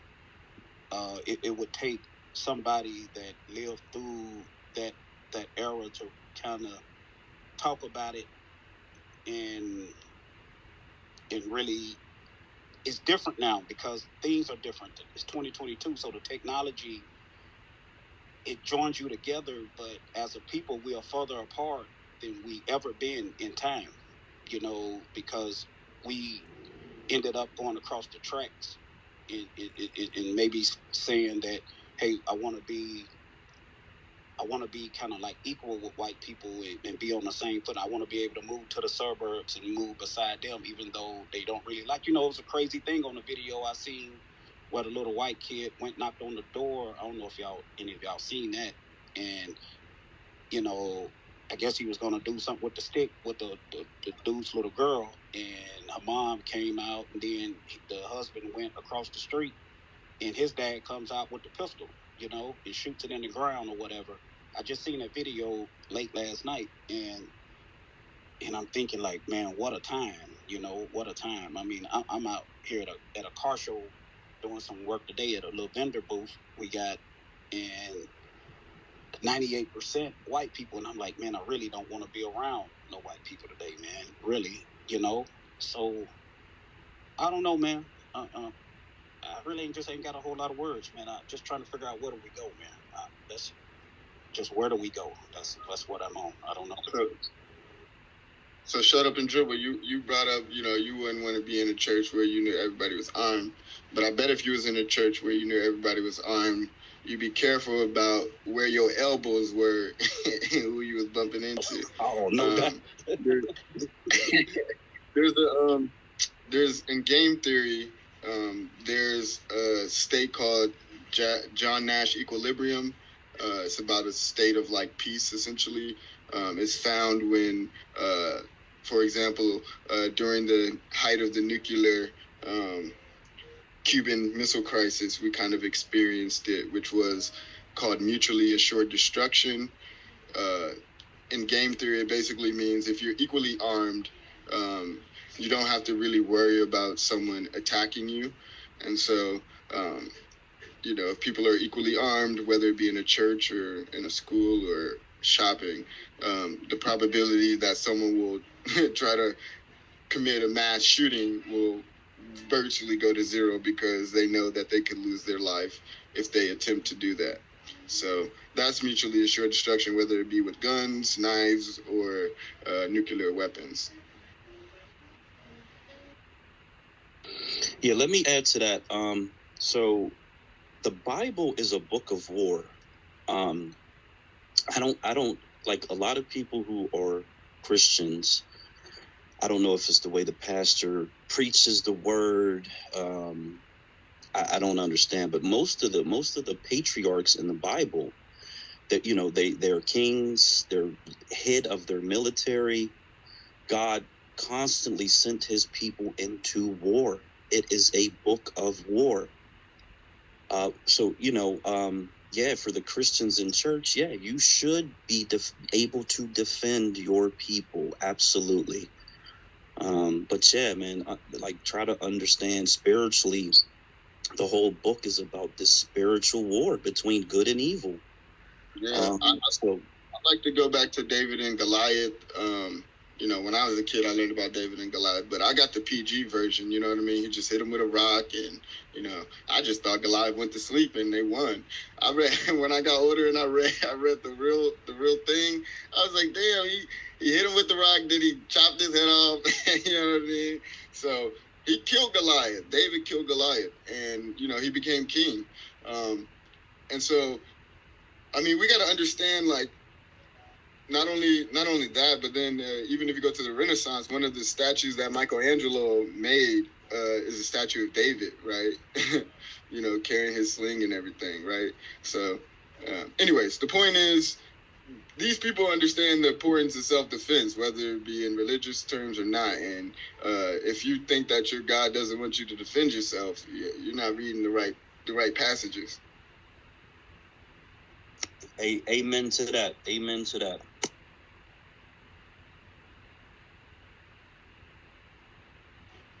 I believe next was, I think Amia dropped out. Kevin, you're up. Yes. Good afternoon, King and Queen. Hey, Kev. Hey, Kev. Really? Hey, I'm gonna cut out in a minute. Let me just say something real quick. Have any of y'all ever went study with the Nation of Islam? So I used to go to the mosque like a lot, man. A lot. So, you know, man, getting into the mosque, man, you getting patted down, you getting the whole works. You see what I'm saying? It's a whole different structure going into the mosque to study with you know, the Nation of Islam, FOI. Just a thought. I just don't know if any of y'all know that if you ain't been, I guess you wouldn't know it. But if you have, you know, if Farrakhan's coming to your city and he's coming to Memphis State or HBCU back in the day, you know, you wasn't gonna just walk up in there. It ain't happening like that. Yeah, man. Let me co-sign that. I when I wrote the book, I went to Detroit, and Farrakhan was a speaker. He moves like the president. You can't even get close to him. And yeah, FOI, they are on their game. They are on point. Absolutely. Yeah, definitely. They even when hip hop was getting started, the FOI was security for a lot of events. So a lot of people don't know that. Yeah, they still do security now. But good afternoon, King and Queens. I just want to touch on one thing, and if we've been paying attention, it's been shown that this has been destined to come for us. It's not a wake-up call. It's what's like been dropping with every domino since Obama left office or got in office. But when Donald Trump was the president and he rounded his base and he didn't want us to, you know, give up the election, you saw the base and what they did and how they acted. But you also saw how they were treated as opposed to how the Black Lives Matter movement was treated. And you see how they let each one of those offenders leave that place. They wasn't detained or locked up. When the Panther 21 marched into the Capitol, they're still in jail right now. They attacked that whole situation. But I'm not getting too deep into that. I just want to get into the thoughts because he's not paying attention. The police have always shown a special preference to these mass murders. They've been white. They've been taken into custody, heavily armed, and killed multiple people, black people, unarmed. So we are way past calling our officials to come and help us, but no, it's not happening. So it's like, where we go from here? Can we go to the market? Can we go to church? Can we go this? Listen, we got so divided with each other that we forgot what always protected us in this country. And if we were able to prosper with no rights and have a Black Wall Street, only to have those haters be deputized and come and destroy it, what do you think is going to happen now? This is not nothing like, oh my God, this is really going on. No, this is the start. Election season is coming in, and you know they always want to tug at your heartstrings for the votes. If you didn't vote for Biden, you wasn't black. Come on, black people, let's stand up. You got the right to survive. And this is what we're supposed to be doing. We are not what Mr. Nee said. Yes, call your gun clubs, not fucking around gun club, the Huey P. Deaton gun club. Like, call them. Start calling your brothers and sisters that's been saying this for the past 10, 20 years. We need to be together. So I'm not really trying to do too much preaching. I just want us to pay attention to what's been going on. The police, the white supremacists, they all like tied them together. It's like, come on. Come on, y'all. Now we need our queens to be on the phones and be on their mouths, and we need our kings to stand up. Take the guns off of each other. Come on. If we don't defend ourselves, who do we expect going to defend us? Come on, y'all. They could come into the church 18 or 25 years old, be there for 45 minutes and then kill everybody and still get taken into custody, fed. Come on, y'all. I'm not saying this is like you need to go around and just stop doing everything with white people. I'm not saying that. I'm just saying, when do we understand the situation as opposed to making sure it don't come on our doorstep? Because it will be there if we continue to keep looking at this as isolated situations. They're getting younger and younger. And if he live streamed it, it's more of them. So come on. I'm in Philadelphia. And in my city, they are turning guns on each other back and forth. You can't even go to the store sometimes. Come on. We need to empower it. That's right. But we gonna get together, or we gonna stand apart until they get us all. Like this is like an act of war. 10 black people were killed. He was targeting black people. Come on, y'all. Let's talk about what we gonna do. How we gonna respond to this? Stay in the house. Come on, election season coming in, right? You know they always want to tug at your heartstrings. I'm at a loss of words. What I really want to say, I don't want to. I just want us to look at this. What's been going on since January 6th and so forth. The rhetoric was always there with the president. Know your history in 24, the clan bake, you know they was all officials. Like, come on. Know your history. You're American in the country. You know your history. Come on, y'all. Pay attention. If you don't know your history, it repeats itself. But, I guess this is cliche. The most powerful thing is your mind. Come on, y'all.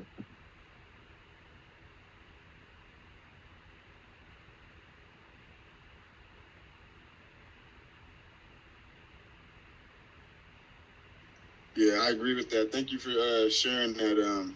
Also, I lived in Philly. I went to Jinx in 7th grade, and I went to Roxborough in 11th and ENS in 12th. So if you're from Philly, you know what I'm talking about. Let's see. Kiara's trying to get back there. Let's see if we can bring her up.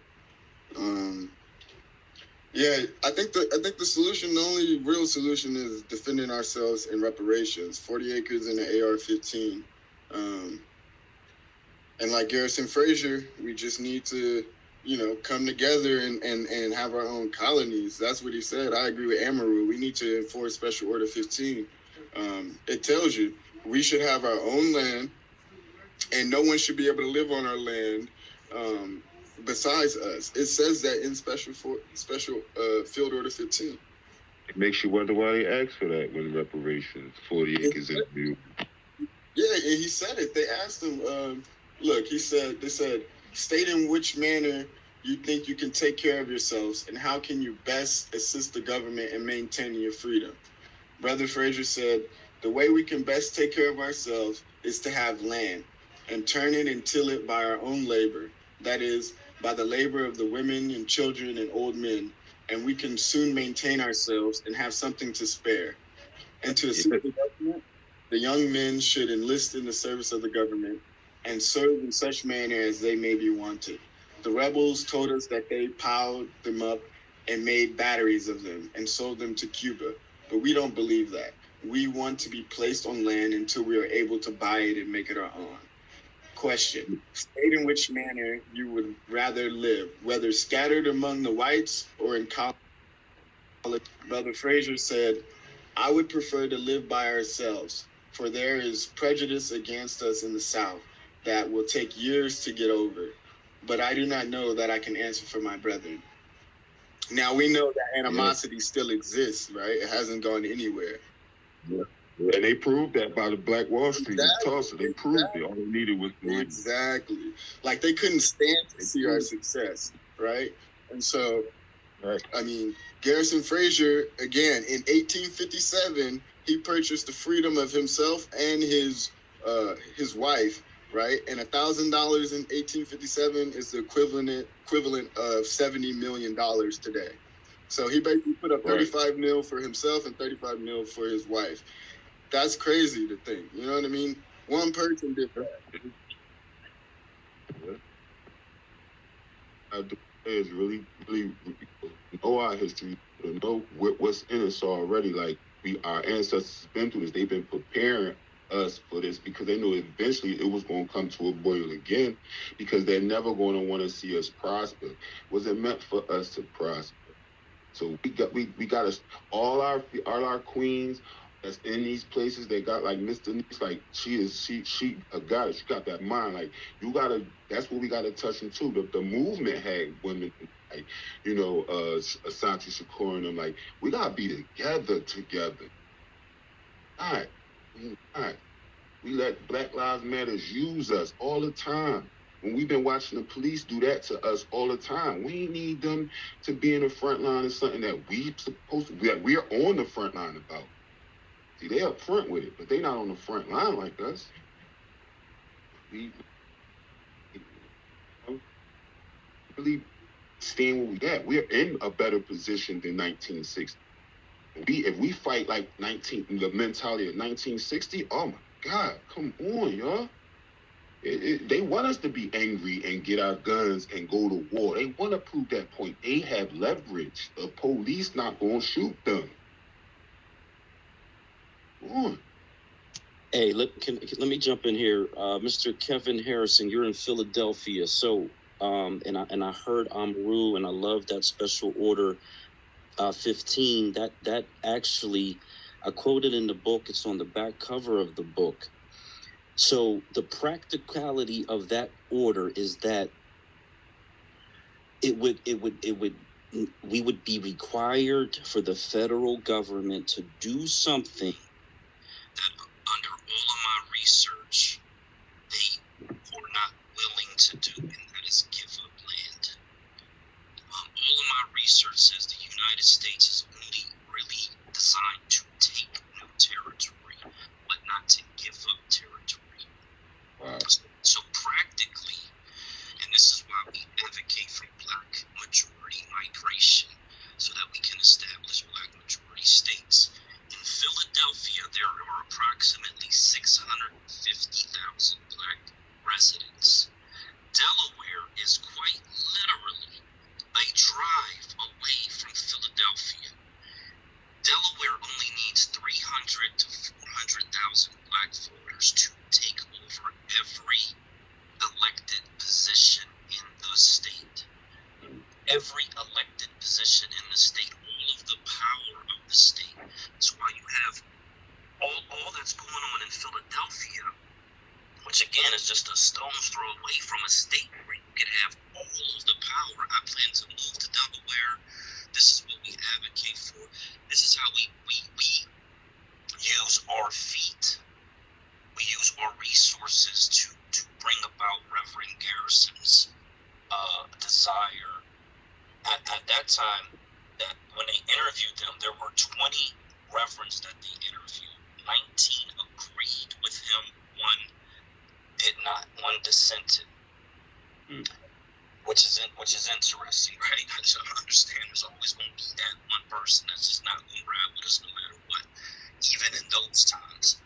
But so I'm saying this to say this: if the federal government is not going to fulfill the promise of the special order, we can fulfill it. All we got to do is move. And I'll make with that. I mean, there's multiple ways that we can try to get out of the oppression of the system, but I'm just speaking from my personal beliefs and my feelings. My ancestors that was here, they went through so much in the belief that at some point I was going to have a good time in this country. You know what I'm saying? Like, they died. Like, they invented most of the things that we use and hold so dearly and obsess about.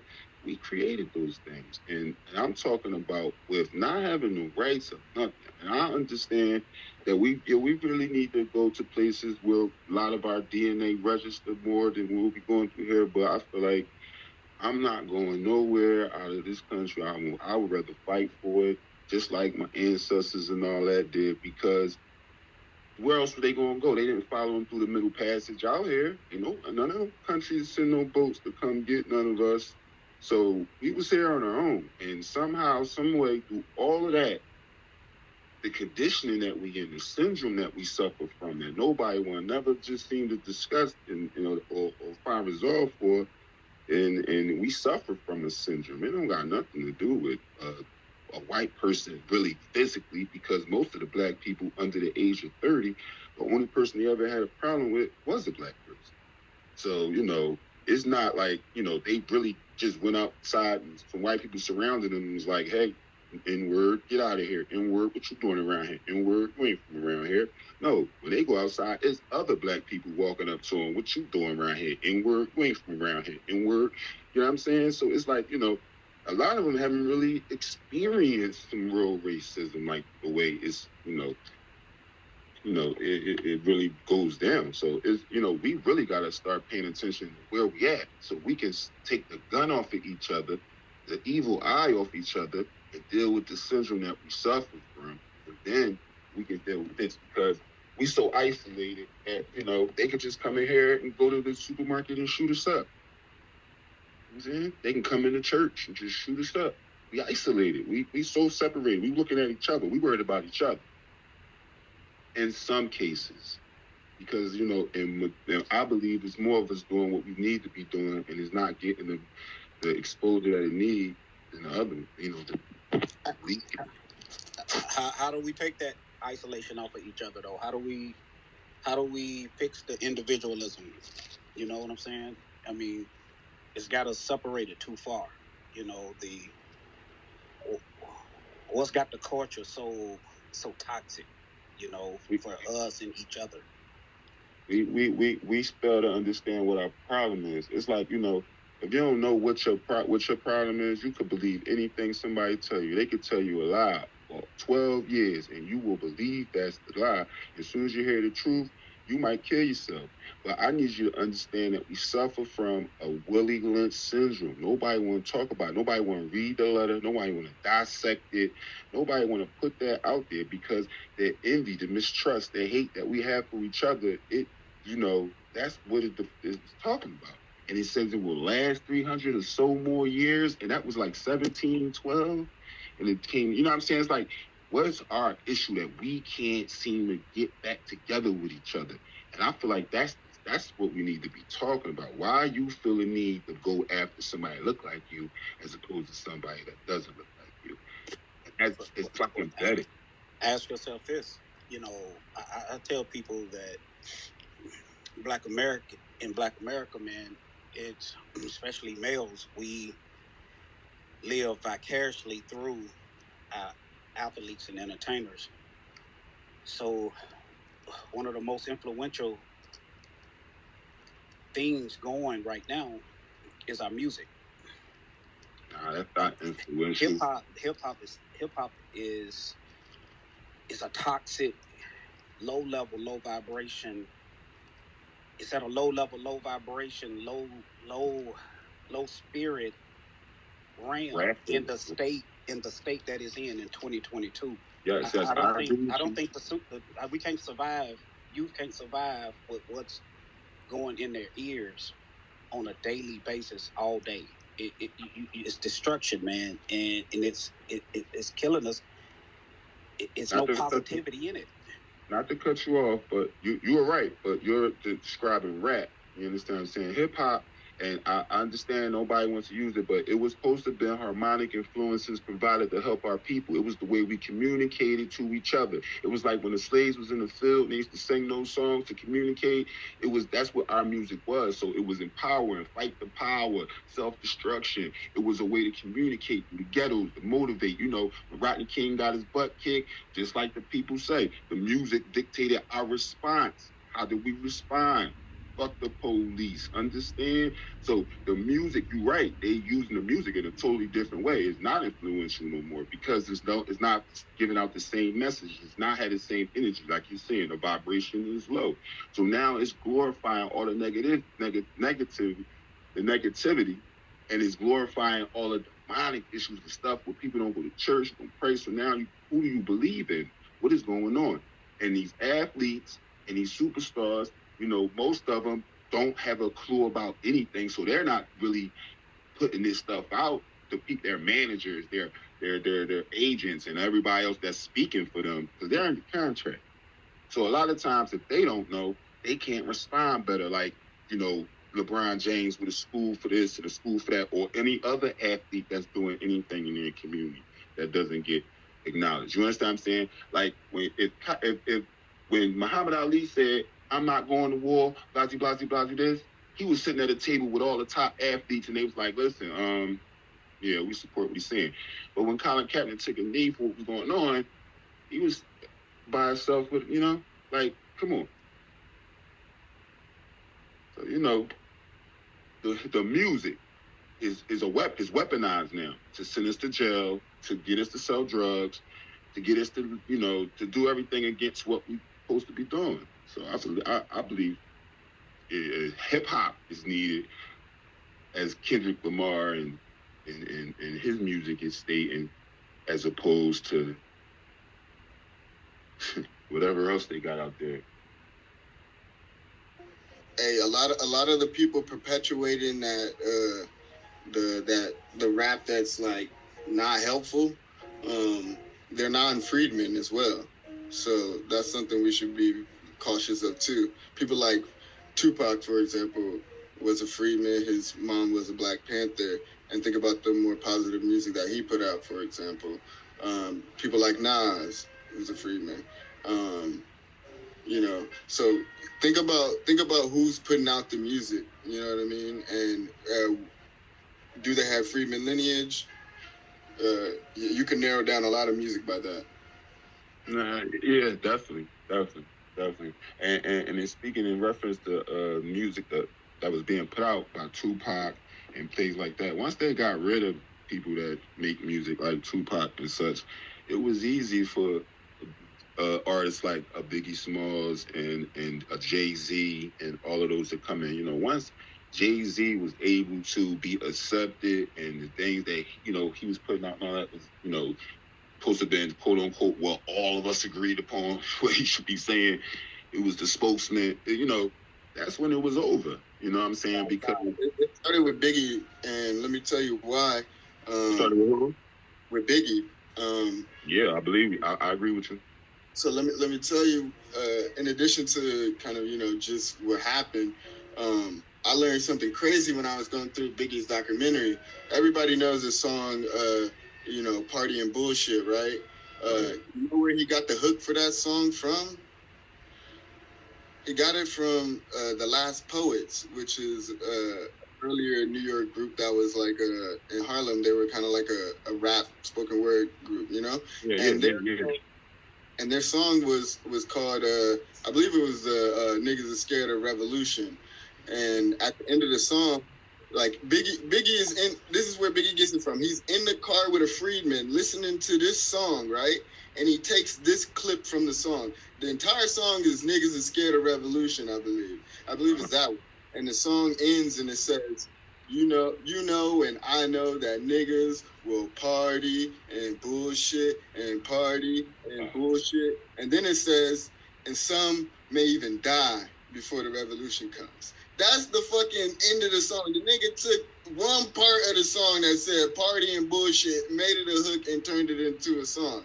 You see what I'm saying? So he missed the whole fucking meaning. They were literally saying, you know, niggas gonna party and bullshit instead of do some real shit. You know, do some real work. I mean, what you just said was his life. He said the parties bullshit, and then niggas just die before it. And what he do? He party bullshit, and then. And I'm not just speaking bad on that brother. I'm just saying, you know, most of them. You know what I'm saying? Like, is the receipts there? You understand what I'm saying? And like I said, when Tupac and Biggie thing, East and West, it was mimicking the Panther thing because he was the son of the child of a Panther. So, you know, man, they did the East and West Coast with the Panthers back then to divide them. You understand what I'm saying? So it was mimicking it, and it felt like Tupac. You need to, once he got in jail, it's like, oh my God, you know they're not gonna get him out, and in order for him to get out, he's gonna have to sell his soul. And I guess, you know, in the year that he lived after he got out, because it was only a year, look at how they made it into like a 2-hour movie. Yeah, that was like 365 days. Yeah, a lot of people don't know that short time when he was really on death row. He spent more time just on Interscope than he did being signed under death row. And a lot of people don't know. So this is something that blew my mind. We're going a little bit off topic about it. Let me just say this last part. So he before he went to jail, the reason he was going to jail at all is because he got set up by Haitian Jack, right? And Haitian Jack was trying to kind of like extort him, and when it finally didn't work, they tried to set him up for the rape case, right, with the girl who gave him head on the floor of the club, right? And so the reason he got shot was because Haitian Jack set him up to not testify because he had court the next day. That's why he showed up to court bandaged and everything, because they didn't want him to show up to court and testify. And he showed up anyway, bandaged and everything. And then another thing a lot of people don't know is when he was actually in jail, he was like the hottest artist at the time, but all his money was tied up with Interscope. And Interscope they was owned by Time Warner, and people like Maxine Waters, blah, blah, blah, and all them was trying to stop hip hop. And so Time Warner being a public company and everything, they were like, you got to divest from hip hop, and Interscope didn't want to be seen giving money to Tupac to bail him out over a rape case. So according to Jimmy Iovine, he gave the money to Suge, and Suge bailed him out, but Tupac didn't know where the money came from. So it came from him. They owed him $4 million. Death Row was the subs. It was his money, yeah. Yeah, Death Row was the annex of Interscope, so they all was together. He wasn't going to live long. They didn't want to pay him his money. What I mean? Yeah, Death Row was under Interscope, yeah. Yeah, he already knew, and when he came out, he knew what was going to happen, so he just went hard, like, fuck it, I'm going to go out in the blaze. He obviously said that, so... his life will be the pieces that we use, what you want to take from it or what you not, but, got himself in something that he couldn't get out at that point in time. Yeah, it's real. But yeah, everybody, definitely defend yourself. I brought up the story about Tupac breaking up that fight and defending that dude that was getting beat up by 2 undercover cops that had a gun stolen out of the evidence locker, and he beat that case. He also beat the case where he was walking to his bank and he jaywalked, and 2 cops, Oakland police officers, beat him up, and he sued them for like $500,000 and won. What we're touching on is the unity. Imagine if he had the unity that he was supposed to have, the backing and support, he would still be here. This is the day what we need right now to combat this, because we're not going to be able to do it isolated by ourselves alone. We need to be all on the same page thinking, all on the same page resource and networking, keeping everybody on pin, not through the news and the networks, and definitely some of this social media, because they are being controlled by that. So they're going to shut down and stop and ban and do what they do if we are putting out that type rhetoric. I'm not putting out no war rhetoric. I'm talking about defend yourself rhetoric. I'm talking about rallying rhetoric. I'm talking about enlightening, empowering each other so they can understand what's really going on and not to be mistaken on and paying attention to the wrong thing. The stock market, inflation, and all that is going on, we understand it. We've never been in a position to say that shit really mattered to us. There's always been a struggle for a black person, whether you had 1 job, 2 jobs, 3 jobs, whatever. It don't matter. So if you've been surviving, our thing is to survive. But we need to be surviving together right now, because as it's always been, there's nobody coming to save us. There's nobody coming to help us. There's nobody putting on a suit and tie that we can vote for that's going to do anything. Understand what I'm saying? So we systematically got to fight harder. With the police, we got to fight harder. With each other, we fighting even harder. And then when they feel like they want to do something to us to prove a point or get their political issue across, they come and do something to us. It's like Tulsa all over, and we got rights now. You know, they just passed the anti-lynching bill when they really should name it what it should have been, what it's supposed to be. You know, Biden said if you vote for me, if you don't vote for me, you ain't black. And then he passed the law to protect the Chinese. I say, okay, I want you to protect them, but bro, you ain't done nothing black for me. I thought you. What's up? Yo, Kevin. I'm gonna put on that last poet song. It's actually When the Revolution Comes. It's a 2-minute 30-second song, so I'm gonna put it on real quick so y'all can see what we're talking about in terms of that song I'm mentioning. Hey, Freeman. Before you do that, is State Power still in the room, or did he did he go to sleep? Nah, he's in the room, but I think he's asleep. He said he couldn't talk earlier. I don't know if he's still in the same position now. Yeah, so that's what I'm saying. I kind of want to give you another. Oh, there you go. Oh, so he's here. Okay, all right, cool. Because I wanted to give you another co-host, but if he's up and he's here, then because I'm headed to work now, and I'll keep listening in. So thanks. He was up earlier. He got me back up on the stage and invited a few people when I lost my co-host. So. Okay, awesome. All right. But yeah, let me play the song. Then we'll go to Kieran and MF Kush.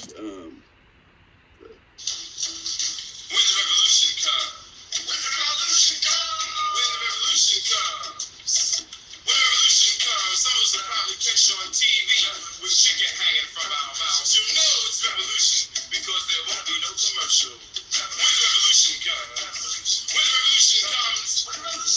preacher Pepsi gonna split the scene with the communion wine stuck in their back pockets. Faggots won't be so funny then, and all the junkies will quit their nod and wake up when the revolution comes. When the revolution comes, transit cops will be crushed by the trains after losing their guns, and blood will run through the streets of Harlem, drowning anything without substance. When the revolution comes, when the revolution comes, when the revolution comes. I hope pearly white teeth fall the mouths that speak of revolution without reference. The course of revolution is 306 degrees. Understand the cycle that never ends. Understand the beginning to be the end, and nothing's in between but space and time that I make or you make to relate or not relate to the world outside. Not mine, your side. Speak not of revolution until you are willing to eat grass to survive. When the revolution comes.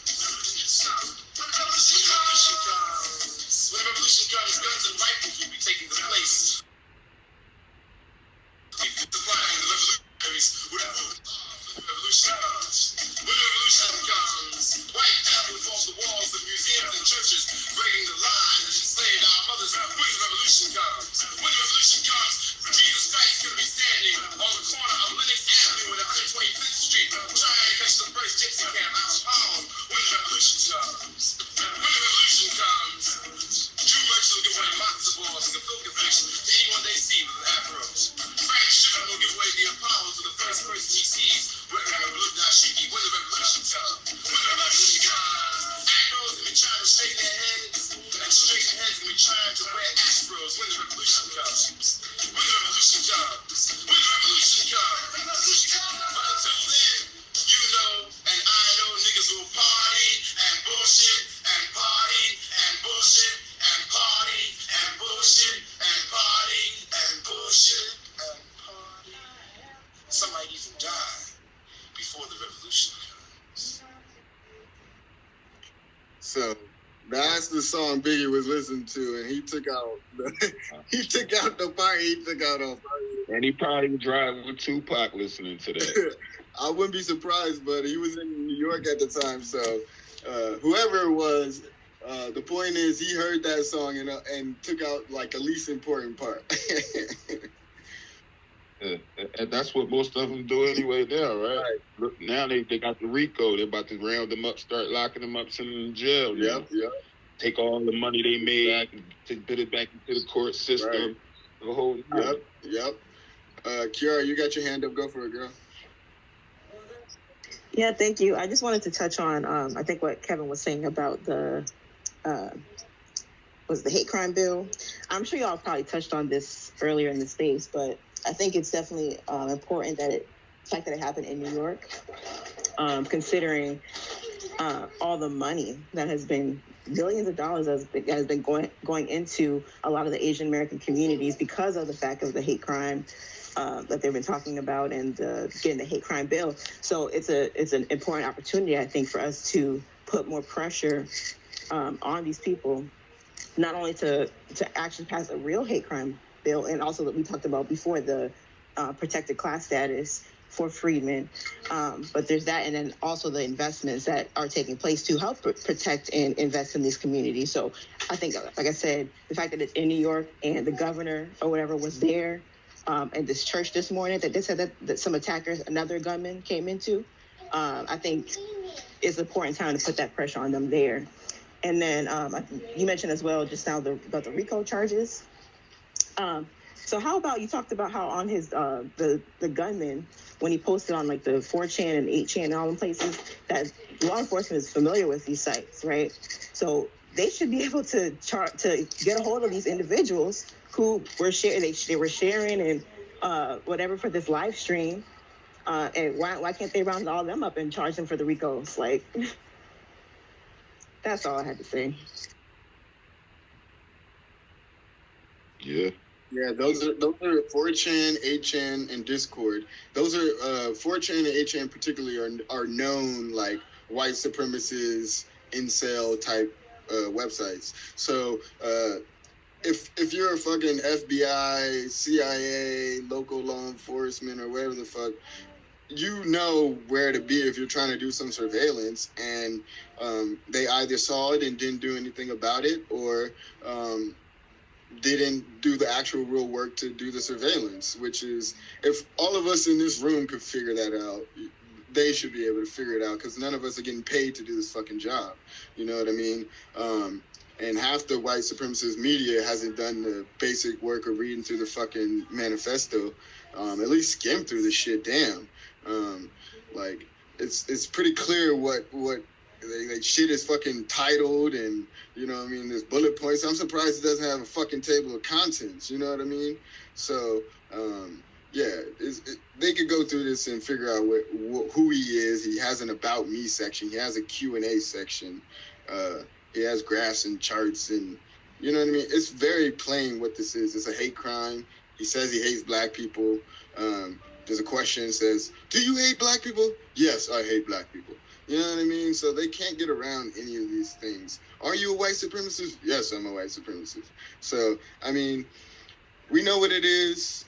We got to arm ourselves legally, get trained, get training, go to gun ranges, create our own gun ranges, go to our own gun clubs, create our own gun clubs if we don't have them in our area. It's just important that we do that. MF Kush, you got your hand up. Go for it. Hello everybody. Thank y'all for hosting the space. So if I don't say anything else, this is literally a prime example as to why we need to have a black-led state.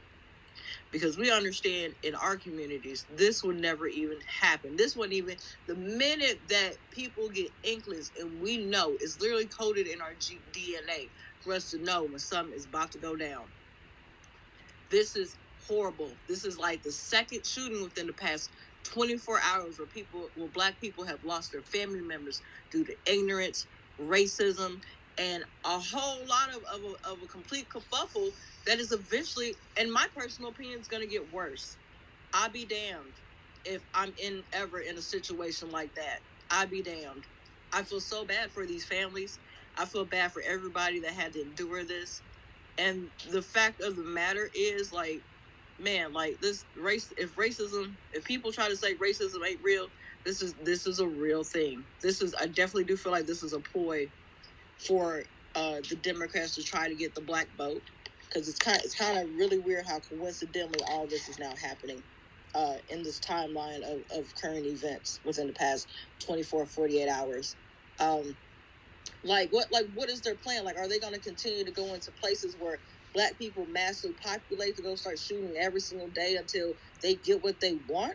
It's highly ridiculous. Had that been a black person going into their churches and their grocery stores, or even in their communities doing that same thing, the same exact thing, they are going to be trained to kill. They're not going to have this person give this person the option to peacefully surrender. They're not going to do that. They're going to take you down at any means necessary. Because if you can get gunned down by having a piece of candy in your pocket, you can definitely get gunned down going into their neighborhoods and their surroundings and dealing with their people. It's horrible, and I'm gonna land my plane on that note. Yeah, and if anybody saw that video the other day, that guy who was like behind that it looked like a fridge outside, and he got shot multiple times, and he was on the ground, and they said hands, and shot him again. Like, they do that when we're unarmed, you know what I mean? When we're unarmed. So for them to take this man in unharmed, it just shows you that the same people are white supremacists, you know what I mean? They probably see him as one of them, you know? A lot of these people, like Kyle Rittenhouse, for example, is on tour right now, giving interviews, signing autographs and things like that, making money off of this.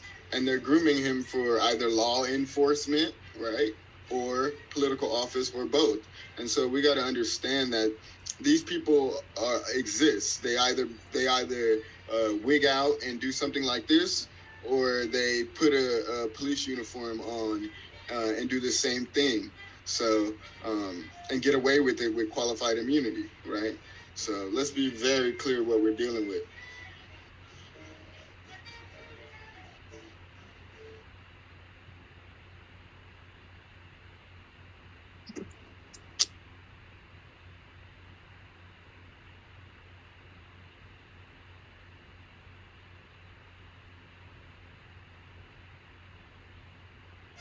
Go for BA, creative. Okay, yeah, this is great, King. So I see that we have Miss Carolyn Marks in the audience. I follow her. She's a writer. She writes on topics that affect Black women, especially. And so I would really like to hear from her.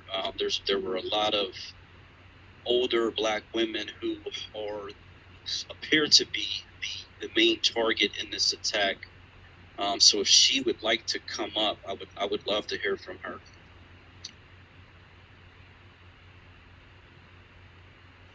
What's her name? Carolyn, you said? Yeah, I believe it's Carolyn Marks. Okay, let me see if I can find her.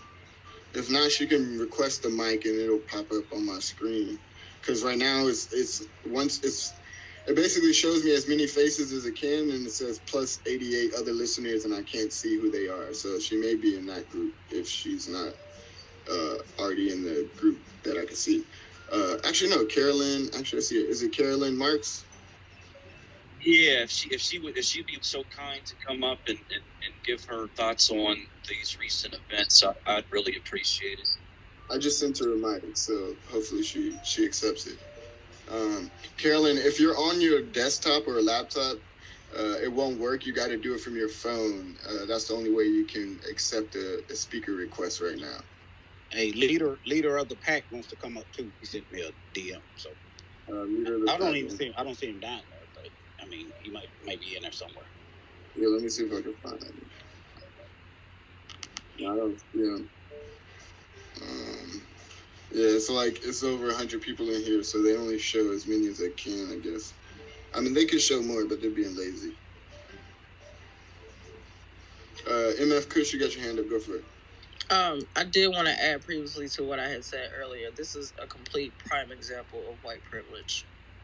A complete prime example. See, they get to walk around streets and neighborhoods without a fear, without having to have that conscious fear of knowing that you may not ever come home alive. They have this freedom that they are able to walk around, strut their stuff, in neighborhoods that are not theirs. They have this privilege to say whatever they want to say and still be protected. But us as Black people, we can't even get our reparations that are owed to us. We cannot even be able to take resources that are supposed to be available for us, but we can't take advantage of that because everything's been focused and centered around everything else but the one objective that Black people have. It's horrible. It's tragic. And I'm landing my plane again. Oh, but I followed y'all, by the way. I followed you in the host.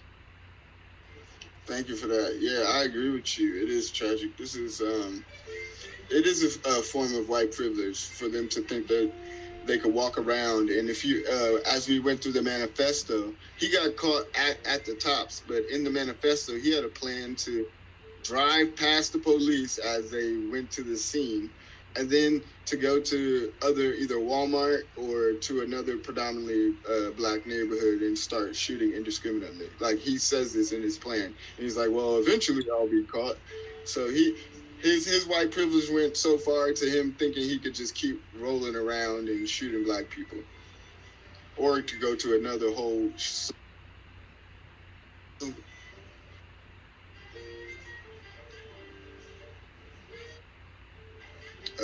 Kiara, you want to add anything? I'm trying to still get Carolyn up here. I sent her an invite, so she just has to accept it at this point. Or Shut Up and Dribble, or Kevin. Yeah, I'll just add real quick. I'll just add real quick about, you mentioned the Rittenhouse and how he's been, being paraded around and, glorified and all this. I think these people really need to take responsibility for how they propped him up. And I mean, it really is the Rittenhouse effect when you have these teenagers, or the fact that he was that young. It's like that's the most shocking to me. Like that's with us. Like, I mean, that's a grown adult, they say, but really, I mean, that's really a child's age if you think about it. Like, the fact that someone that young can be emboldened with that much vitriol towards our community, like you said, like who raised him? Really? That's all. Yeah, for him to even think that he could commit multiple mass shootings was his white privilege at an all-time high. And it's this group I've been researching. They call the Boogaloo Crew. It's like they young white supremacists. They say they're not, but it's a white gun group. They like, the leader is 26. So, he got young white men that age that's following his rhetoric too. You understand what I'm saying? So yeah, they that young. But the thing is, I almost take that back because I'm thinking about all the lynch photos that we see with their children and they're smiling and grinning and just having the time of their life while Black people are getting executed. So I mean, it really it's something that's clearly been encultured among those who think that way. Yeah, if you can think about it, the live stream is a form of sending around postcards of lynchings and things like that, right? It's like the modern form of that. So for him to buy this helmet, get a camera, he said he had to set up a fucking Discord to keep his laptop open at home, and then to be able to turn on his Discord to stream it to Twitch to do all this shit. So this is not something you just do, you know what I mean, wake up one day and do. He planned this methodically, and his manifesto shows it.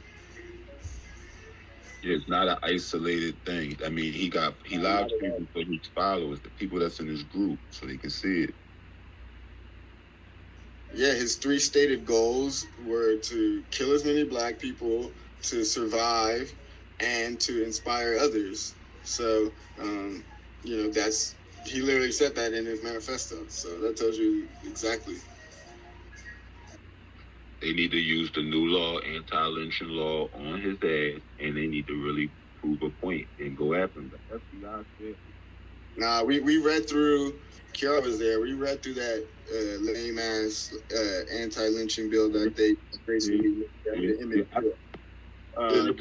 put lynching on it. Nah, check it though. If you read, it's a page long. It's 2 paragraphs.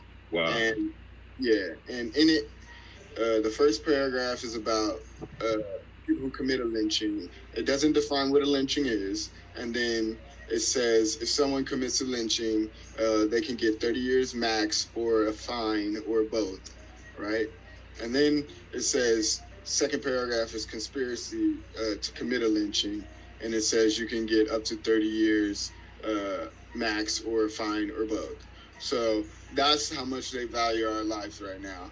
And that was sponsored by Bobby Rush, you know what I mean? Whose friend was Fred Hampton, who was the chairman of the Black Panther Party of Chicago, and was lynched himself, right? While he slept next to his pregnant fiance, right? And so when you think about that situation, Bobby Rush is supporting his friend Hampton, if his killers are still alive, to get 30 years max or a fine. That's what he's saying. And then he's saying to anybody that's a freedman that gets lynched, that's how much their time their killers deserve, or a freaking fine.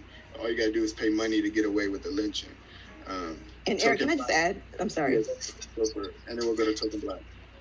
Yeah, can I just add real quick? You know, we talked about. Oops, I'm sorry. Okay, here we go. We also talked about how, you know, in prior, it's been like 200 plus years of them trying to fight to pass an anti-lynching act. And some of the original legislation that they were pushing, the Dyer anti-lynching bill, which I believe Ida B. Wells played a large role in advocating for that. That had way more teeth, and it actually was going to provide cash payments to the victims and their families, which this lynching, so whatever lynching bill, it's really is a disgrace. And it really is like, it may as well just charge him with murder. Like, yeah, and we went through the anti-Asian hate crime bill, and the anti-Asian hate crime bill is a bill we should have had. Literally, they name people. There's like a whole memorial in the fucking bill naming a bunch of Asian people that got killed. They name Asian Americans and Pacific Islanders, like a specific group.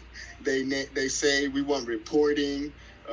We want like online reporting of any hate crimes. We want literally like all of these things. We want, if they even had a clause for sentencing. So let's say you commit an anti-Asian hate crime, you gotta take community classes that teach you about that community, and you gotta be paroled afterwards.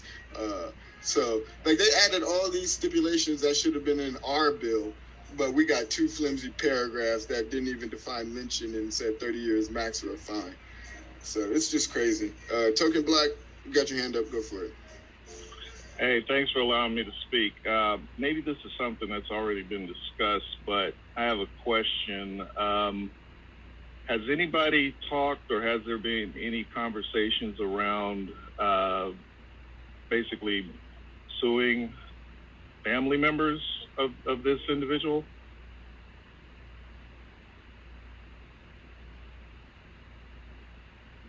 Not that I've seen at the moment, but you know, that's something that's possible.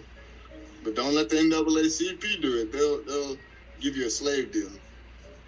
Yeah, because I mean, I saw in I think one of the recent school shootings, the parents were actually prosecuted because I believe they had some type of involvement or something like that. But there was also another case where, and I could actually post it in the Jumbotron at some point, I guess once I stop talking here, where some parents were not prosecuted by the state, but I guess some of the victims actually went after the parents.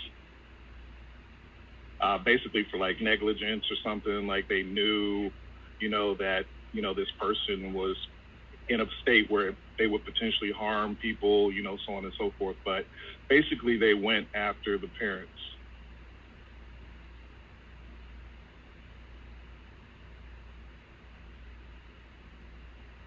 Yeah, I hadn't heard about that, but I mean, that's definitely should be part of this. I mean, there's no way the parents didn't know, you know? There's no way the parents weren't aware of his actions or his plans in terms of his behaviors and types of like propensities, you know what I mean? Like if you're a racist, it's gonna show. You know what I mean? And a lot of times the parents are racist. So, you know, apple doesn't fall too far from the tree. But yeah. Kiara, I think I saw your hand up. You want to say something? No, I was just going to co-sign about holding the parents or whomever responsible, or how, like, just like how they did with the school shooter, exactly that. They found a way to do that. But also, I was going to say, is it leader of the pack? I don't know if they requested, but if you can see if they requested to get on, but they're trying to get up here. Yeah, I mean, it doesn't show right now. The only person I see right now is Lewis, Masika, and I don't know anyone that's following him. So, does anybody know Lewis? Nope. Yeah. So yeah, that's the only person I see. They gotta hit a request, or I guess see if I can find it. But I scrolled through a few times and I don't see Lewis or the person you mentioned.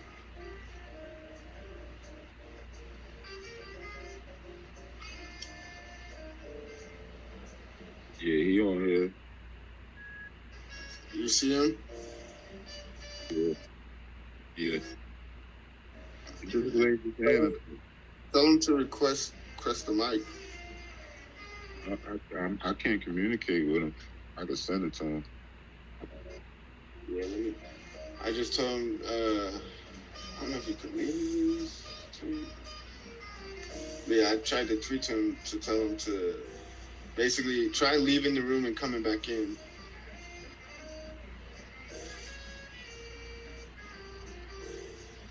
But yeah, I don't know. Twitter is not perfect, so you know it says 88 plus other listeners, so I can't even see who the other 88 are. So if they're not in the first part of the 150 people in this group, I can't see them at all. Mia, you just came on stage. Go for it.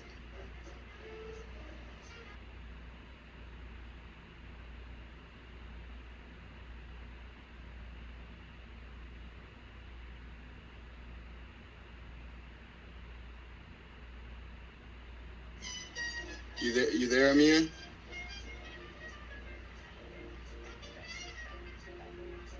Mia Hampton. If you are, you can unmute your mic.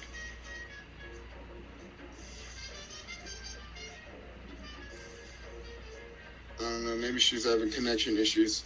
Again, this space has been going on for a minute, so like even when I woke up, my phone was having problems with Twitter. Everybody said connecting, even though people were speaking. So it's fixed now, but if you have it open for a while, it's bugging. Got Dr. Barrett. Try to bring Dr. Barrett Fleming up.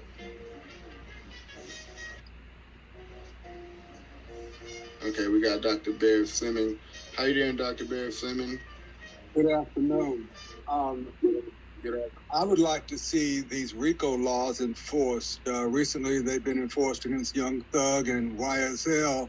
And I was doing some reading on Twitter, and it's not just that you knew, but anyone who knew or should have known that something was going down, whether it be Kyle Rittenhouse mama, who drove him there, but as y'all were talking about, these parents who groomed these children, so-called children at 18, is what some people are calling them, but they knew what was going on, and who helped this guy prepare?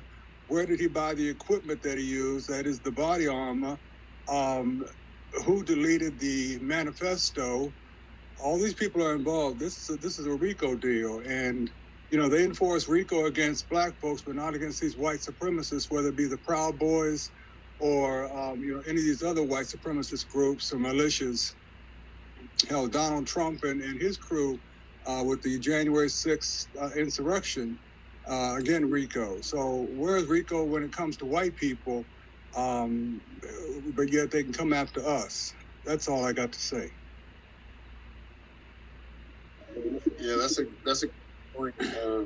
So they selectively apply the law, and it's usually these district attorneys, and that's why we gotta put in our own DAs, because they determine whether they want to prosecute something based on whether they believe something is in the public's interest.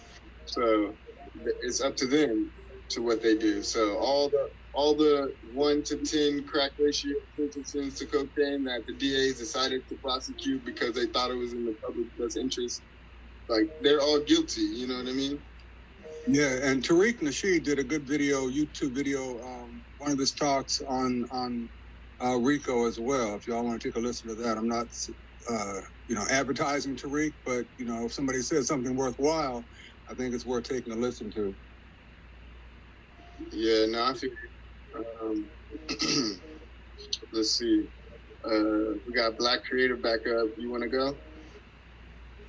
Yeah, thank you. Let me turn this AC down. So, man, I love what Dr. Bear said. I believe that Georgia action is a state-based RICO. I was just trying to do that.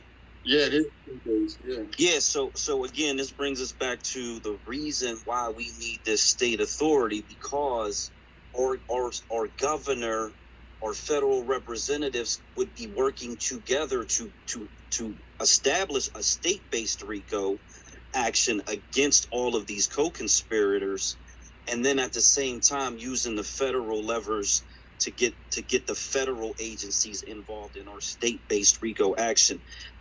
We need this power. We need this state-based authority. Without it, we're essentially helpless and hopeless and at the mercy of our oppressors. We have got to get this authority.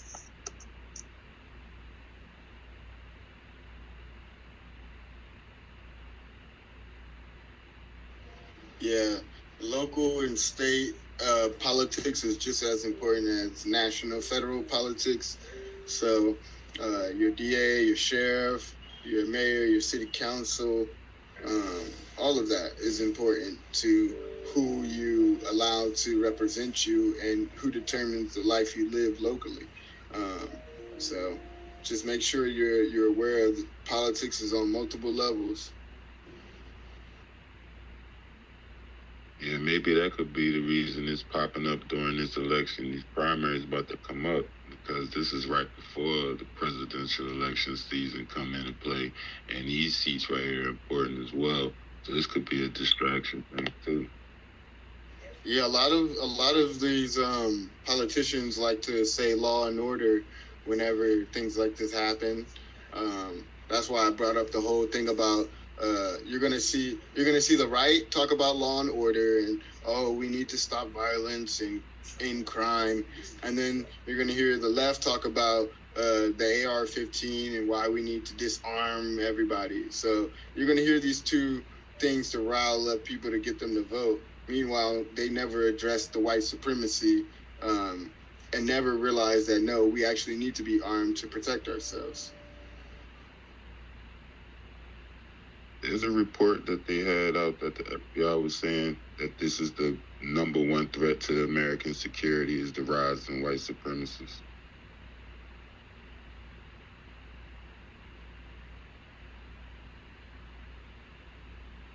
And that's why they've been to this. Trump was laying the foundation for it. Yeah, what did he say? Stand back and stand by. And what did they do on January 6th? They stood back and stood by until January 6th, where they basically took his orders to attack, right? Right, because he want to be exactly who he idolized. That's his mission. He come from the 1924 Clan Blake generation of babies. Like, that's his partner.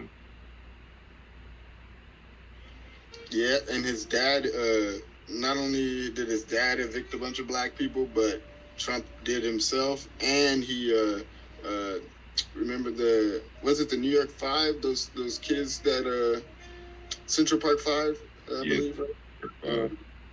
So he called them animals and everything and all types of, derogatory terms. And super predators.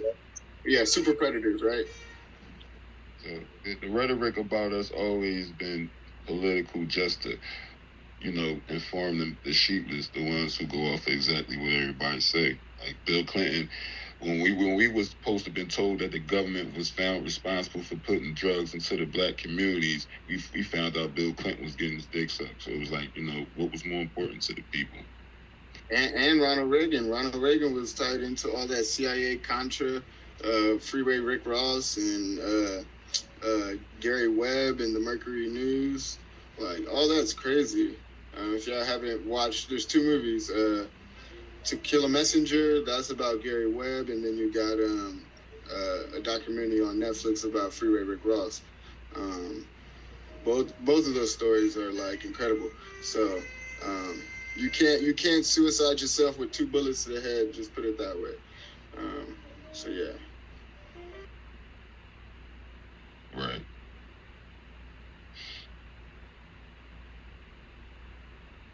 It's crazy. Amia, you got your hand up. Go for it.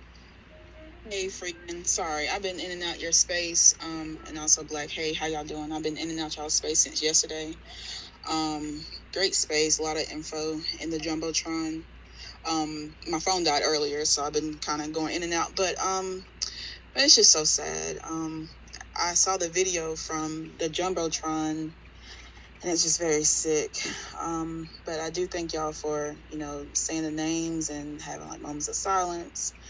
And I'm just basically like in a mourning type of mood.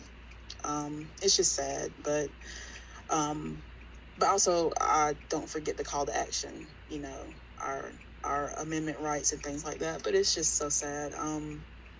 But yeah, I'm gonna drop down and just listen. But yeah. Yeah, it is incredibly sad. And I know a few people in the chat said earlier, should we watch the video or not? And it's kind of like the George Floyd thing. It's not something you want to see, but it's something that needs to be shown. Oftentimes they got away with these things because they weren't shown, right? So we need to make it as just like Emmett Till and his mother and what she did bravely to put his face on Jet magazine to show what it looks like to be lynched in America, a little boy, right? So if we don't show these things and we don't share these things, they go unnoticed, unmentioned, and ignored.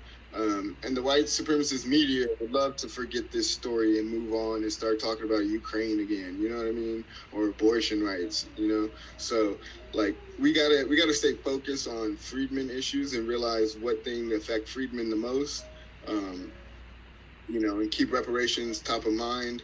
And let's not get distracted, and remember to defend and arm ourselves legally. So yeah.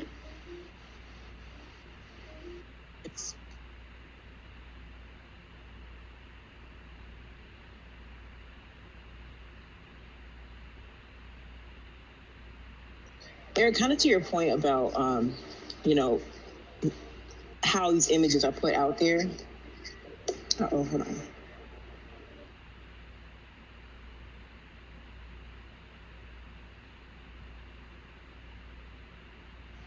It sounds like you got cut off. I heard, sounds like it looks like you're connecting again, so I'll let you come back.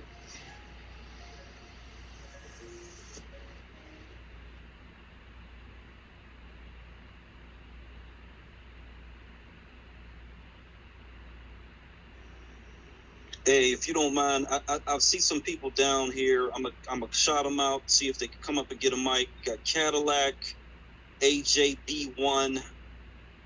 I saw another person down here. Yeah, so please request mics, and there's 70 other people that we can't see. The only way that the co-host can get you up is if you request a mic. I see Amia back there. Okay, C.E. Kong is another one that we'd like you to come up if you could. It's E. Kong Jr. If you have some thoughts on these recent events, we would really appreciate it.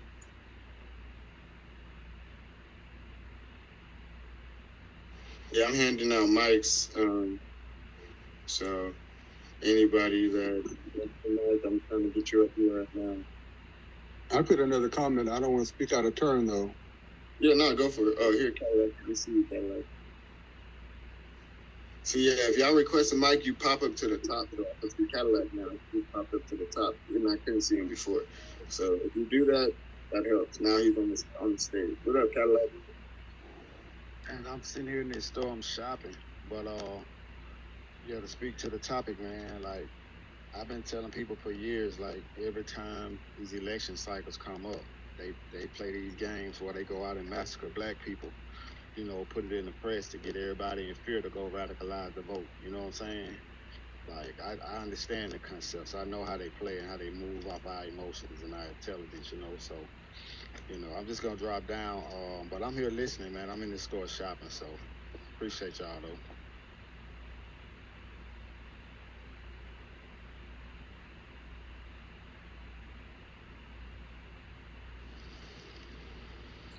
Hey, go for it, Elmer. Okay, thank you. Morning. This is so disheartening that just to go to do your phase of life in this country, to go to market. This is what we are. This is who we are about. It's the market. Of course, they even put us on the market, though that's our spiritual base, to go and make sure we have provisions to continue our lives. And they know this, these white supremacists. They know that this is our culture, the market. Okay, so it's so disheartening. So many families are touched by this.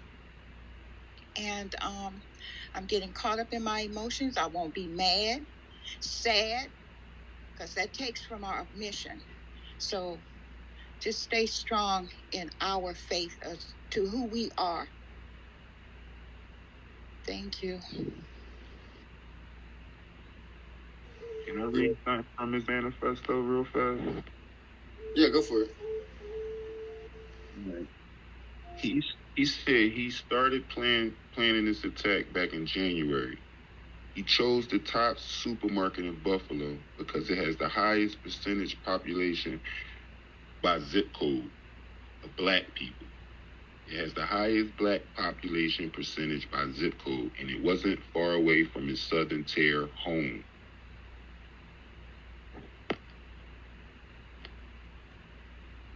Just that alone, his Southern Tier home, his base, like what is he, you know what I'm saying? Like just that alone lets you know that this is premeditated. He meant to do this. It was, you know what I'm saying? It's a terroristic act.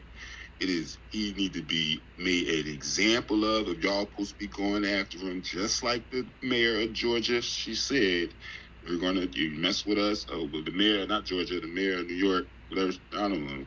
She said some things in there that just was like off the topic, but this is what he said. He's not alone. He said he was inspired by the guy in New Zealand who live streamed his, and he killed 56 people. So, you know, all of these manifestos that the FBI don't found, they didn't really bring to the public because they didn't want to alarm us to be like, y'all better be prepared for this because they aiming at y'all. Once they got a president that had a rhetoric, then it was on. January the 6th was bound to happen. So, he said, he planned this since January. January is talking about. I don't know.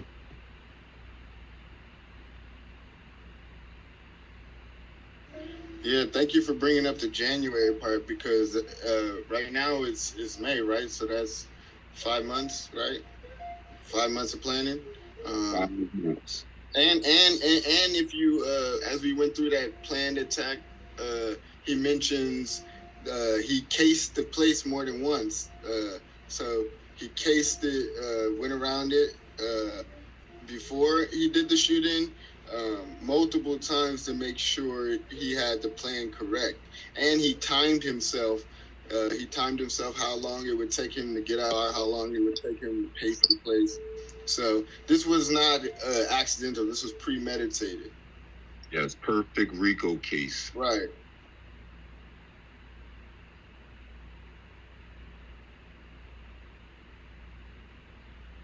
Yeah, one thing I wanted to say just real quick. This is Token Black.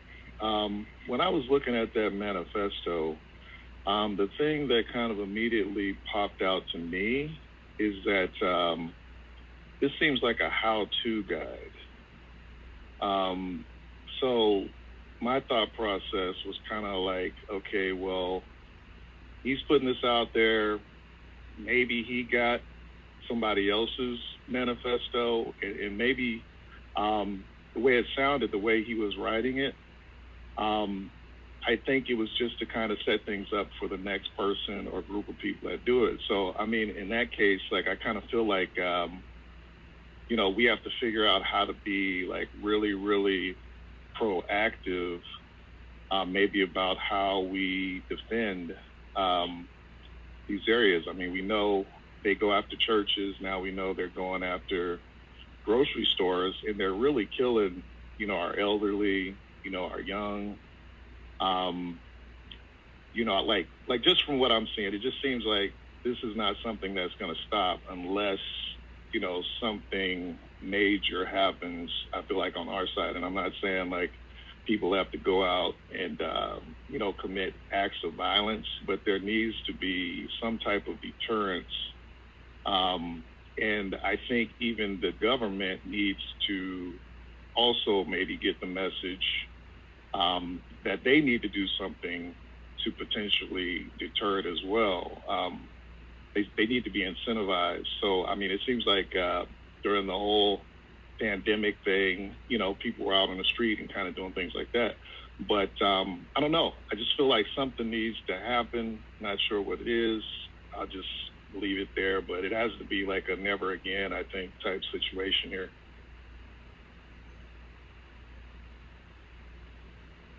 Yeah. It seemed like the manifesto, like he said, is a blueprint. It is also letting everybody else know this is how we going about it. That's the census. You gotta think of the census. I used the census to narrow down the places to where they closed the schools, so I knew the youth that didn't have the same recreation and or extracurricular activities. So I knew where to target those areas to find things. You know what I'm saying? So I know that if you got a crib, if you're going on a malicious way, and you're using that system. That system is our old and our young is like the Klan type. It's, you know, you got receipts for that type of method. Yeah, I definitely agree with that. We got Kiara and then Dr. Barrett, and then I mean we've been pretty you know, cordial. So feel free to just speak freely. Just, you know, try not to interrupt everybody. Thank you, and sorry I kept getting kicked out of the room, but I just wanted to comment on kind of how you were mentioning about like the media presentation of this whole situation, and you know, you talked about Mamie Till Mobley and how she chose to have the image displayed, and I think it's important though, like that was her choice though to do that. You know, I think we see how they, you know, are so casual about Black death and how they, you know, will show these images, how they had that image of Trayvon just on the ground, you know, when it happened, and like even Mike Brown, and even this situation now, like before I even knew what happened, all I seen was like videos and images of bodies on the ground in the grocery store. Like I think we have to also guard, just being cognizant and aware of how they're presenting these images to us. And I also wanted to comment on, again, how the media is presenting this. I was just looking at, I want to say it was CBS, and they're talking about like the White House response to this. And we definitely have to watch how Biden is going to respond, because they're kind of reframing it, as you said, I'll say the left wing of it, framing it as, okay, we need to, really it's both of them, but for different reasons, how we need to invest more into, you know, policing and public safety and all the other things. And they're talking about the dollars that have been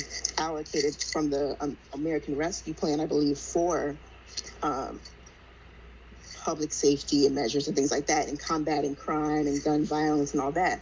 So I think it's really important, as Denise was saying earlier, about how we can, as a matter of course of action now, engaging at our local levels with these officers, and like how they're going to be spending this money, what are the stipulations around it, how much money is coming to our local municipalities, and if any of this funding can be used to create these like community policing initiatives, things like that, where we can get the information and training or whatever necessary to begin to kind of administer public safety measures within our communities that will be funded.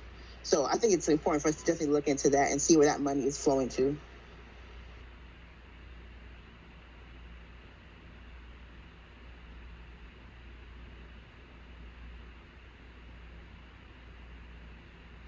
Yeah, I definitely agree with you in terms of knowing where that money is being invested in. When it comes to a lot of what needs to happen, you need people who can respond to events non-violently when it's mental health issues, and then when it's for force like this, you need people who are actually doing the real work beforehand. This dude posted this, and he's been planning this since January. So there's a trail of breadcrumbs that could have been found by now and stopped this in its track.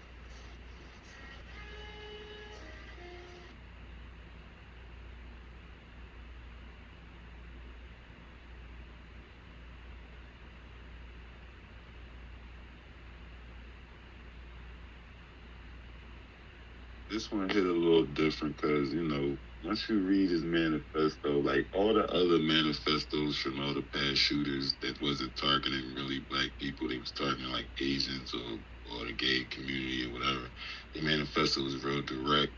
His manifesto, like, real direct at 18, like, it hit. That's why, you want to be mad, but then you feel some tight way for it, but it's like, if you've been paying attention all this time, for me, it's like, that's like wartime. Like, you know what I'm saying? It's like, it's not, they done, the talking is over. Like, the last shooter before him was 20-something, and then the shooter before him was like the age number was going down. And it was not. Wasn't Kyle Rittenhouse like 17? I don't even know his age. I didn't really, my whole thing was with him was that was an example of, and especially the timing.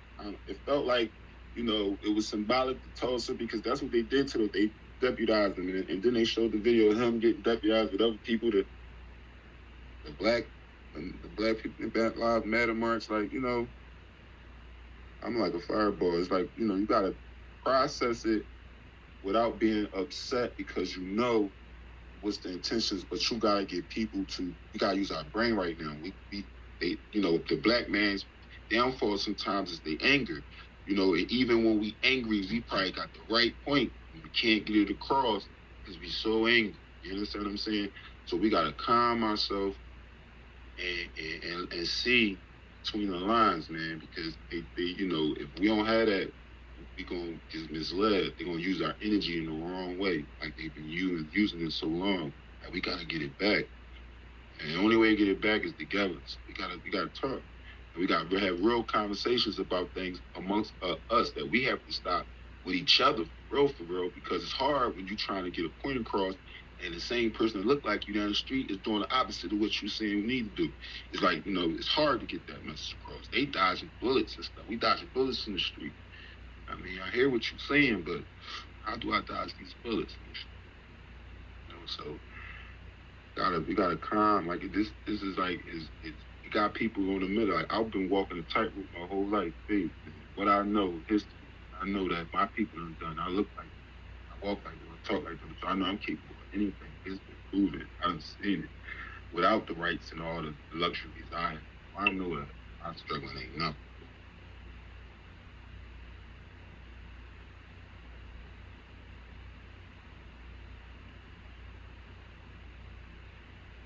We also need to be blasting up these CBC members who were so willing to put their names behind anti-hate crime legislation for other people, but have not done that for our community. So we also need to be putting their feet to the fire on this as well, because they need to write something.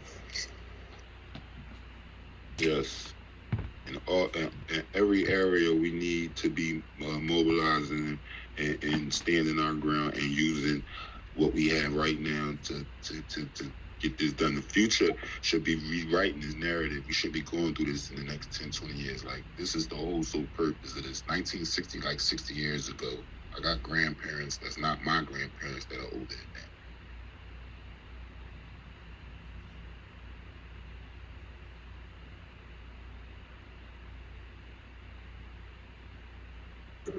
Hey, I want to add this. So I've actually been making the mistake of looking at this terrorist as a kid, as a young boy, etc., 18-year-old. The reality of the way the U.S. government operates, they have the ROTC, where they are recruiting teenagers to go into military service. At 18, you're an adult. When they looked at black children, and this is the reason why they've created laws that if there's a violent crime and you are under the age of 18, they can escalate you to an adult, because they look at our children as adults. They see us as less than human, less than them, of course, but then even our children are treated as adults. So I'm going to really train my mind not to see this individual or them as children at all. They are a part of this system. They're raised in it. We see all the videos of them training these children to carry these weapons and shoot these weapons. And the only intention of having these weapons is to harm other people. So I wanted to add that. And then, I'm a truck driver. I just drove through the parking lot, and I've said this before in this space. Half the trucks got this 3%er, which is another alt-right group. They got these stickers on their vehicles. There's the Boogaloo Boys, the Proud Boys, all these different Nazi, neo-Nazi organizations. They're all over the country. They're embedded in everything, especially law enforcement. And so while we're talking about this, imagine what they're talking about. Like imagine how they are potentially celebrating this act of violence. And not only that, but they're probably thinking the green light is on. You know what I mean? So like we really should start trying our best to anticipate how these people think. All you got to do is look at the past to really understand the future, to be perfectly honest, where things are headed. And, everything should be about coming together, concentrating, of course, as individuals, as groups, as gun clubs. What the problem with those is, just like that not fucking around group, what are they going to do? They're going to target the leadership. They're going to come in with the FBI, CIA, RICO, whatever. They're going to do everything they can to dismantle these civilian groups when it's black men, just like they arrested those Moors up there in the Boston area or wherever they were at, and they were just driving around, like they were just driving to go train in the woods some fucking where. I think those gentlemen are still locked up. So they treat us entirely differently because we don't have authority, and as civilians, we're always going to be behind, the potential for prosecution. A lot of prosecutions are false. It doesn't matter. Once they arrest you, they charge you. You got to pay for attorney fees. You got to go through the system. So they win even when they lose, they win. So we really honestly gotta really get this authority, because that's the only way we can actually protect ourselves long term, really permanently in this country. If we keep thinking about, okay, I'm gonna defend myself, I'm gonna defend my family, I'm gonna defend the community, they use all of their agencies and all of their authority to thwart that over and over and over again. So, that's how they dismantled the Black Panthers, who were essentially doing exactly what a lot of us are talking about now. We need real power, real authority that has the opposite and equal force, which I hear the Freedmen Party talking about a lot. You must have equal and opposite force for these people, and that is only at the state level. And I'll end with that. nothing impossible. And if we use our resources like you're saying, which we are in a better position, if we got outside influences, people that are not black or white in this issue, that's not in this issue, that's in a power position as well. Like a lot of the issues that we gonna have to fix that, you know, is really the systematically been up against us that's been getting stronger because we've been so scattered across different things, is we gotta unify and stand on things. Now, the gun groups, the not fucking around groups, the Who You Need gun groups and stuff like that, you know, only when they let their feelings and their anger get in the way of how they're moving and thinking, I feel like they could get stronger, or each one of those groups could get stronger and more groups could grow. Like we gotta understand that what we dealing with is not gonna be really subtle sitting at the table. It's gonna have moments where it's gonna look like it's getting out of control or it's going to places where it shouldn't go. But sometimes that's, you know, what you're gonna have to do for freedom or equality or what we gotta have a list of demands for what we want, because that lets them know what our intentions are. We're not just here out of anger and hurt and what you and reparation or retribution. No, we're here with a list of demands. This is what we need.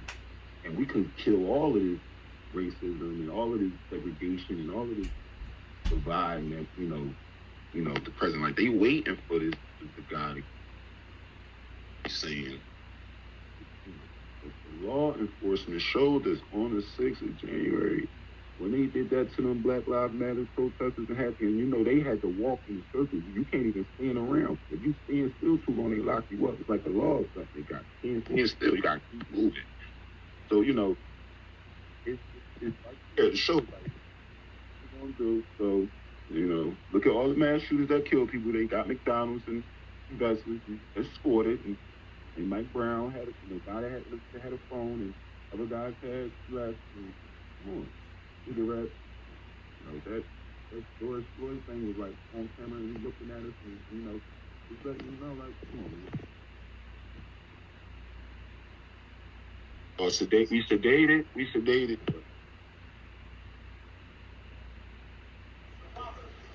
Absolutely. Go ahead, leader of the pack. I know you've been trying to get up here. Yes, I feel like I just climbed Mount Everest barefoot to make here. Can you guys hear me? Go for it. You got it. Okay, thank you. So I feel like, first of all, I love this conversation. Too many times in these social squares, conversations I have, they're not really productive. I think that, like, but I do think that a lot of times we make a mistake by not keeping the main thing. Like, right, I feel like the few people that have spoke since I've been here have mentioned the fact that they recognize when the federal government or the government period, state governments, whatever, utilize situations, specifically, obviously, like situations where Black people are harmed at certain times, whether it's election time or whether it's deflection time or whether it's just time to get everybody to stop focusing on what's going on. But at the same time, we double down with them, and I think that we lose like the point here of why they're doing it. And I don't say this at all like to make up for, just to take up for anybody who does anything as disgusting as kill people. If your body's not in physical like threat, if you're not in depth threat, then you should never kill anybody. And that's my personal opinion. That said, I think that we have to think about it. Are we allowing the very media that we are pointing out manipulates the public to manipulate us? Because I remember right after that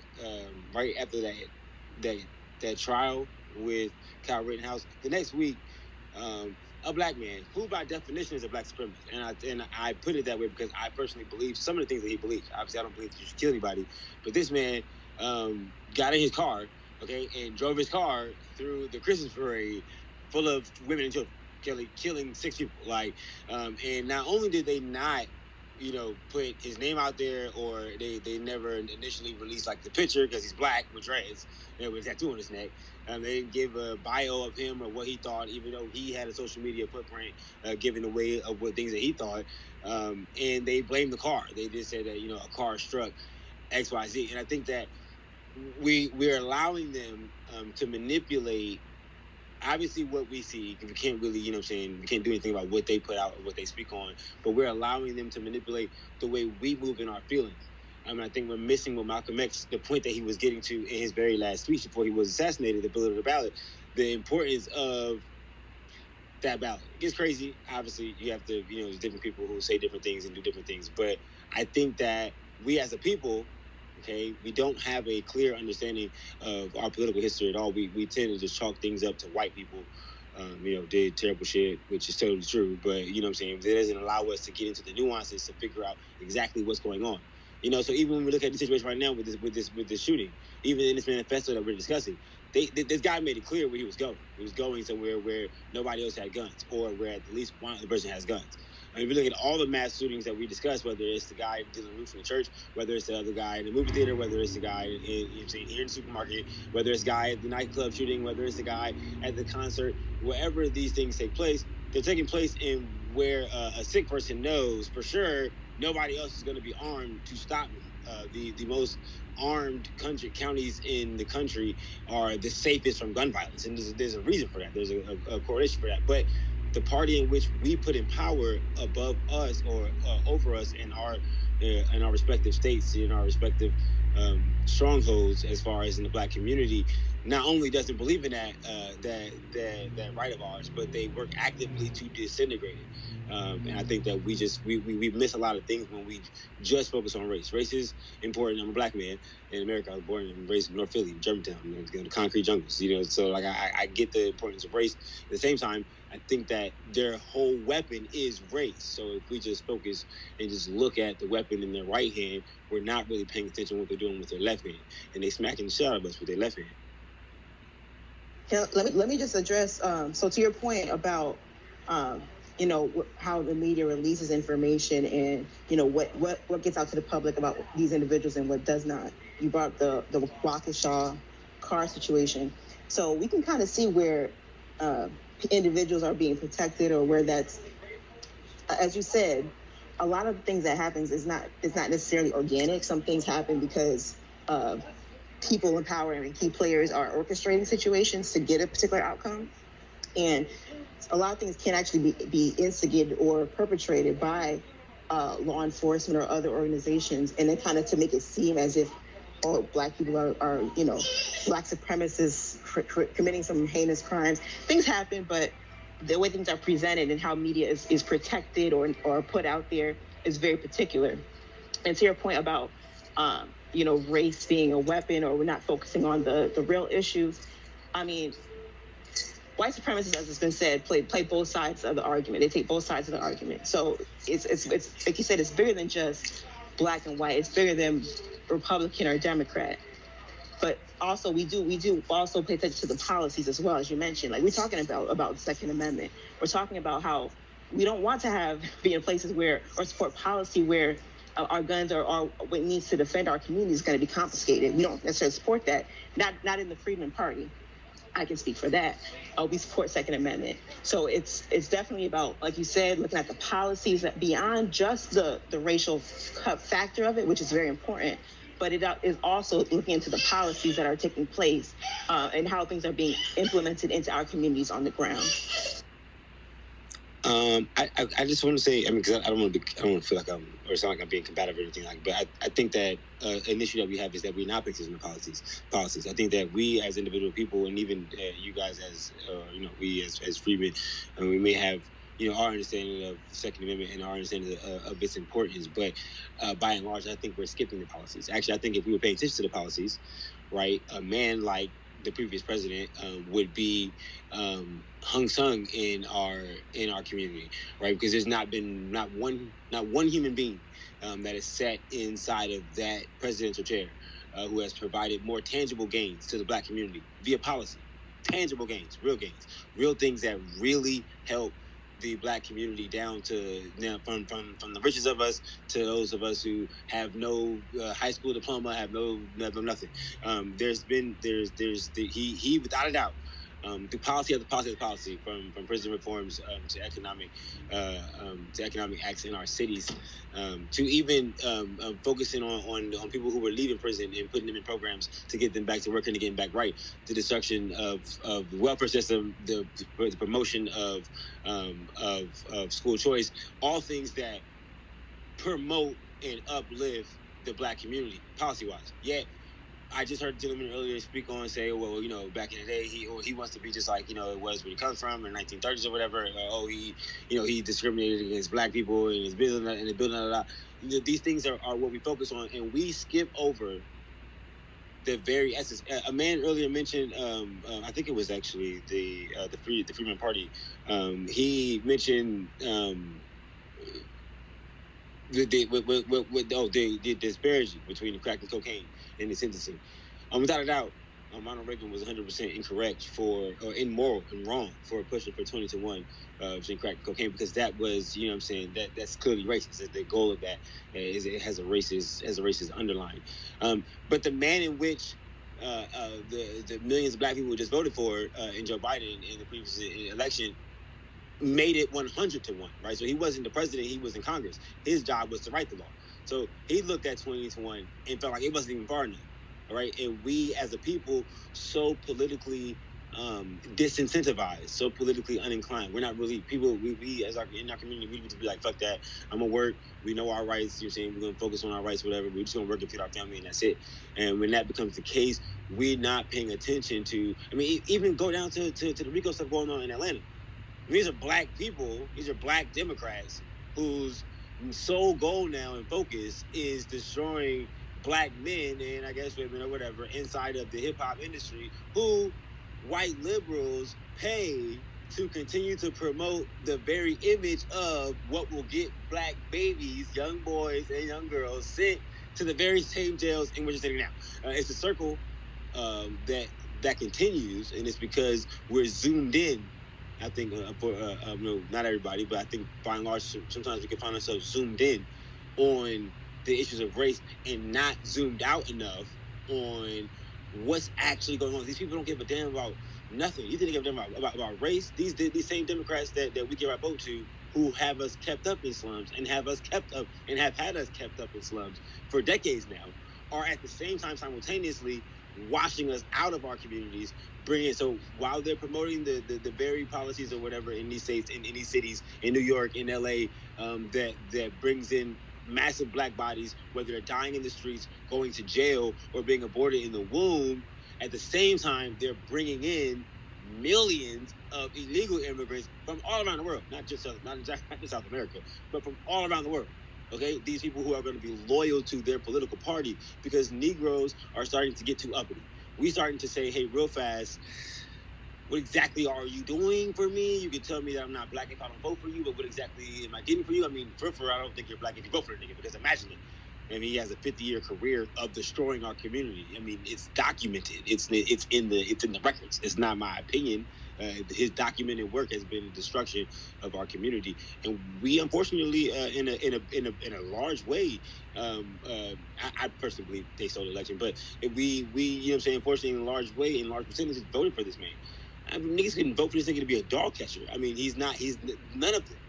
They done nothing. They voted out Kamala Harris with her freaking lugs, and she's our Black queen. They've done nothing. Her record in her state as a top cop was massively locking up Black folks for weed. Imagine being massively incarcerated in California for weed. We're not even like, these people have a distinct record. And by default, Donald Trump, who only had 4 years as a politician, is holding any elective office, his distinct record of gains, if we're putting them side by side, not just far surpasses, but just like completely dwarfs anybody of any of our lifetimes. And I'm young, and you guys are, I'm sure, older than me, but still, even in any of our lifetimes, and we've never seen the tangible gains that our community seen between 2016 and 2019, pre-pandemic, of course.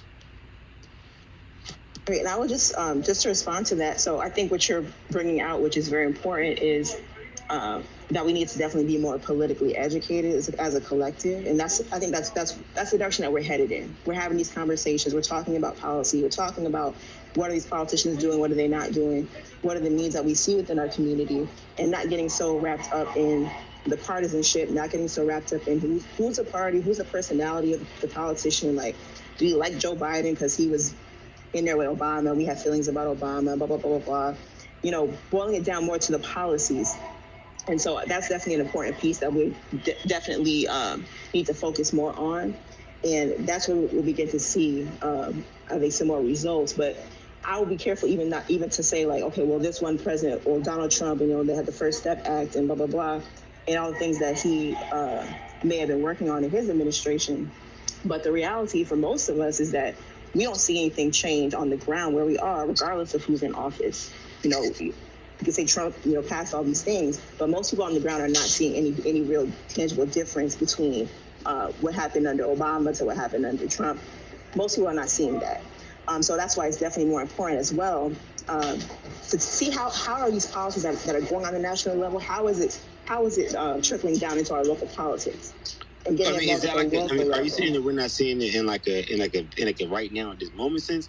Because just a little while ago, when Obama was president, the youth unemployment was at the highest that it's ever been for Black youth unemployment. Black home ownership was at the lowest it's ever been. Like we were measurably down and under in post Donald Trump or during his time of implementing policies or pushing through policies.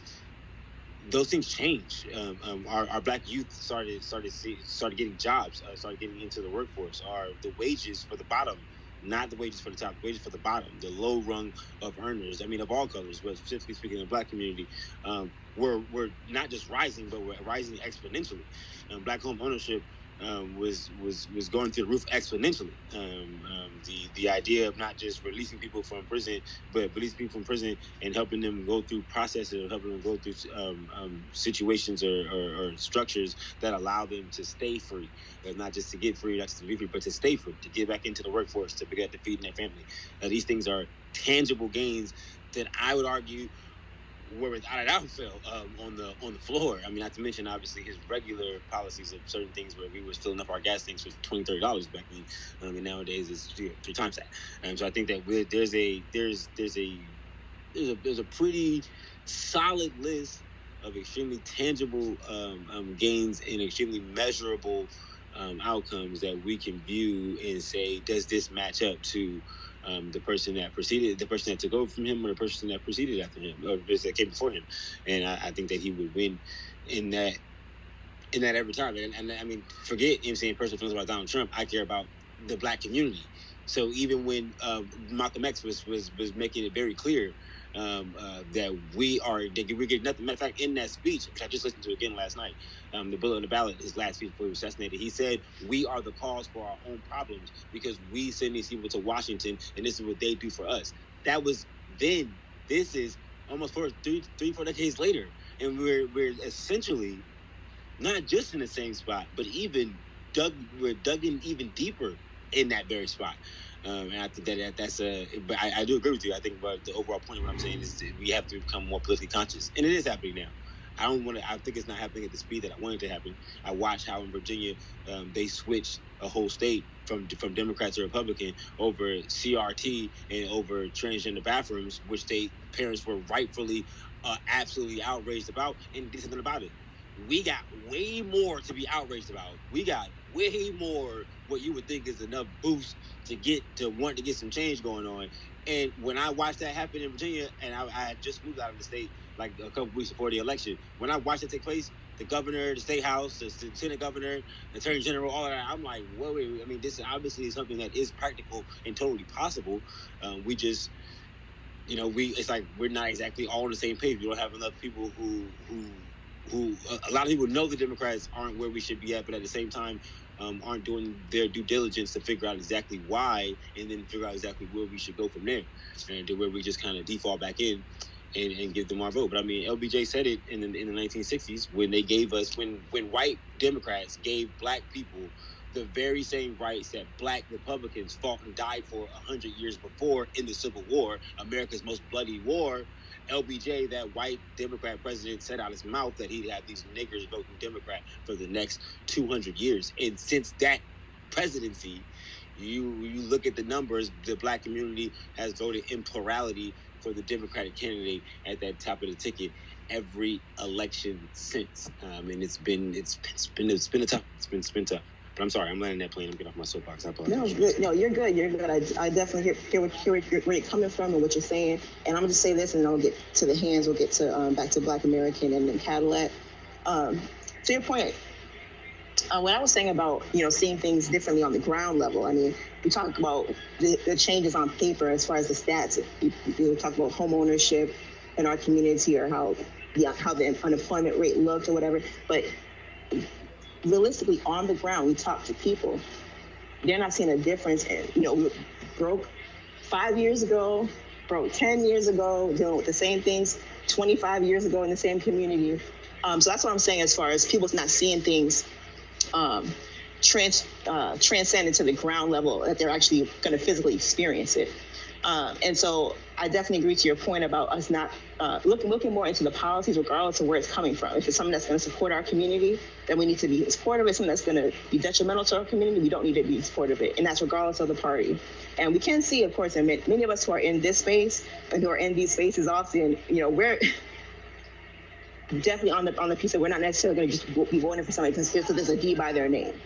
Absolutely not. We're not going to vote for things that are going to be detrimental to our community. Many of us are not going to support things that are going to take our means of protecting our communities away from us. Many of us are not going to vote for things that are going to lead to an influx of illegal immigration that's going to displace Black workers. Many of us are not going to vote for things that are going to be detrimental to Black life, period. So, but again, that goes back to the community education. So go ahead, Black American creators.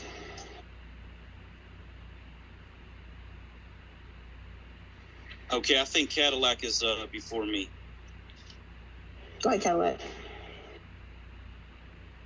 He can go ahead. I'm in the store checking out.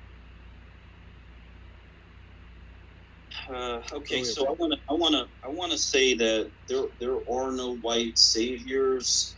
Both of these white parties, and I don't care if there's 100 political parties that are run by white people, they're all going to be against us. They always have been against us. They always will be against us. We advocate for everybody who has registered as a Democrat to take that off of their registration as a voter and to register as an independent voter, which means you can vote for any party that you choose, but you are declaring your independence from these white political parties. That's what we advocate for. We talk about it a lot. It's likely in this particular event, these elderly Black women who were active in their community, they were Christians, they probably attended church. It's very likely they voted Democrat their whole entire lives, and that is unfortunate. It's also extremely likely that this terrorist was a Republican or had Republican leanings, because most of these white nationalist groups are voting as Republicans. They are following Republican ideology. They're quoting Tucker Carlson, Fox News, as the genesis of this so-called white replacement theory that they have going around. So Trump is not going to be our savior ever. Nothing on that side is going to be our savior, left or right. We have to do for self. We got the Freeman Party in here. He's done an excellent job of keeping this conversation going.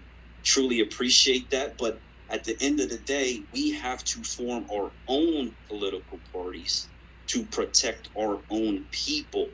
We can't keep trying to go into the matrix and fix it from the inside. That is not a solution. We've spent the past 60 years trying to go into these parties and fix them from the inside. There's a Black woman in Pennsylvania, amazing candidate for senator, and who endorsed Dr. Oz against her because she's surging in the polls as a Republican.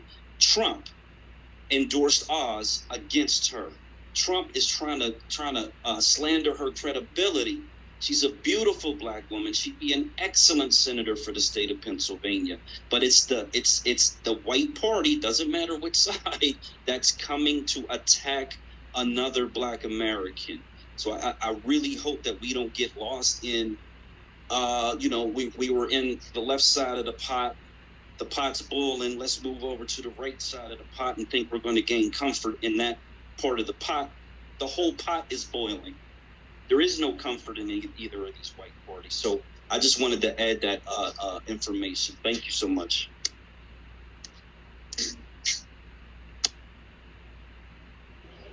Absolutely. Cadillac, you there?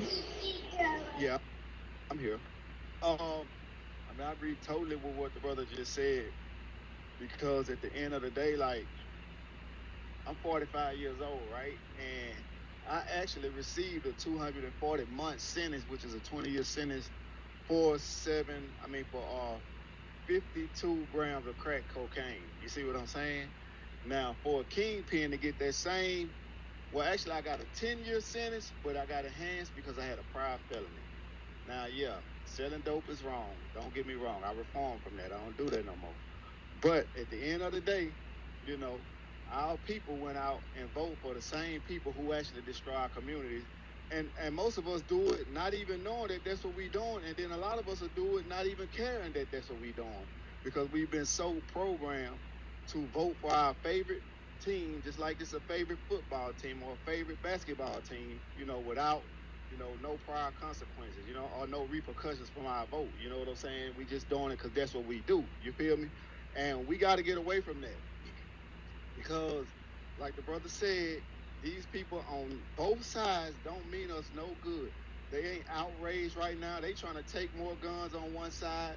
They trying to fund the police more on the other side. You know what I'm saying? Which has been their main go-tos whenever dealing with anything that's happening with us. You know what I'm saying? They don't care that they killing our elders or our children. They don't care at all. That's their intent. So at the end of the day, you know, if you keep doing the same thing over and over, expecting a different result, that's called insanity. And these people literally looking at us, laughing at us, giggling at us, you know what I'm saying, knowing that we're literally or politically insane people, you know what I'm saying? Because we keep feeling like some type of way that they gonna do something for us that we know they not, and they know they not, you know what I'm saying? I go talk to council members and, you know, city council all the time, you know what I'm saying? You know, they want to give all these hundreds of millions, not even hundreds of millions, like the last time I went, it was $73 million. They was going to give to the police departments for building 5 police precincts in the most hard-hit areas in our black community, right here in Shreveport, Louisiana, where I'm from. So I was telling them, well, look, man, why don't y'all give some of that money towards prevention? You know what I'm saying? I understand that, you know, we got a crime problem, and y'all is needed in the community because, like, it is what it is. But at the same time, they understand that, I understand that poverty breeds crime. You know what I'm saying? So without them reparations, without us getting, you know what I'm saying, the monies that we are due, you know what I'm saying, from the enslavement of our people.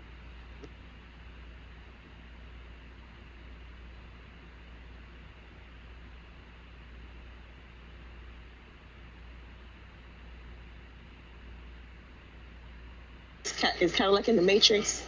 Is it just me? Can you hear me?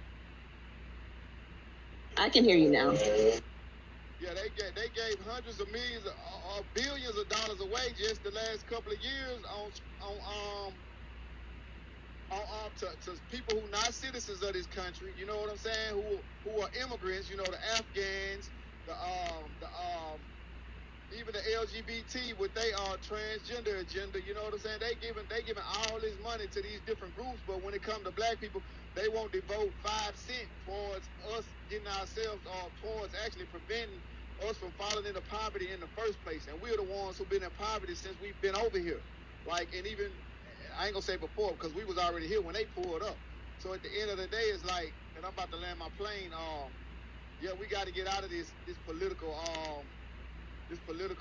insanity that we find ourselves in, thinking that these people are going to do something for us. We got to go in and get our own people, even if we got to get people who are 17, 18, 19 years old and get them to run for office, put our money behind these people, you know what I'm saying? Because we can get them to do what we want them to do. You know what I'm saying? They will be true representatives because they tied into the community. But these outside people, even a lot of black people, we got a black mayor here in the city right now who was I got the video of him in a room full of all white people before his election, and them actually funding and contributing and actually selecting him to represent the city. You know what I'm saying? Because this is a majority black city where I live at. So we got to be careful of all these different trick bags these people been giving us, all these different games and these different manipulations that they doing, because they know that in a majority black city, we still got to have a black face, but we going to select that black face that's going to represent our best interests, not the interests of the black people who actually are the majority in these cities.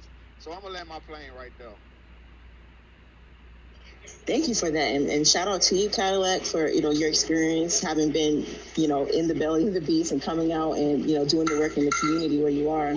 Shout out to you. We definitely need more vocal leaders such as yourself to get this message out there. And to your point, again, it's not about the party. It's not about the individual, someone having a face that we recognize or that we like. It has to be about the policies. And as far as we don't want to jump from from the frying pan into the fire as far as Democrats or Republicans, embracing policy that's going to be constructive to our community, whether it comes from the conservative side or the liberal side, whatever. It doesn't mean we have to be a member of that party. It doesn't mean we have to vote for that party indiscriminately.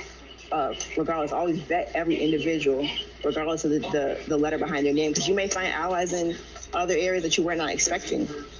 So there's definitely a lot of alliances, or I'm gonna say alliances that we can make, but ultimately it's going to come down to us doing for ourselves in our own communities. I don't know if Black Creative, can you chime more about how this relates back to us being empowered at the local level, at the state level, if you can? Yeah, absolutely. So, the goal that we talk about is establishing an independent Black party within states, and we focus on Delaware, but there are 8 states. They're all in the southeastern U.S. Many Black people already live in these states. The problem is we don't have a majority. We need a voter majority. We need a 60%. That's the minimum of Black voters to overwhelm whatever the population is, white, Hispanic, Asian, it doesn't matter. There are all these projections about these southeastern states. They essentially will stay the same all the way to 2060 in terms of the demographics.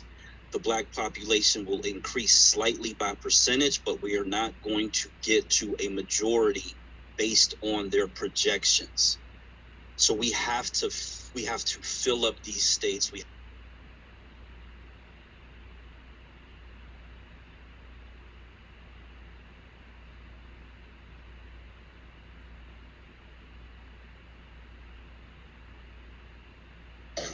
I think he might be in the Matrix.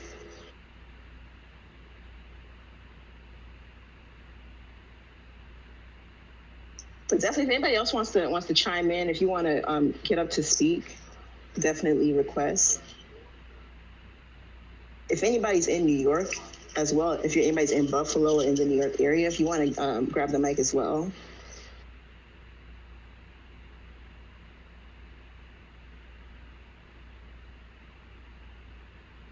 And anyone on stage, feel free to chime in on the topic.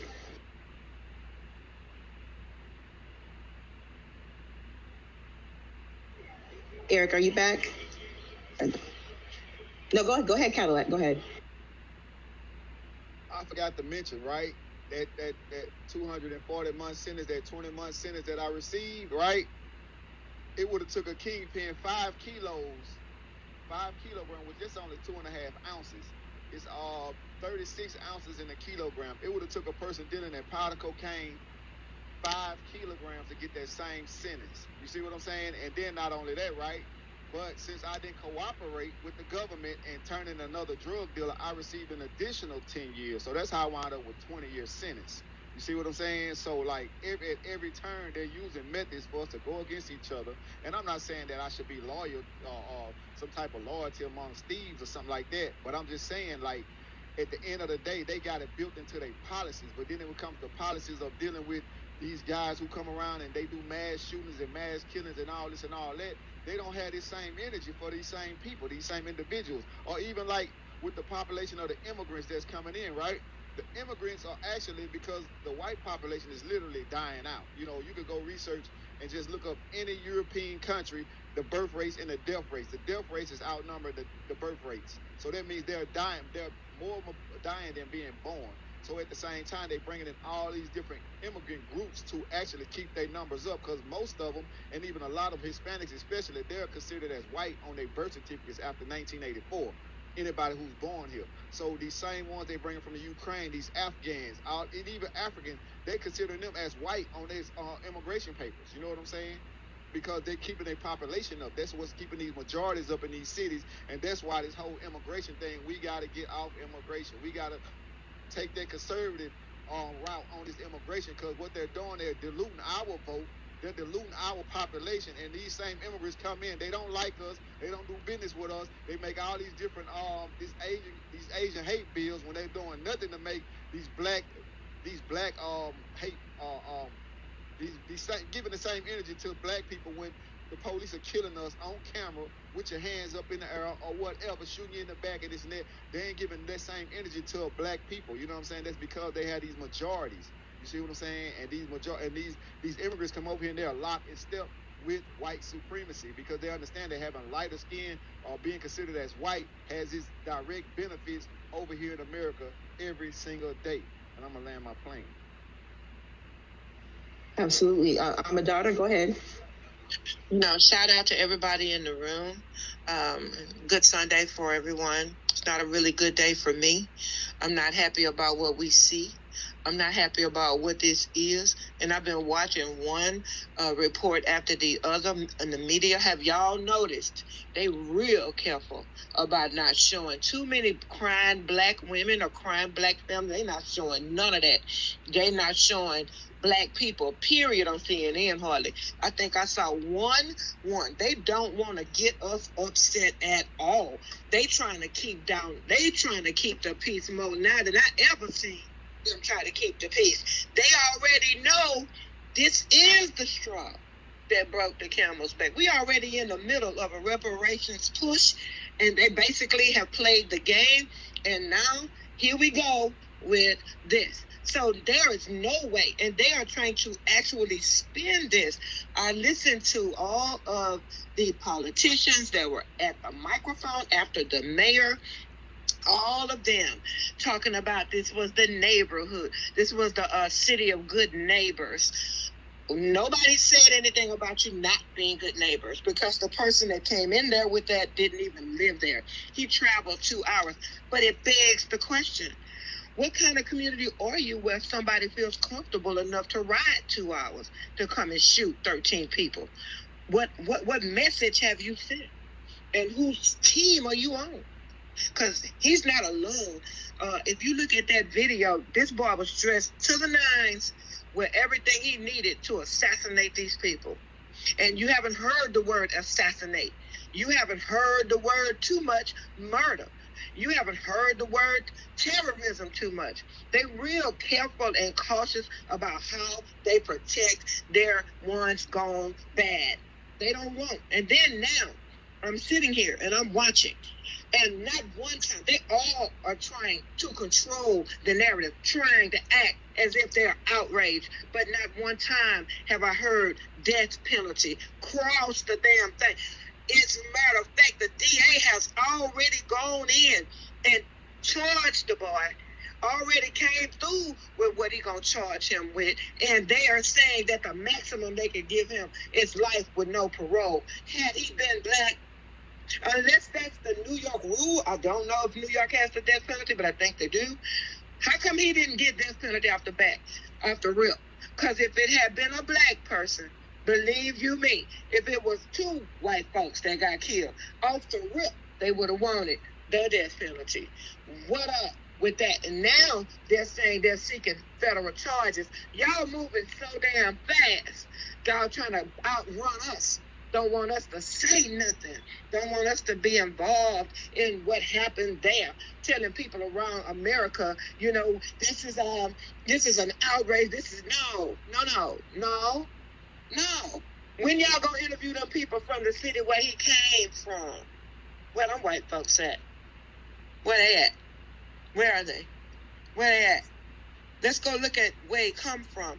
Who wrote all of those algorithms to run all of that information that he had in his manifesto.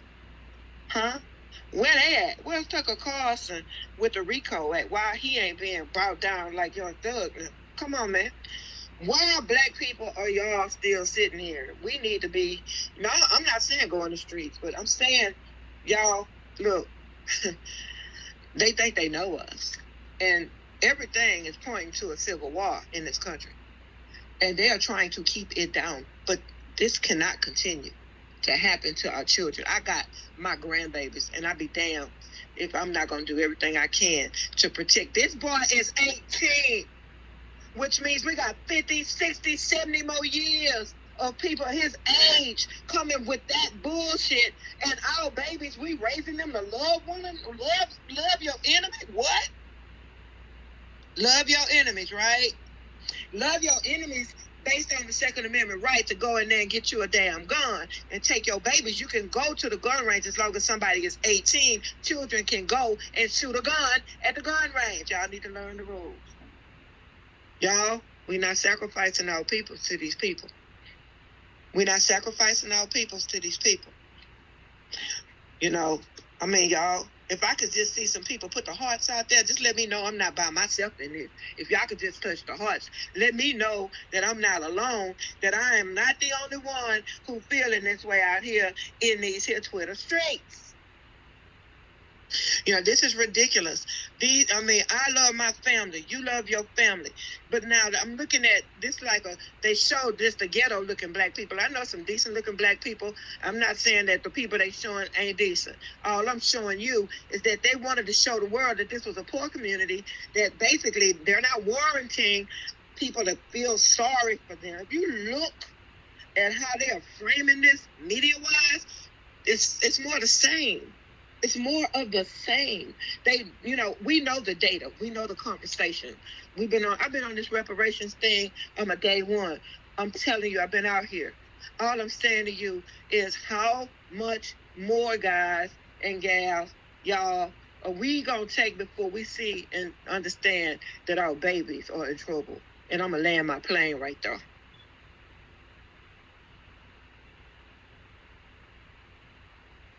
Shout out to you, Amadar. It's definitely not sustainable at all. It can't continue to go like this. We have to have a plan of action and response, and not get so caught up in the emotions of it that we don't plan and execute. Right? I don't know if Nas, Amaru, if you want to chime in. Yeah,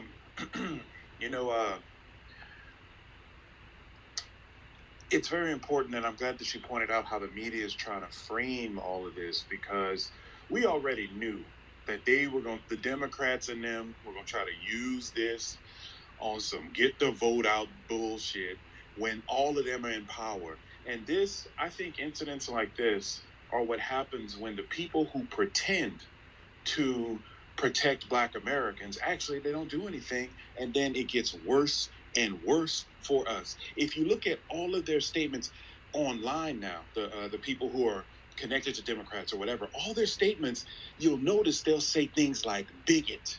They'll say things like white supremacy, or they'll say things like, well, white supremacy not as often, but they'll say it, but more in relation to, so they can pin it on a conservative, right? That's what they're trying to do. And I'm not saying the conservatives are our friends, but don't come sit here, play with our emotions, play with our tragedy, and try to direct us to go and attack somebody like just Tucker Carlson. Okay, yes, you can go attack him. Okay, whatever. The problem is we need more Black Americans to obviously protect themselves and know what's going on, and we need legislation to make us a protected class and punishment for people who practice hate crimes and terrorist attacks against us. That means we need politicians who are going to push that type of serious legislation. This is not a fucking game. All that Stop Asian Hate nonsense where they tried to make us out to be the criminals, that shit is dead.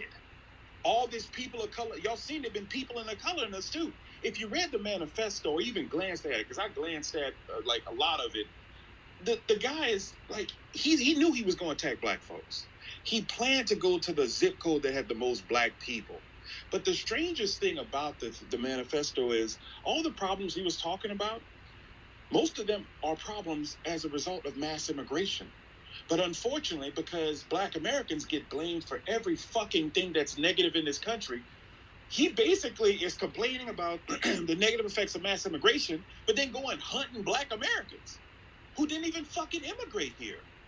So, I mean, the shit is crazy. And you can see also in the messaging that some of these people who are on the mass immigration side, pro-amnesty, pro-bullshit, whatever, those folks are trying to spin the immigration narrative and just totally taking us out of the picture and all that. So what they're trying to do, I can see it, what they're trying to do. They're trying to use this as a way to further their agenda that anyone who's against mass immigration equals a terrorist. Or they're trying to practice the great replacement theory because they love their stupid buzzwords. No, mass immigration is a problem, and it will be no matter how many white supremacist, anti-Black terrorists materialize between now and forever. Okay? So that's all I wanted to say. And if I could piggyback real quick off what Nas said, they are doing it now. They are using this replacement, whatever, saying that he had in his manifesto. One poster, he just, like Brother Nas just said, he just totally left out that this white supremacist terrorist went to a predominantly Black American freedmen area to execute women, children, whoever was an American freedman, they was dead.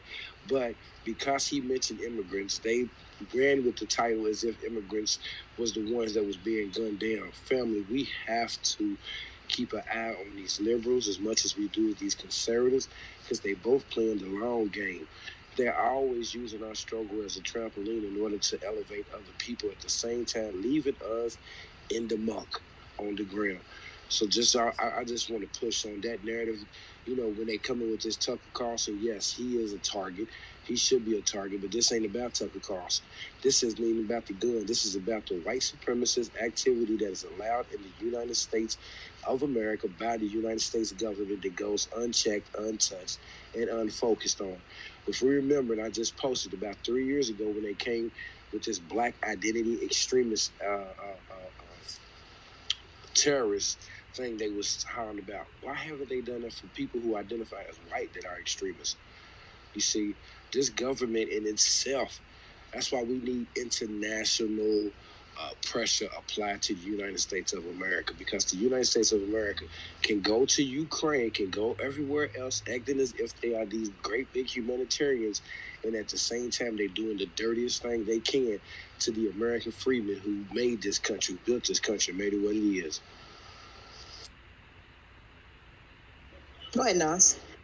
Yeah, about this, I agree with pretty much all of what he said. But the one thing I would say is this: the only international aspect that we should consider is just when it comes to defining the genocide that is being practiced against us and documenting that and sending that out to whatever bodies. But just on a paper trail basis and for future what may come of it. But at the end of the day, we're not going to solve this problem unless we do what we have to do here at home. I mean, I'll tell you right now, I don't care what the international community does, because at the end of the day, they didn't help us get out of slavery. They didn't help us get civil rights. They didn't do shit. All they did was send us their poor bastards to come and take what our ancestors fought for. So no offense to them, but no, we're going to take care of this shit at home. All these politicians, when these motherfuckers show up with that hugger motherfucker talk, you show up and you give them the damn business verbally. You give them the business. We ain't playing no games with these people. That's why I was going to do a space earlier today. I was too pissed to do a space, but I saw this one going. I said, let me just pop in there. But like I said, we challenge everybody. We get these people out of office, okay? We get them out of office. If you don't want to pass a Protect Black American bill, get the fuck out of my face. Fuck you and your abortions. Fuck you and your whatever fucking issue you care about. Get out of my fucking face. And then spend your time on the gun range in between that, okay? That's what I think we should be doing. Spend your time on the gun range, get you some fucking seeds, start growing some food, and get these devils out of office, okay? If you don't want to stand with Black Americans, motherfucker, if you don't want to stand with the people who built this fucking country, get the fuck out of my face. That goes for Democrats, that goes for Republicans. That's how I feel about So the first law of nature is survival, right? Take care of home, take care of yourself first before you want to, put on somebody else's life vest. You don't got your own life vest on. We have to focus on our own community, prioritize. As Nas said, we need to be a protected class status. We need protected class status. We need to, as you said, we're not focusing on any issues that are ancillary or, focusing on anything else is going to deprioritize American freedmen issues. That's point blank, period. Go ahead, I'm a daughter. So I had to get down and cool off for a minute because I'm really upset. But now when they talked about on the news, they talked about he said nigger was inscribed upon the gun. But when I looked here in the Jumbotron, it said, here is your reparations. Why haven't they once, have y'all heard them read off, here is your reparations once? Hell no. Because they know that that's going to set it all off. They already know this. And the fact that I just can't abandon the fact or the feeling that we being played. And I hate being played. It's the finesse. They're basically using this media and trying to act like they're outraged. It's the finesse because nothing gets this far gone without people bowing the head and turning a blind eye over years. So don't act like you ain't know, because this is not that. And that's why we have intensified and will be intensifying our efforts and our push for reparations. And all of you who have not been active and have not paid attention to our push for reparations, let me tell you what you're leaving on the table. You're leaving the future of your family, your children, your grandparents' legacy, your grandchildren. You're putting them all of that in danger. You're putting it at the mercy of your enemy. When you don't want to ask for what is rightfully yours, everybody else is. And here's a question. Here we have immigrants that have been here, 1-2 generations. So they haven't been here long enough to make a real contribution into the economy. So whose money is this that they're giving them? Whose money is this? They haven't made no money here, not enough for what they spending. So whose money is this they spending? This is the money that our forefathers, ancestors created economies within economies so that we could survive. They could raise us and raise families. And that money is what they're taking and spending and using because they haven't generated enough new money to cover what they're spending. So don't let them finesse you into thinking that they're giving you anything, because they're not. What they're doing is replacing what they took, and they need to pay their debt. And I'm asking everyone to help us to, in your city, in your town, look for a reparations movement, because they're everywhere, and support it and put your efforts behind. It's very important that we get, and when you read that there is a Freedmen Affairs, anything happen with Freedmen, support that, please, because that's important. We are out here in these streets every day, endangering our lives to, because when people see your face right now, you can get canceled. You can do that. You can get canceled. People can find you. They will shoot you, all of that. So when you meet these people, these Trojans, these real soldiers out here, support it. Support the soldiers, help us. Because I tell you, when we go to war, it ain't for everybody. War is for warriors and soldiers. If you're not one of them, you could at least help. These people are very comfortable with our division. We don't get along, start fighting and all that. We got to stop. If we're going to live, this right here, the boy traveled more than 2 hours to go to Buffalo.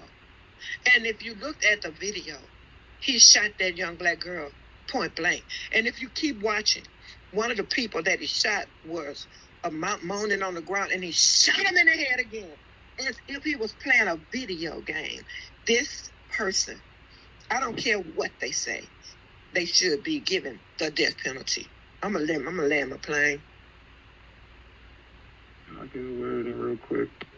You feel the energy in the room, the energy. We need to be feeling this, moving this energy on all fronts, like everybody that come on here and said, in political standpoint, the policy standpoint, the groundwork, military standpoint, and everything, because that's the only way. There's no other, type of feeling you should have into, but going hard right now, saying this is totally unacceptable because they're not showing none of them people out there how they're mourning out this thing. They're just showing us what happened and what the police and the mayor and them saying. They're not showing a response from the neighborhood, and it's thick. You understand? It's thick.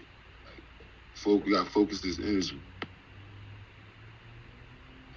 Black American, go ahead. Yeah, so I just looked up that New York State death penalty was abolished in 2007. And there are actually there's news reports that people are calling for that to be reinstituted. However, there is federal capital punishment, and the federal government absolutely needs to declare this a hate crime and elevate it to the federal level so that they can implement the death penalty in this situation. That's what it was created for, and that's what they absolutely must do. Absolutely, and I just want to touch on real quick, and thank you, Amadada, for reminding us that now is the time for us to get activated. It's not the time for us to sit on the sidelines and watch. We're in the fight of our lives. We're in the fight for our reparations, fight for our future generations, and now is the time. We can't sit back and just wait for somebody else to do it. We have to get out there and do it ourselves. Nas? Yeah, I wanted to say, with all the stuff I said before, it is a time of action. I think it's more like a sharpening of our political will, a sharpening of our survival skills, and just a clarity of purpose. And I think we need to use this energy in that way. So whatever part that you fill in on or have to take part in, whether you are ex-military, whether you are an organic farmer, whether you are a survival skills specialist, whatever you have to do, or a political activist or a politician, you do what we need to do to protect ourselves, because the fucking devilish Democrats ain't gonna do it, and the fucking devilish Republicans ain't gonna do it. Not unless we force them to do it. And that's what I'm on right now. And as far as that guy getting the death penalty, kill him by firing squad. I don't really care. The thing is, in the future, we have more than him to contend with too. Because these people have been allowed to fester on 4chan, 8chan, and this other site like Worldview, Stormfront, all these things, right? While the Democrats and Republicans play hot potato with our lives. That shit is dead, okay? Now, the reason I shared Marcel's thing up there is because, unfortunately for Black Americans, we have to juggle so many balls at the same time. So while we're trying to get reparations, we're trying to get our politicians in office, we got to deal with this. You know what I'm saying? So it's like, so that's why, I'm trying to, change the energy sometimes. Right? I mean, obviously I'm upset about it, but I'm also like, okay, what can we do? You know what I'm saying? Like right now, actually, I'm about to go call Marcel because I was on the phone with him talking about, okay, what do you need for your campaign? Because we're about to start doing phone banking soon.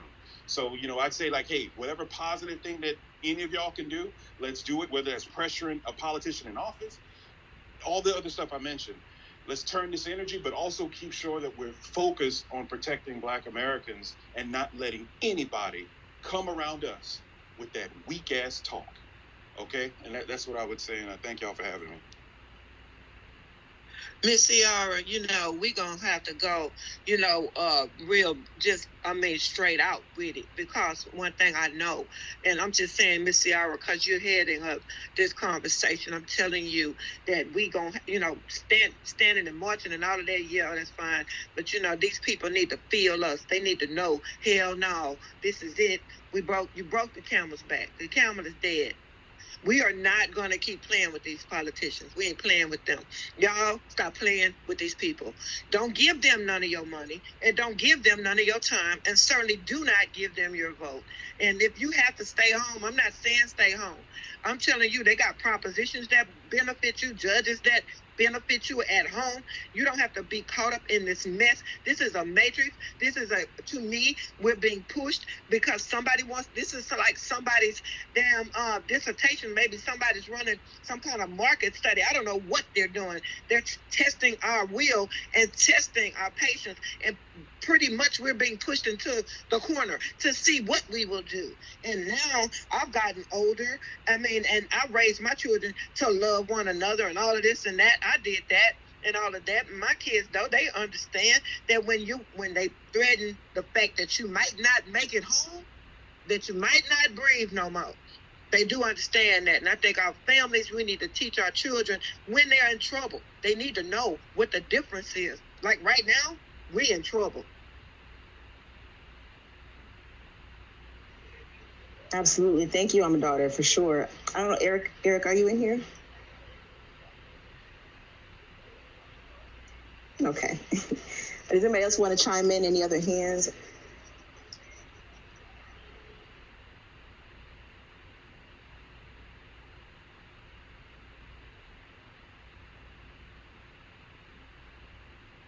Okay, well, I mean, I guess I can kind of just to kind of reset the room a little bit what we were talking about.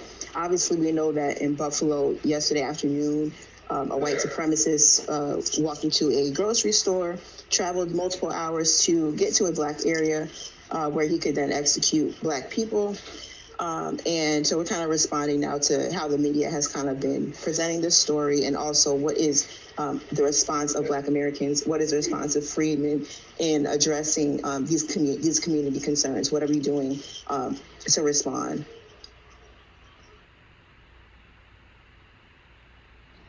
Hey, yeah, so I'm driving. It might be a little bit noisy behind me.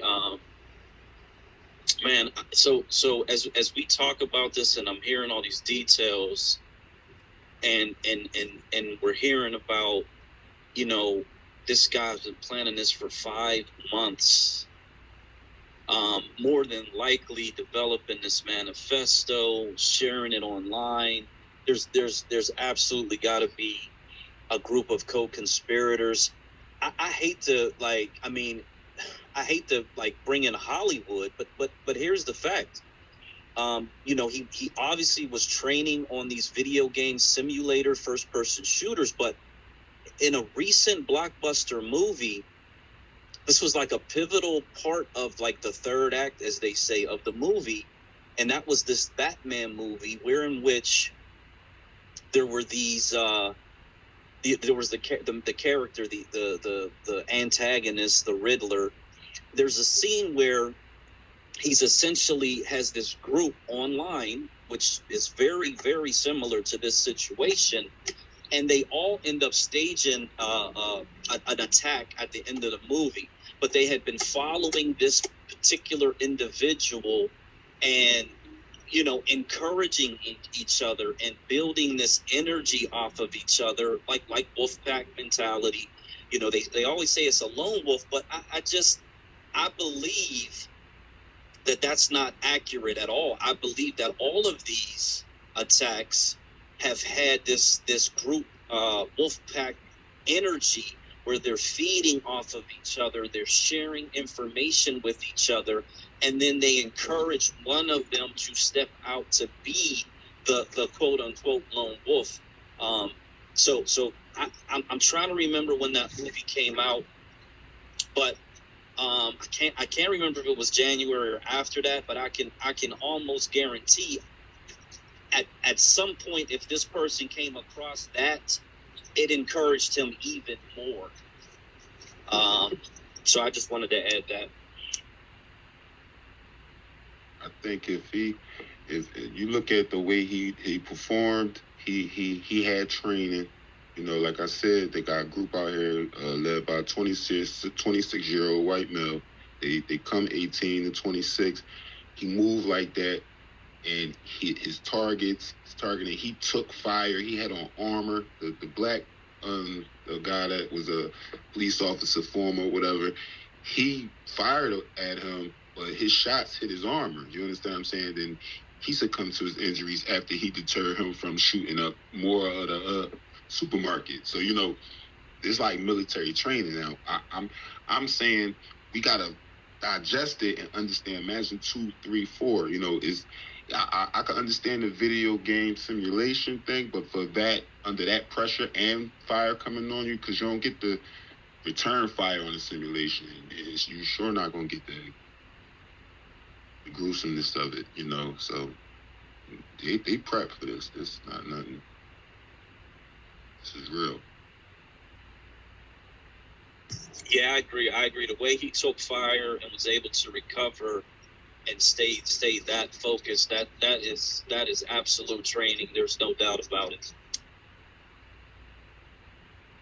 Right, we definitely can't reduce it. I'm sorry. We definitely just can't reduce it to video games or let them try to make it seem like you said, he's some kind of lone wolf or, you know, he's some kind of amateur. He clearly had support. He clearly had training. At 18, you know, and at 16, I learned in Pennsylvania you can obtain a gun, a hunting rifle, and it goes up as your age go up for what you can obtain an AR-15. Like they giving them out to them young white boys in Western Pennsylvania, like, you know, candy at 16, 17, 18. They registering. They out shooting deer and trees and logs and stuff, you know. So I can understand that he had a lengthy amount of training, and if that's the rhetoric he was getting, like he trained condition.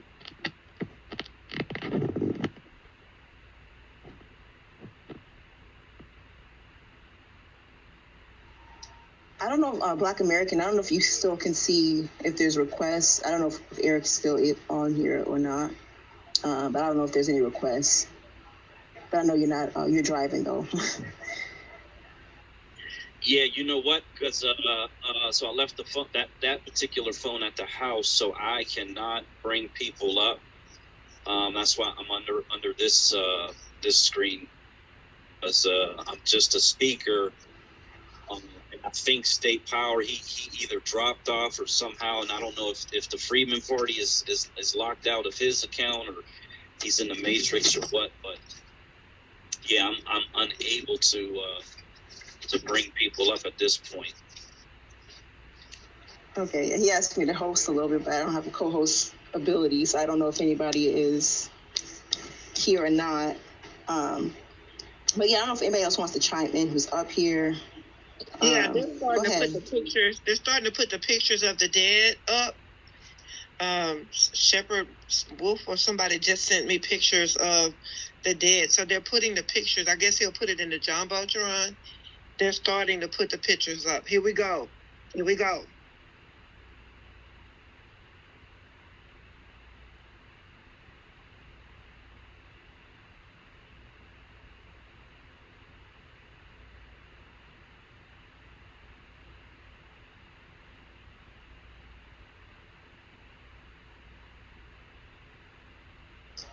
So they have the names on my daughter?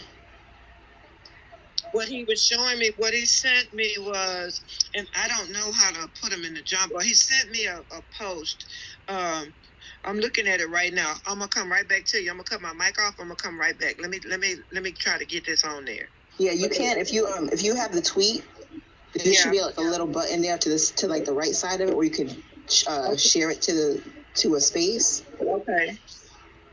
Hold on. Let me pull this up.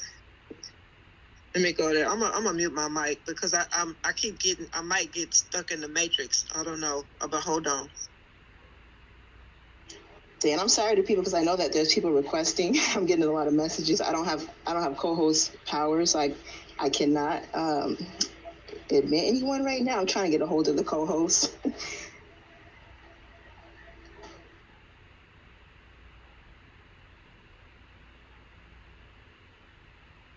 Yeah, unfortunately, because I'm traveling and I've already lost service twice, even making the trip, and I'm driving for at least 10 hours today. So the room would have crashed if I would have moved that phone. So I'm trying to get somebody to go over there to see if they can get some co-hosts and get to my phone, but I'm unable to do so right now.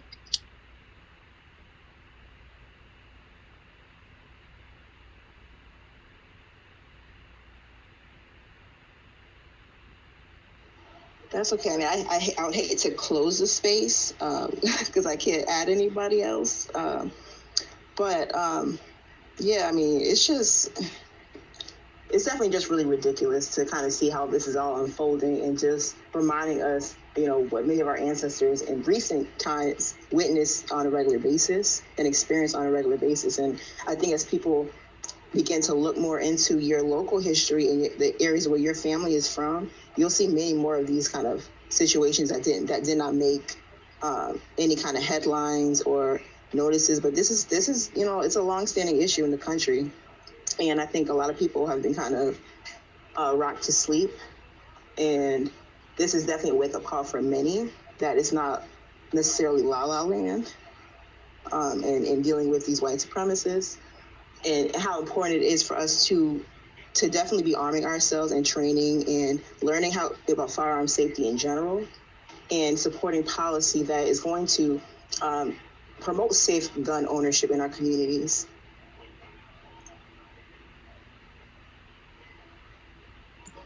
Yeah, so Miss Ciara, I don't know if you've ever created a space, if you know how to do that, but it may be to the advantage for someone here who is a speaker to do that and just simply invite everyone that's in this room while this space is still up, so that we can get everybody moving over to a space where, you know, someone is in control at least.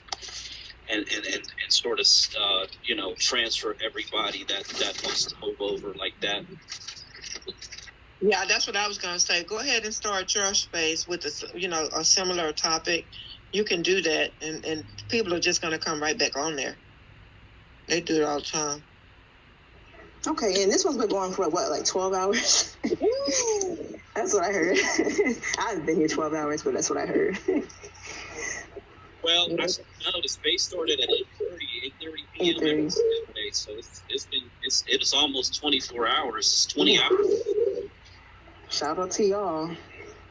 So let's see. Let me see if I can start another one real quick. But thank you everybody for listening, for tuning in, and I hope that we can get some more participation. Go ahead, Amadada. No, I was saying, Okay. all right. I said, okay. Okay, let me see.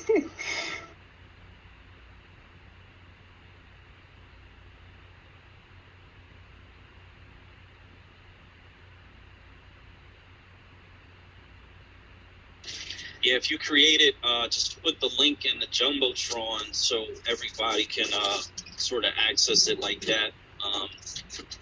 You know, that'll help everybody to move right over from here to there. Okay, let me see. Thank you for your patience, everybody.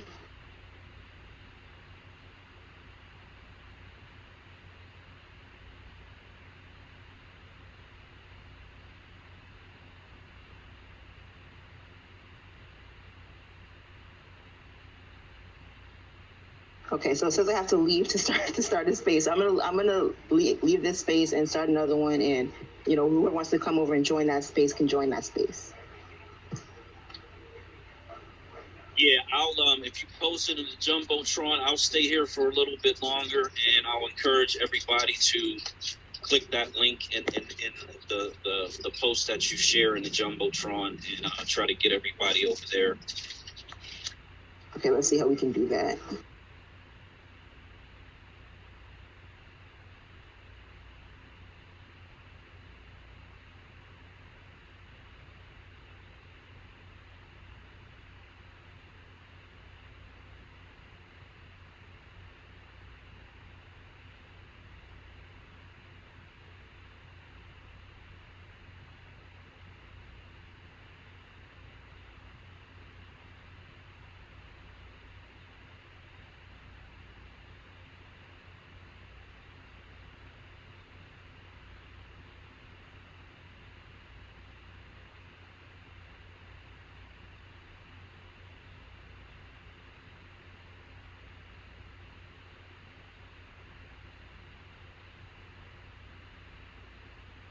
Okay, so we are creating another space.